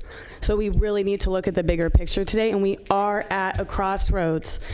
I hope you feel the weight of your decision making today, and Serena, you are my representative, which might factor into this. The good news is we are not alone. Across the country, we're collectively realizing that using incarceration as a catch-all solution is immoral, ineffective, and costly. We are in the era of canceled jail plans. San Francisco stopped their expansion plan, and they're working on closing one of their jails. LA stopped their expansion plan, and they're focused on building up localized mental health treatment centers. How can we assess a jail plan when we have not had a comprehensive and coordinated plan to reduce the jail population? Instead, we have had scattered and haphazard efforts without vision or oversight. I appreciate the people being here today, but we can all admit that this has not been comprehensive and has not been prioritized, and it would be a contradiction to expand the jail. We are told the sheriff needs this expansion plan for reentry programs, but his failure to provide reentry services is well documented. What evidence would the county be relying on? The sheriff's department says it needs 26 special new beds for people with severe psychological disorders. We all know those people should not be in jail. Are we just going to let it happen because we don't feel like doing the more challenging work of changing course? Research proves that we can safely reduce the jail population by providing programs and services in the community. County's own documents say this. The documents say that we now have consultants working on gathering and analyzing data to see how many people we can bring home. When did we start collecting this data? They say it will take 5 months. If our data about population reduction doesn't come out until May, why would we plan on accepting new expansion bids in March? Then we have the data-driven recovery project, which we support. That won't be done until June 2021. You have an immense opportunity today to do the right thing. Thank you, Courtney. Justin Kay is next. Justin here? No. Khalil Ferguson? Followed by Fernando Nadal. Good evening now. My name is Khalil Ferguson. I'm a graduate of Sacramento State. Before I start, I must establish the premise that we are still living within a colonial state despite ostensible freedom. The systems of criminal justice in the room today derive their legitimacy from colonial law, and European ideals of control have always involved violence and dehumanization. Moreover, the prison system is nothing more than an extension of chattel slavery by the way of the 13th Amendment. Data aggregated by the California Sentencing Institute reveals that arrest rates in Sacramento County have dropped 33% from 2014. There was also a 4% reduction in reported crime from 2014 and 2016, and a 24% decrease in county jail incarceration rate from 2014. At the same time, the county sheriff's report highlighted that between 2013 and 2017, the crime rate fell 24%, property crimes fell 25.5%, and violent crimes fell 14%, while all others remain relatively unchanged. Additionally, resolution number 2019-0317, contract number 81374, signed by this board of directors, approved the extension of construction management services with Kitchell CEM Incorporated for the RCC Expansion and Infrastructure Improvements Project until May 31st, 2022, while increasing the contract authority from approximately $3.5 million to $5.34 million. It is clear that the motive for this jail expansion is not to deal with individuals within a carceral system, but more of the colonial state using its institutions to generate profit for private corporations. Yet supporters of capitalism will say we live in a free market. If county officials are serious about progressing society, then we should be focused on decolonizing our state, if that's even possible. However, the first step would be to become preemptive in our efforts to reduce the prison population instead of being reactive by expanding the jail and perpetuating the colonial state. One where the preservation of someone's humanity is the first goal, and by investing in our communities, we can curb the necessity for increased jail/carceral funding. The sheriff antics allowing the cameras to document the conditions in the jail for entertainment reasons through Netflix Jailbird series is a prime example of how the colonial state profits off dehumanizing individuals. Thank you. Michael Foucault's genealogy of prisons implies that prison is not an enduring feature of human society, but a repressive technology of modernity. To this end, I suggest you follow what the community is saying. Ava Nadal is not here. Jay Franco, are you here? Jay Franco, thank you. Jay Franco is followed by Monica Ruelas Mares. So yeah, my name is Jay Franco, and I'm a constituent of Board Member Kennedy's district. It is my understanding that the job of the county is to support the people within its boundaries, documented or not, to live in a healthy and safe environment. In fact, our county website states that board members, in partnership with county staff, works to ensure the delivery of services and programs essential to the continued prosperity of the Sacramento County region.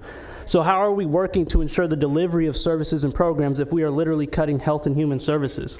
How do we become prosperous if we are locked in a cell 23 hours a day? How do we make our community safer when we do not have the proper tools to actively address and prevent, not react to, contributors of poverty, which happens to be the antonym of prosperity? The answer is we cannot. It seems to me that the governing body is in clear violation of its own definition of what their job is supposed to be. It also seems to me that there's a clear violation of human rights and impending high costs due to overpopulation and negligence from the top down. It seems to me that some of the only people enjoying continued prosperity within the county region are the sheriff's department and those that they pay to represent them. And with all this on my mind, I started to think about the youth, some of which that mobilize to advocate for counselors, not cops, on campus, some of which that fight for schools, not prisons. The success of this agenda item is the latter end of the school-to-prison pipeline, which our school districts have infamously contributed to. What type of message would it send to the population if we closed more than a dozen schools, as proposed in the Twin Rivers School District right now, and opened more jail cells for those who may likely fall victim to the underdevelopment environment? The time of checking the boxes and minimal engagement is over. The people of this county won't let that happen, and you shouldn't either. Be the oversight for programs and proposals that are proven to work, and even those that show signs of optimism. I understand deadlines, but lives are on the line, and you're supposed to be the lifeline. I strongly urge the board to cancel plans of any jail expansion and continue to engage with the people of the county, family of those affected, and health professionals to determine a fitting proposal by and for the population. Thank you, Jay. Monica Morales. Nice.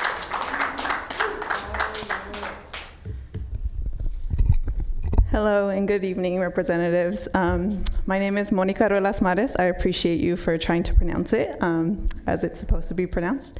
And Mr. Kennedy, you are actually my representative, if that serves as any indication on what I'm going to speak on. As a first-generation South Sacramento native, growing up in Meadowview, I had the privilege of going to school in the district, District 2.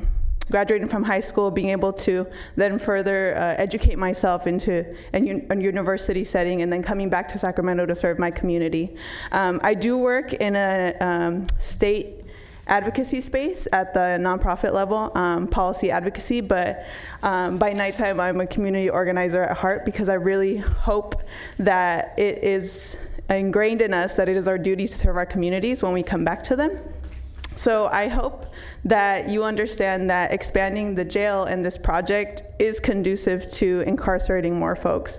I know that you asked the question of a certain person in the room that has maybe their own opinions, given that they would be receiving the funding, but you can't necessarily say for a fact that the services that they're trying to improve will help people, because they haven't been helping people to this day necessarily. And so I think it means that there needs to be more accountability on their end, especially to inform us, and not only inform us about the things that are actually going on in the jail. We are talking to people inside of the facilities, and they're telling us that they're not being treated as humans. And so it's important for us to be here representing them, as they obviously cannot be here themselves. I do have a couple of loved ones that are currently in Sacramento County Jail, and you know, it pains me to see and to talk to them about the opportunity to expand the jail, and I hope that you really consider not doing that. Thank you. Alma Lopez. Followed by Spencer May. Buenas tardes. Alma Lopez. Earlier today I introduced myself as a statewide coordinator for Brown Issues. And it's important to just mention that the great number of the high schools that I serve, that I help with high school students, are in Sac City Unified, Natomas Unified, San Juan Unified. And there's a great interest of developing chapters of Brown Issues in Twin Rivers Unified, Folsom Cordova Unified, Elk Grove Unified. And I mention these because they're part of Sacramento County. And as an advocate for quality education, I know that our students are not receiving that quality education. But I also want us to take a step back, and when we have schools or school unified districts that want to close schools, and on the other hand, we have a conversation about expanding jails, what is the message that we're sending to our students? And it's also important for us, the that are represented in our communities to take that step back and really see who are the people that we're representing. And so I'm really concerned about the idea that we're even considering expanding the jail. Our students are experiencing levels of trauma like no other, from incarcerated parents, siblings, mothers with problems of substance abuse, to evictions, homelessness, deportations. And all that is breaking our families apart. So we're really talking about investing in our youth, investing in our communities. Let's please take a look at the water, right, and the sunlight that I mentioned earlier, and how we need to love on our community and truly invest in the resources that we need. And it really does take courageous leadership to challenge the status quo. It takes a lot of folks like you to listen and bring the community like us to the table and take our input. So I really believe that there's a better world that can be created in this world, and I believe that you can be courageous enough to challenge that status quo. So please listen to the community and listen to our concerns. Thank you. Thank you very much. Spencer May, followed by Kyle Kim. And my name is Spencer May. I'm a medical student here in Sacramento. Currently, I'm being trained to evaluate and treat thousands of illnesses and injuries. The research shows, however, that about 80% of everything I'm being trained to take care of starts with social determinants of health, of which incarceration is such a thing. Consider that you are making a health decision today. Cutting the kind of money and resources that could go to proven social services, mental health resources, poverty alleviating initiatives, and investment in youth and schools will directly send people to my hospital and my clinics, and I will take care of them, but come back here and insist today that it is unjust, that health issues that can be stopped at its source come to end up in my patient lists. My message to you today is to not be afraid to say no to this jail expansion, to follow the lead of Contra Costa, San Francisco, LA, and others, to take 21st century steps to measurably invest in the health of our communities in a sustainable way. Thank you very much. Thank you. Kyle Kim, followed by Amrit Sandi.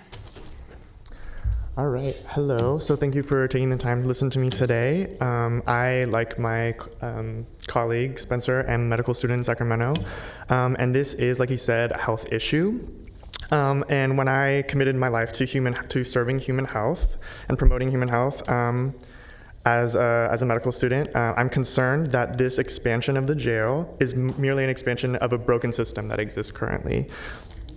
So there's three main things I want to talk about. I want to remind you of the Mays versus Sacramento case. I want to remind you that mental health services in jails are inadequate. They're absolutely inadequate. And we know that 83% of people with a serious mental condition do not have adequate access to mental health care in incarceration. And so that's just an exemplary example of the negative consequences of incarceration. I also want to bring to your attention that this is going to cost a lot of money, and this may be near $50 million, give or take, is going to take from child, adult, and family services, as well as possibly healthcare services. The third final point I want to make is if you look to the 2008 case of Hamilton County in Ohio, they closed one of the biggest correctional facilities in that county, and as a result, experienced a statistically significant decrease in felony arrests. So just another point to be made to decarcerate. So I just want to end by saying I urge you to continue to listen to your community members and people that have been incarcerated, and listen to what they have to say, because their knowledge and their voice is really important, and I urge you to listen to them. Thank you. Thank you. Amrit. Nikki Jones, followed by Andreas Tillman.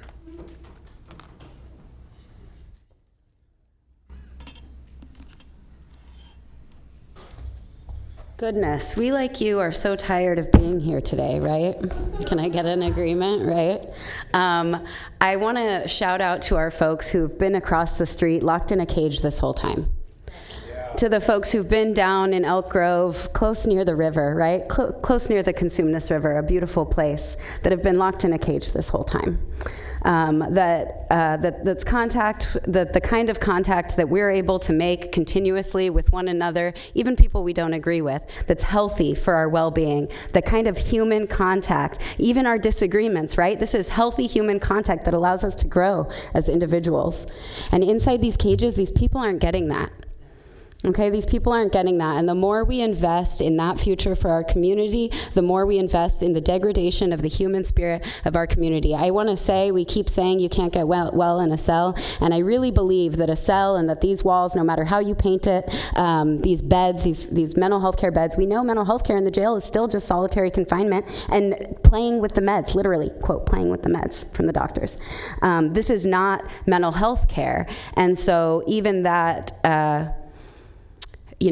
that rings very hollow to us when we say, this. So our understanding is that these situations, these circumstances have negative health outcomes in the long run, and that the only thing that allows people to be well and stay well and is their own human spirit, their own resilience. I want to shout out to the people who are keeping their lives together under state violence, whether that's state violence because of over-policing in their communities, or state violence because they've been caught up in that over-policing and are now in a carceral situation, whether that is under in these four walls or under the hands of probation. These folks, they truly are the experts on what this system is, how it affects people's lives, and how we can do better. And I'm just going to encourage you, go back, talk to them. Their human spirit, their resilience has the power to get this done. Finish. Thank you, Nikki. Seek their expertise.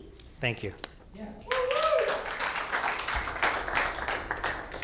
Andres Tillman is here? No? Okay. Lynn Barkley Baskin, followed by MK.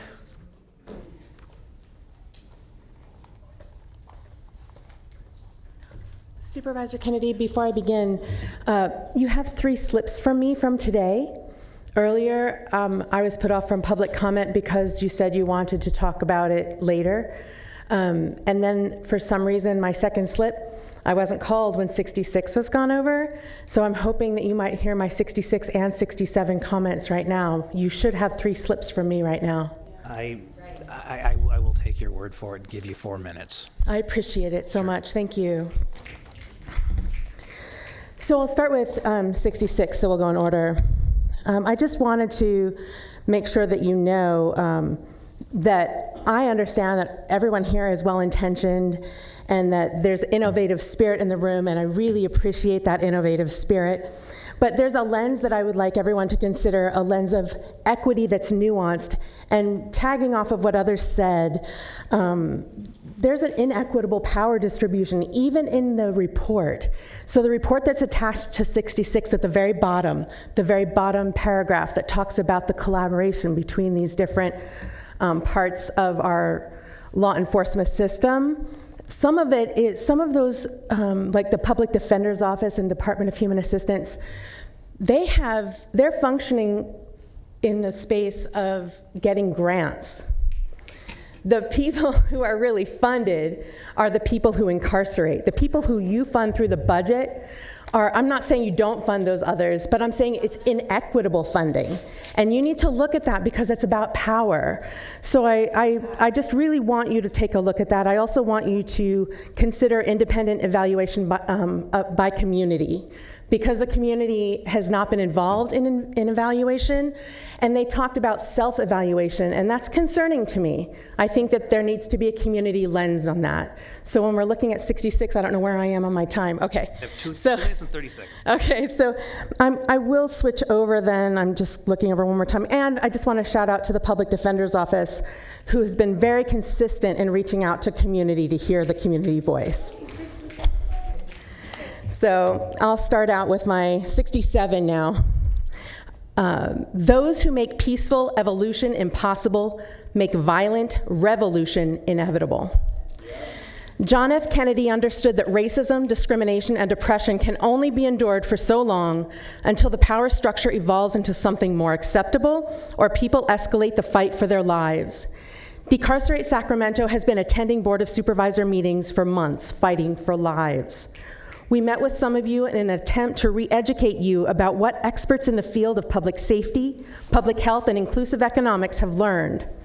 That seeing hurting people as perpetrators who need to be punished only makes matters worse. Supervisors, make no mistake, this old system was designed to perpetuate slavery in the form of mass incarceration and economic exclusion. How do we convince you that you are leading us down the road to an expenditure bottomless pit that will result in more and more economic exclusion, desperate people, and crime? We already spend more than 75% of our general fund on what the county calls public safety. 75%, more than that. Much more of that percentage should be going to social supports that prevent desperation, invest in economic inclusion, and elevate public health, all of which have proven to prevent crime. This old car is falling apart, and throwing good money after bad isn't going to fix it. With that said, at the very least, stop the jail expansion until the evidence this county is already gathering is reported on in 5 months. If you aren't going to use the information, why have the independent system investigated? And then stop the jail train to nowhere and create reinvestment budgets centering on evidence-based community impact and reduce the incarceration population. Build holistic strategy around criminal justice that is driven by data and system change. Create a community continuous improvement oversight board. Include the impacted community's voice and adopt the decentralized, community-centered models that our leaders in LA, Seattle, and New York City are implementing now. Please return the $80 million. Thank you. Thank you. MK, followed by Adnan.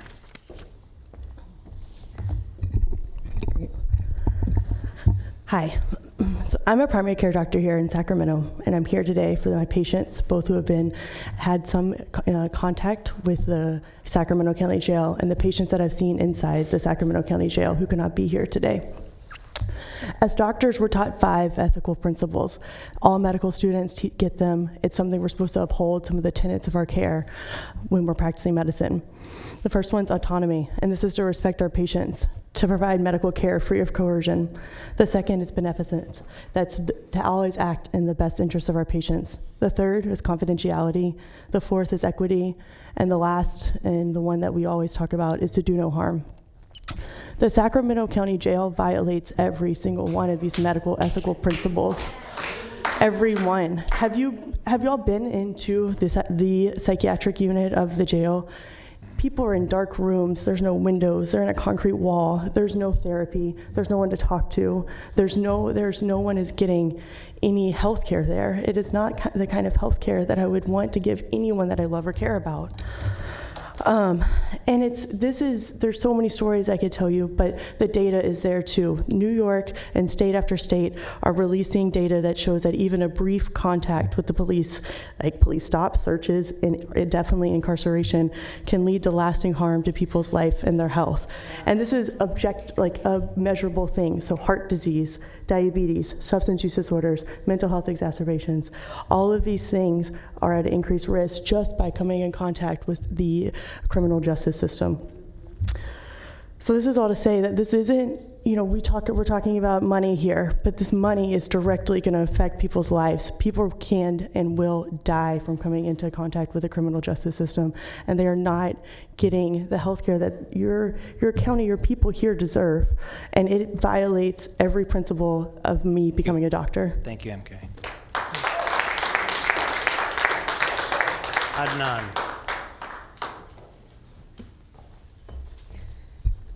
Good evening. Good evening.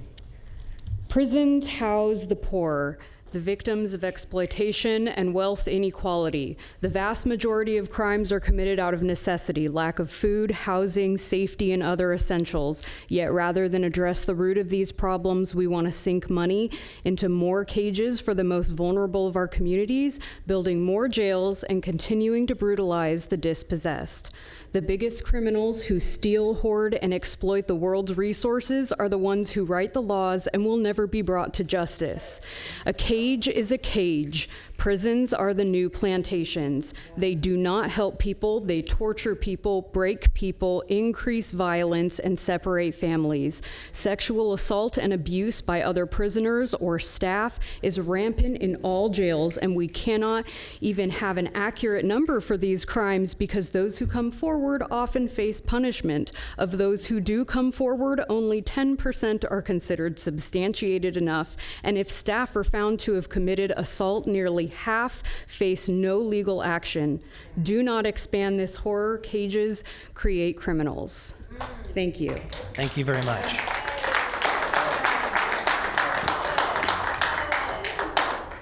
Well, that ends our public testimony. I want to thank everybody. I don't have your card, but if you come forward, just come forward.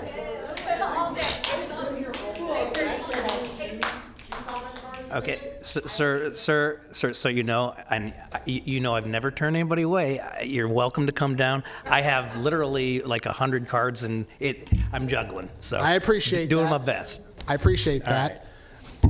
I'll be, hold on one moment. I'm hoping that I can get at least 4 minutes, like my friend up here did before, who also missed the queue. Yeah, I have a couple of things to really go over. I'll just be quick.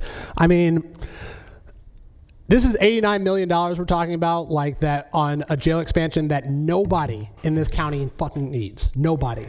And not only that, you're not hurting for money. I'll remind you all again, you agreed to give Scott Jones, a county sheriff who has literally zero respect for you, which is why he has not been here once at all today, even though this is about an expansion on his jail. You gave him a $42 million raise in the county budget this year. And if you break that down per person, that's $361 per person that Sacramento County residents, 1.5 million, are paying right now. And if you compare that with the LA County Sheriff, which has over $1.1 billion to spend among about 9.8 million people, that's $112 per person. San Francisco County, $248 million for their sheriff, $281 per person out of 883,000. So if you're looking for money, you can easily take it out of their budget. And we're not going to miss it. That's actually a 59, like, you're not costing taxpayer dollars at all. You're actually saving taxpayers $59 per person here in Sacramento County by taking every single expansion, every single need that the sheriff, that Scott Jones is asking for from his budget. You're saving taxpayers money. This isn't a complicated decision. You all know that. I know it. Serna, I really appreciate that you took that symbolic gesture of saying that I'm going to vote no on Scott Jones's raise, but you need to go further. You need to actually use your political power, and you have significant political power to do that. Thank you. Don't talk about what you want for Sacramento County. Show it. Show us that you represent us. Thank you. Thank you. Now, is there anybody who has not spoken that would like to speak? Okay. Thank you very much. No. That's a no. All right. Thank you very much, and I do appreciate, I mean, we know that this is, these are emotional subjects, and I appreciate everybody being civil and friendly, and I apologize for if I seem rude at times, but we have to keep the train going. So with that, we'll bring it back to the board for discussion. Is there any member of the board that would like to start? Supervisor Frost. I just want to say I'm going to support staff's recommendation. I believe that this has been a long time, and we've been working on this for so long. And it fulfills requirements with ADA, and it fulfills some needed updates and maintenance and requirements to make sure that when our jail inmates have adequate water and energy, and there are some improvements within this grant that without this we would still have to fulfill those requirements, so there would still be a cost.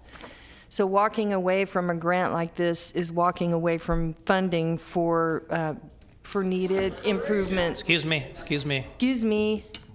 I listened to all of you. For needed improvements to our jail. And I also want to say that I think I've toured the jail, and I've seen some of those projects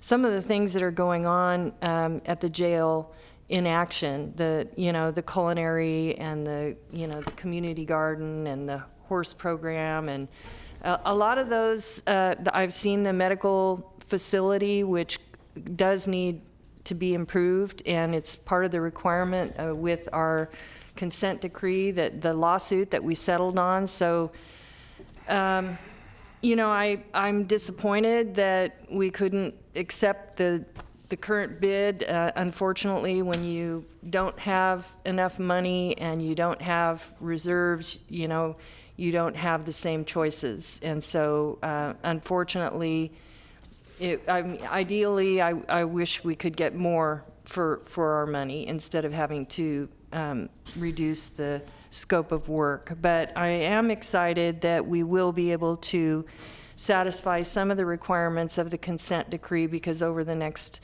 couple years, we're going to be trying to figure out how to meet what we have agreed to do within that settlement, that lawsuit. So I'm prepared to move staff's recommendation. Okay, we have Supervisor Natoli. Thank you, Mr. Chair. Having, as most of my colleagues have, sat through several different sessions that relate to this project, and I think the questions I asked today certainly reflected some of the concerns. Last time around, I know I challenged staff pretty hard as it related to the reduction in scope because of the way presentation was made to this board back in the summer of 2017 relative to the criticality of the facilities, the necessity to have certain things, and then as we saw inflation and other estimates, basically outstripped the ability to bring in that project. Then we were here 17 months ago, talking about reduction in scope, took out certain elements of the project, and again, I think had a vigorous discussion regarding that. We went back out, redesigned, went before all the bodies that have to approve that, went to bid, and obviously the marketplace, even with the low bid, has shown that for all the expertise that was put into redesigning and rescoping, that we're still chasing this thing another $14.5 million above engineers' estimate. And I've expressed on a number of occasions concerns about operations ongoing, and one of the concerns I have about this is that this comes with a 30-year commitment, so it's not just $80 million in improvements, it's a 30-year commitment. Granted, I don't disallow that a number of the facilities are needed. Again, I've been on the RCCC grounds numerous times over the years, and certainly it's a mix of old facilities and some newer facilities, and I think, again, doesn't comport to certainly ADA standards. I hear about the water system, and I certainly don't disavow that. I know the programming. Again, I think that some of the reentry work has proved beneficial to folks who have come through the state prison system, came with realignment, but also obviously others who are sentenced to there. Those are valuable programs if people are incarcerated. But I'm going to just say today that unless we're able to take a pause, go back to the state, allow us to recraft this in a way that maybe gets to the critical facilities, that I'm tired of chasing the dollars, and we've expended $8 million with consultants and staff time, and we're going to commit another $5.5 to $6 million annually for 30 years each year. Including additional maintenance costs that were built into some of the additional reports, because you're going to add new facilities that are high use. Again, Mr. Chair, I'm not going to second the motion. In fact, unless we're able to see some of the data that was referred to today, I don't know that it provides a lot more answers. We know we have antiquated facilities. Then this will have to compete like it does with a lot of other things in this county relative to the facilities. And I'm prepared, again, if we can't go back to the state and say, you know, we're going to recraft this, look at, you know, doing something that still may get to some of the needs out there, but I'm not willing to chase the $80 million anymore. So. Thank you. Thank you, Supervisor. Supervisor Cerna. Thank you. So, first of all, I appreciate everyone's patience and your willingness to camp out here in Chambers for the whole day. So, as you may have judged by some of my questioning earlier,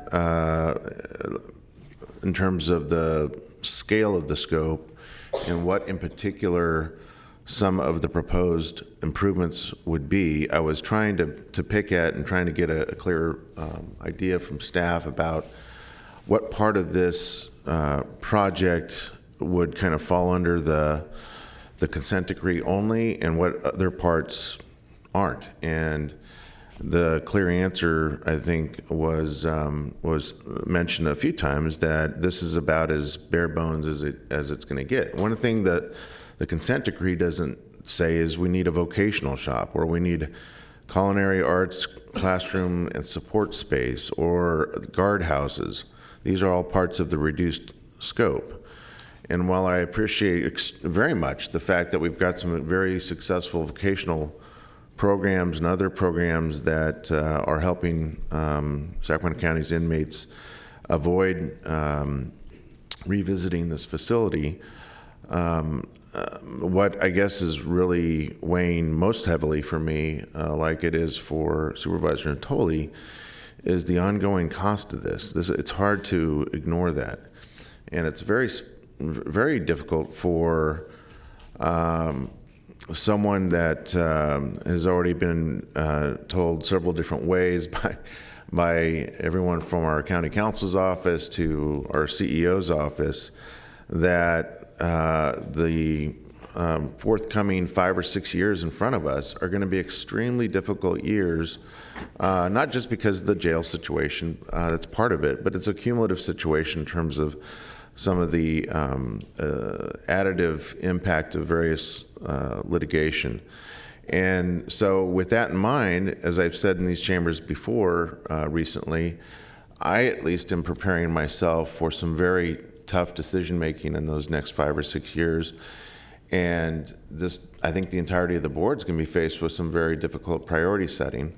In fact, it might even be somewhat similar to what was practiced during the Great Recession, not to that depth by any means, but there are a number of programs that I'm very proud of, that I know this board is very proud of, that we know have great efficacy in our community, whether it be Black Child Legacy or Healthy Partners or a whole host of other I think innovative programs that are dedicated to everything from child welfare and early learning to making sure communicable disease is kept in check.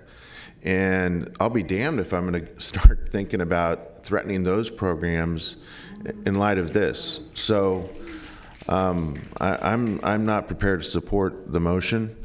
And I appreciate the fact that Supervisor Natoli has communicated his position the way he has. I think it's a very similar position to the one I hold.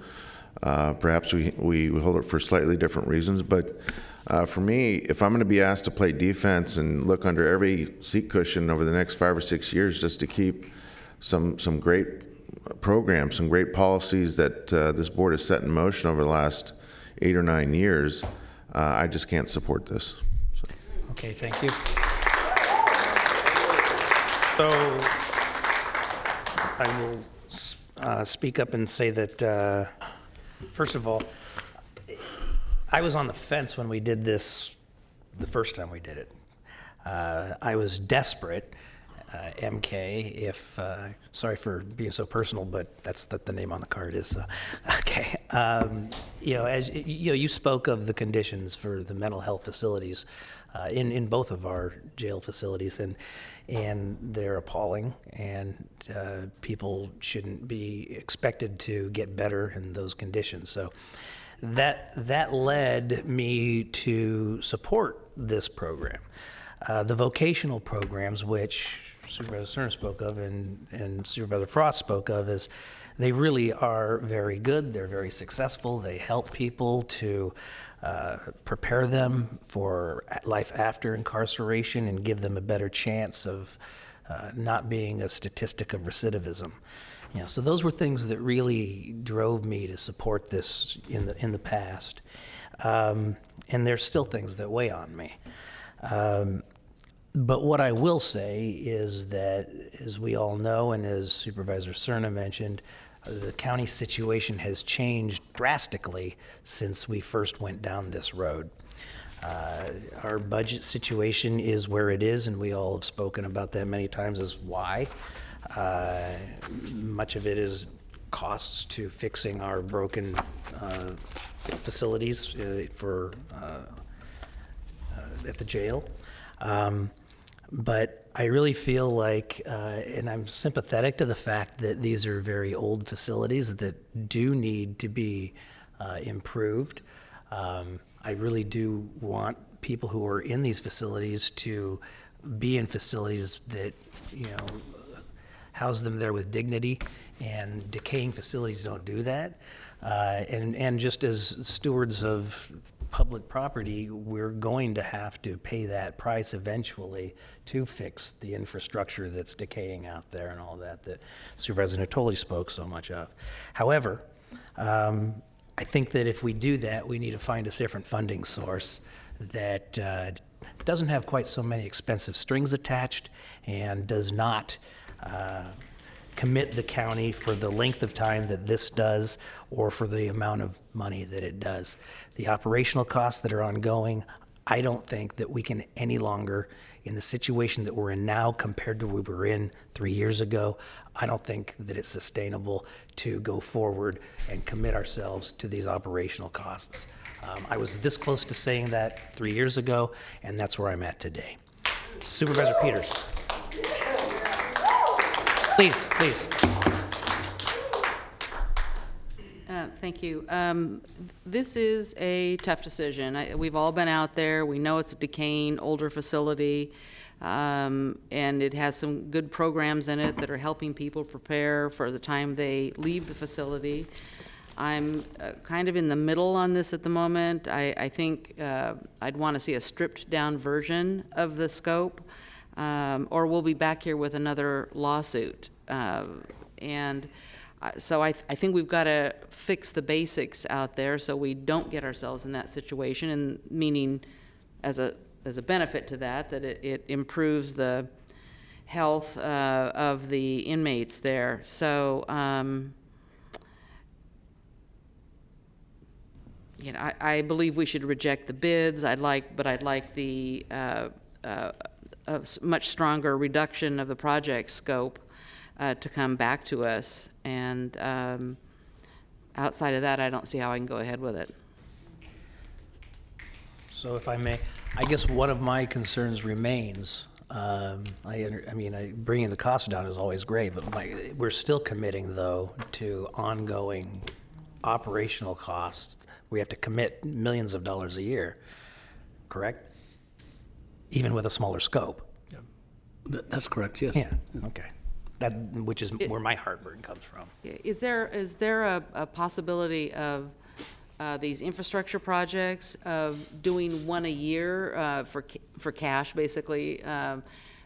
So there'd be a version of this that it got done over a 5 or 10 year period.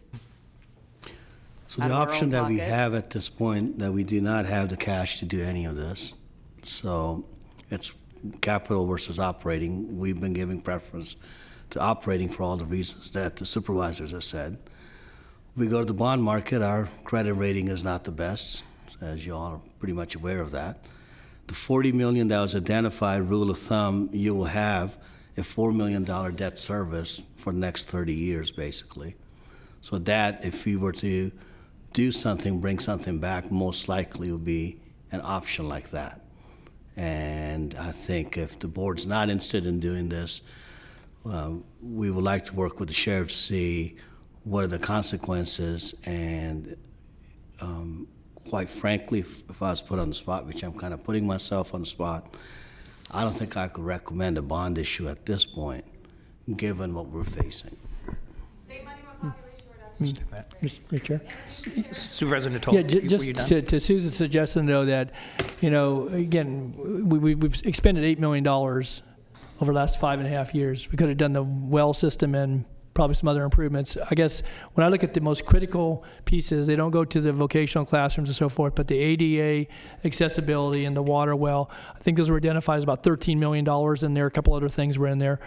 Those are things that where if we picked, one a year, one every 2 years, we've already went 5.5 years talking about what we were going to do. Things have gotten older out there. They haven't gotten much better, except for obviously they've kept the roofs on and so forth. So it would seem to me that may be the approach we have to take. Again, we don't, we've financed this out of fixed asset fund, and that's come out of basically most of the departments contribute to that. And it seems to me that, if that's the approach we have to take, it goes back to the critical discussion we had about the kitchen facilities a year and a half ago. Well, we need to put $2 million into the kitchens anyway, because that came off of the first. Supervisor Tully, as you're very painfully aware, there's a lot of money we ended up using out of the capital construction fund to keep this thing going. Right. And we're out of options there. And at this point, given what we're faced with, again, I'm just going to just restate it, it's going to be a hard recommendation. Ultimately, you make the call. But if we're put in a spot to put a capital project, put a well in the CCC versus reduction in social services, I think you all know where my recommendation is going to go. Well, that's what we've been talking about here all afternoon. So, but again, we're not going to, just because the budget gets tight, we're not going to quit doing repair and maintenance projects. If you look at the capital improvement program that didn't have all the dollars behind it, it had. I don't know about that. It had millions and millions of dollars. Supervisor Natoli, as both you and Supervisor Peters, and I know Supervisor Cerna at that point, candidate Cerna sat in the audience, we suspended our capital project. Yeah. We did not put anything into any maintenance, any roof leak, any of those infrastructure. And you've noticed in the recent years we've been doing that. You can't get to the courtroom on that side because we are finally taking care of a pipe that busted that we should have taken care of years ago. Hot water wasn't going there. And the reason I'm using that as an example, I mean, that is what we are looking at. I know we had a discussion, maybe we should look at capital projects. Quite frankly, the way we're looking at the budget, capital projects for us right now are not a high priority. Our highest priority are the services, some which Supervisor Cerna mentioned. I know that there's programs in animal care that we're looking at. We're looking at parks. We're looking at all the critical stuff. A lot of the stuff that our departments today talked about. Yeah, it would be nice if we had cash to go pursue those, but we look at grants. We look at whatever we can to get as much money leveraged in here.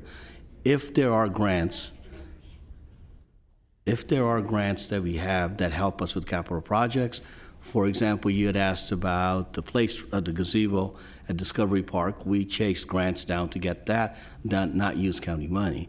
So the only reason I bring that up is I do not want to mislead the board in thinking that somehow if you just took a $10 million project, next budget cycle you'll be able to do something at CCC. That is not going to be the case. If there's a $10 million money that we have available at this point, it is going to be competing, as you mentioned, with our recommendation. We'll be on the operations side, and a lot of the critical needs that we need in there that we know are going to start suffering if we don't do something with them. I guess I would just make one other footnote, though. It's important because it goes back to the ongoing committal of staffing costs. We may have to do those elsewhere. But, we basically, if we were to go forward with this, we'd be committing to at least, by what's in the report, and I think it may be more, but $5.5 million annually starting in the first year of operation, which would have been 2021, 2022, I guess. And so, again, we're still going to have some of those costs. I get it, because we may have to do things elsewhere. But a lot of those costs are out to 2022, and I think part of the equation that we've been discussing for the last 6-7 months, this does factor in. We have an immediate issue with the jail ADA lawsuit that we just settled, and we have all these other lawsuits that we've settled. There's an immediate problem with it. In 2022, if our situation is a little bit different, and if there is some wiggle room, yeah, we can see what we can do, but I just did not want to mislead you thinking that there's 10 million or 15 million to do these improvements, because there are other competing needs that we're going to have to look at. Again, That's 3 years from now, who knows what the crystal ball will look like, but the immediacy for us, again, I'm going to just reemphasize, I do not want to leave this evening giving you the impression that somehow that there will be a capital project that will come up and do some kind of repair. That it could happen, but I don't think that's a strong probability at this point. Okay, I apologize, Supervisor Peters, you have the floor still. Thank you. Is there any possibility that you can go back to that budget again and strip out the things that, where we have more officers there, that just, you know, infrastructure projects where we can get the cost down to $40 million? The medical facility, you know, capital projects that fit within the budget we got with the state but are much less. I think the answer we've received consistently is that it's this or nothing. But let me give it another shot. I just don't, I have trouble with that. I understood. Excuse us, we're talking. We listen to you. So if the board desires, I can go back, talk to both sheriff and general services, see what would that look like. Is there an opportunity there or not? I think we did this in 17. The reason it got delayed a lot, I think 16, 17, we went back and forth with the state. What I recall was a very clear answer back from the state that you guys got 80 million, you're either going to take it or you're going to give us the money back.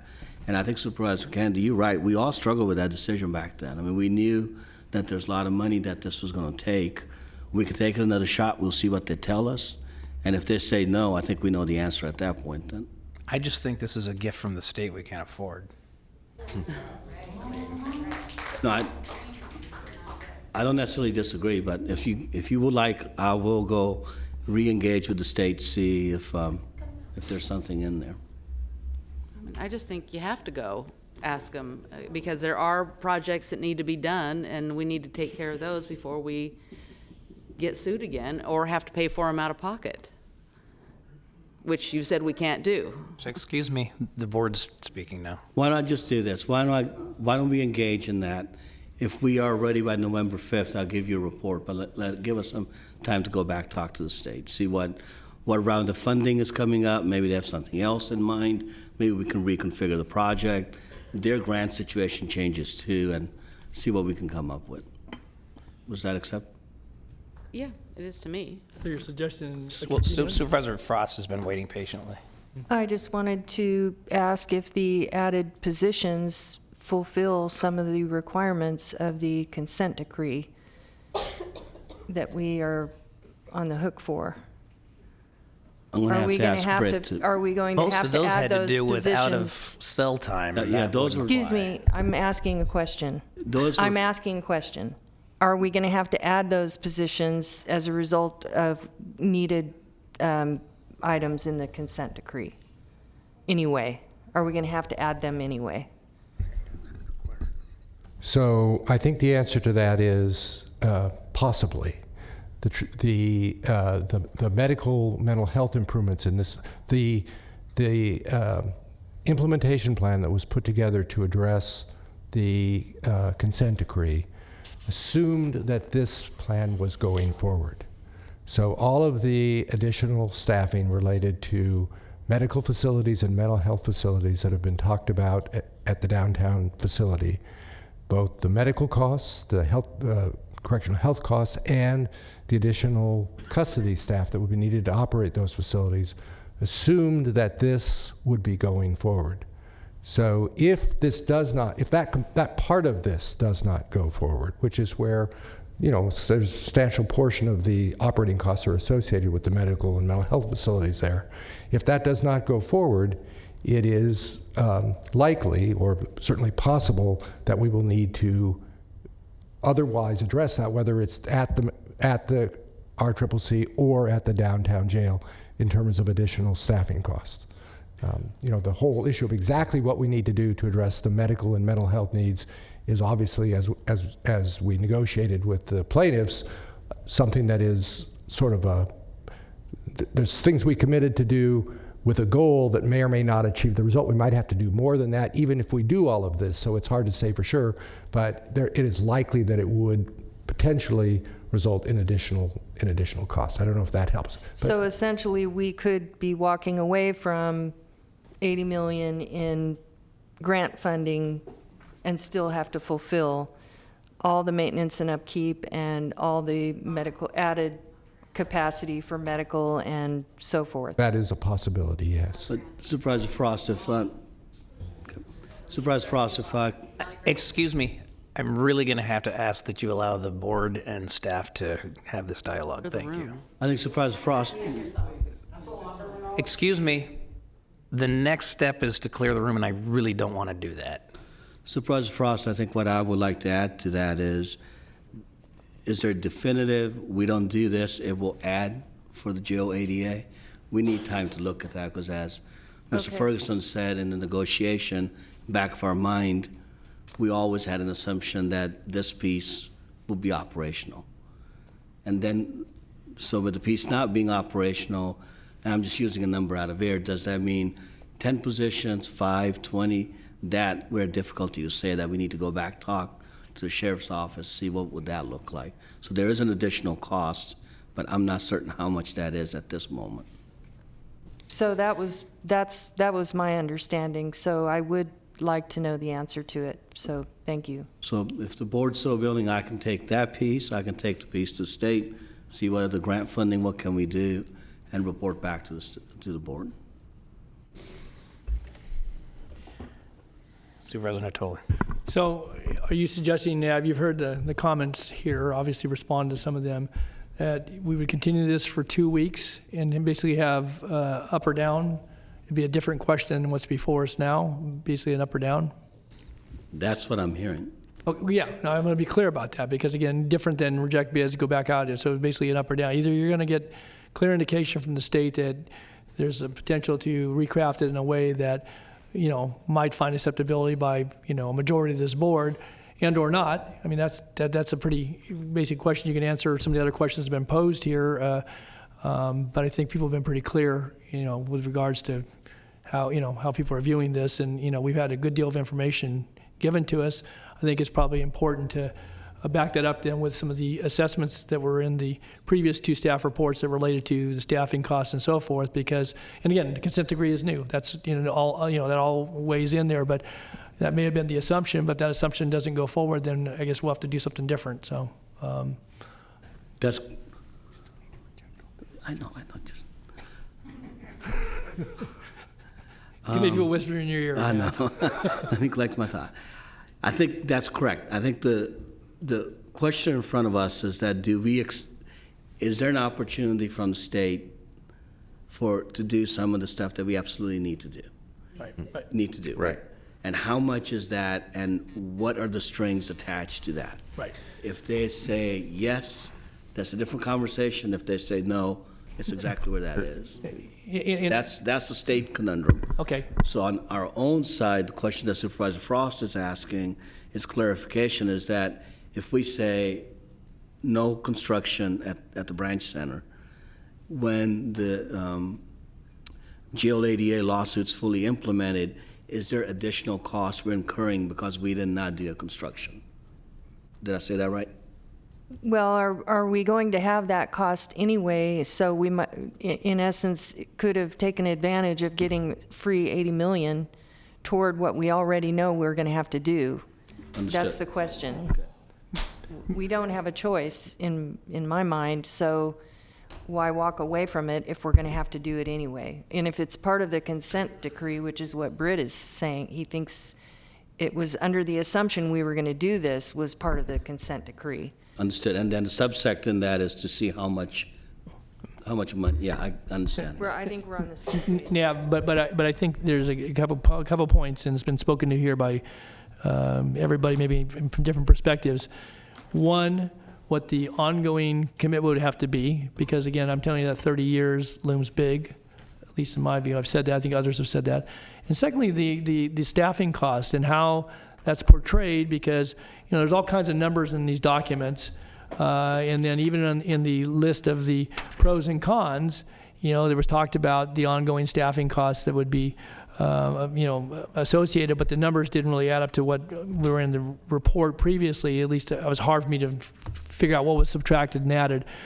Because those are the obligations that beyond what would, improve conditions, that we're going to take on. We talk about what's going to happen this year and next year and 5 years from now and so forth. But if we're married to this thing for 30 years and have costs that, start at 5.5 million, and God knows what those will be, 30 years from now, then I think that needs to be a relevant point. That needs to be discussed. Because if we're going to go up or down on this, I mean, those are key points beyond what the state might say regarding recrafting some sort of proposal. What that means, to this county as far as the obligation we take on. Right, let me repeat that in my words, see if I'm tracking what you're saying. On staffing costs, what you would like to see is what are the different staffing, what's the yearly cost, and is the embedded question, is that 20 to 30 year cost or what? Well, that's the part I'm not, because whatever we end up funding, that's going to be until the facility's open. Well, okay, so if we take any money at all, and it obligates this county to operate that facility for the next 30 years, say we only got $4 million. The what use question is what can you use it for? Right. That's what you're asking me. Okay. Yeah, use and what strings are attached, because it's not free money and it's not going to come without strings. Okay. Supervisor Serna.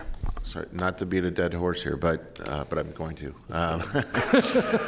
But the way I'm looking at it, which may help us understand what I think what we're asking, all of us are asking you to do in somewhat different ways, is if this was just a proposal, for instance, of the new psych unit or an enhanced psych unit, that obviously would come with some operational costs associated with it. I think actually Supervisor Frost's question is a good one, because I would want to know, for instance, if we were just talking about that, we'd vote up or down whether or not we want to accept this grant for the state just for that. But the question then would be, does that then satisfy that part of the consent decree, which is very different than, oh, well, you can only take advantage of this grant with all these other ancillary things, including the vocational shop. That's why I asked the question I did earlier. So for me, I would want to know what are those state opportunities for us to actually, pay for the capital facility that the consent decree requires us to achieve, and what the operational costs associated with that are, if that makes sense. And can I just piggyback on that? I just am interested in if we're going to receive a grant to take care of stuff that we're going to have to already do, like the water and the ADA and all that, which is also part of the consent decree, the ADA. Why walk away from it? Okay. I think then the clerk, November 5th, what time? 3 o'clock. 3 o'clock. What was being whispered in my ear, but I'm not going to recommend doing that at this point, is to reject the bids, because I don't want the state to think that that the board has said no. I want to have some leverage for open discussion, and if we're way past the deadline, I want to say that we're still interested in this. What are my opportunities? So you want to continue it? So we're assuming nobody at the state watches Channel 14. Yes. Okay. And if they do, I say, you know how it goes. Not this late. We didn't reject bids, so I can say the board didn't reject anything. Work with me. So we're continuing it. Yeah, we'll continue. To November 5th at Move to 3. continue to November 5th and give the CEO and his staff the opportunity to go forward with the recommendations that the board put forward. Second. Okay. We have a motion and a second. Please vote. Unanimous vote. Thank you. 3 o'clock on the 5th. Nominations. Item 68 are your nominations. You are continuing to November 5th, the Cordova Community Planning Advisory Council, continuing to December 10th, Assessment Appeals Board, Cemetery Advisory Commission, County Service Area 4B, Slough House, Wilton, Casumnes, County Service Area 4C, Delta, Mission Oaks Recreation and Park District, Sacramento County Alcohol and Drug Advisory Board, Sacramento Environmental Commission, and the Southeast Area Community Planning Advisory Council. And for your matters today, you have the first 5 Sacramento Commission. Mr. Kennedy? Chiefs recommend continuing till November 19th. The In-Home Supportive Services Advisory Committee. Chiefs recommend continuing to November 5th. Public Health Advisory Board. Chiefs recommend nominating Annie Tatt to the Public Health Advisory Board and waiving the process. I had Susan Pointer Okay. Instead of? for the public health. I don't have the name you have. I have Andy Tapp, is that right? Annie Tatt too? Tatt too?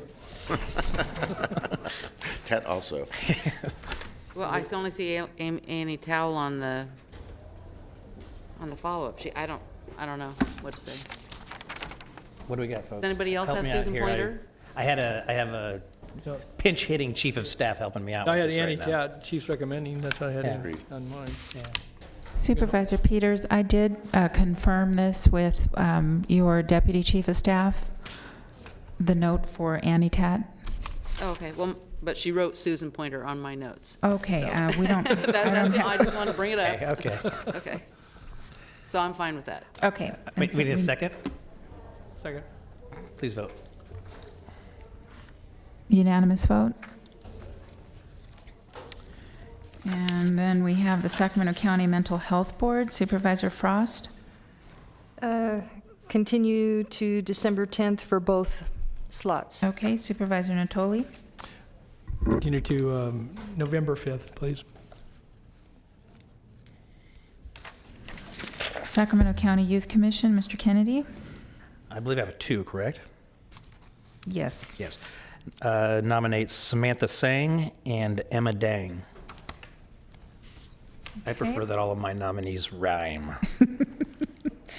Okay, and then Supervisor Peters Continue to November 5th, please. and Supervisor Natoli. Well, nominate the incumbent. I'm just looking for the sheet here. Who's the incumbent? You have her down. I'm just looking for the sheet. Oh, Arjun Claire. Yes. You're saying nominate? Did you say nominate Arjun Claire? Okay. Yes. Okay, and then we have Sacramento Housing and Redevelopment Commission, Mr. Kennedy Actually going to continue to November 5th. and Mr. Natoli. November 5th. We'll be ready. Then we have the Vineyard Area Community Planning Advisory Council, Mr. Kennedy. Elisha Johnson. Okay. And that concludes your nominations. Thank you. I believe we have an adjournment. First, is there any comments from the board, from county executive? Nope. Mr. Cerna. Good job chairing today. Yes. Yeah, thank you. So today, colleagues, I'd like to adjourn our long meeting in memory of Manuel Manny Hernandez, who I know many of you knew. Manuel Manny Hernandez, beloved Sacramento civic leader and public policy expert, passed away peacefully on October 14th, 2019, after courageously enduring a long-term illness. Manny was born July 7th, 1949 in Mexico. His family immigrated to the United States when he was a young child. His parents first labored in the fields of California and then rehabilitated old homes. From an early age, Manny embraced the essential values of hard work, honesty, and community service. His classmates from his hometown of Sonoma, California, remember Manuel as, quote, a one-of-a-kind guy in our high school. He was a quiet but focused leader. By his senior year, he had become student body president, a basketball star, a baseball star, and was accepted to a top university. He graduated with honors from the University of California at Berkeley and received a master's degree from Sacramento State University. Manny made Sacramento, California his home and dedicated his life to public service. He had many career accomplishments as a legislative advisor at the state capitol and as a political strategist and as an elected official.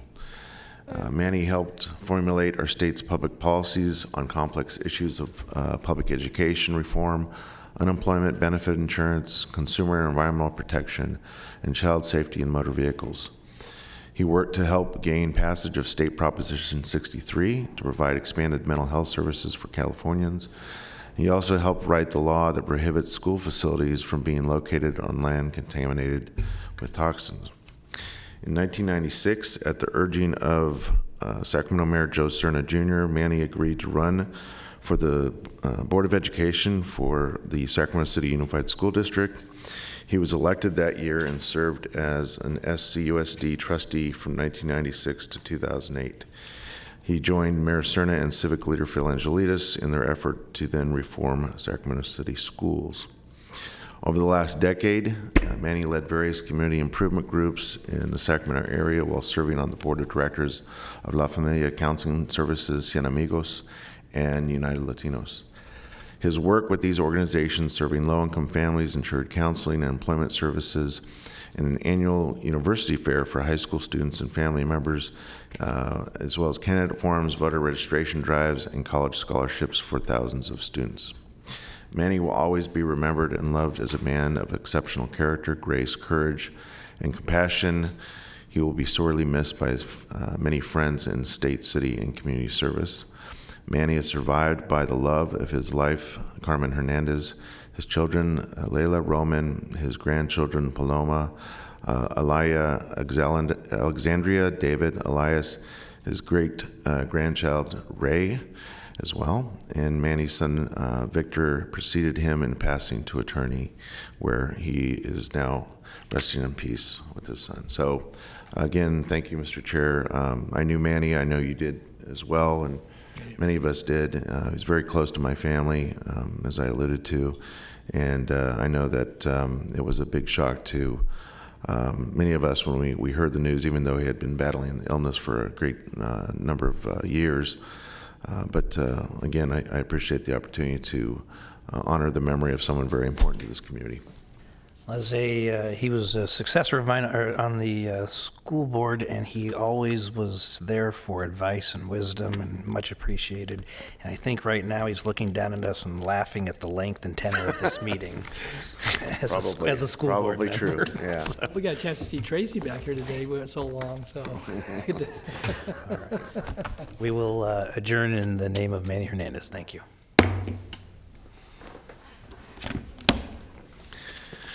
That was a 10-hour gig.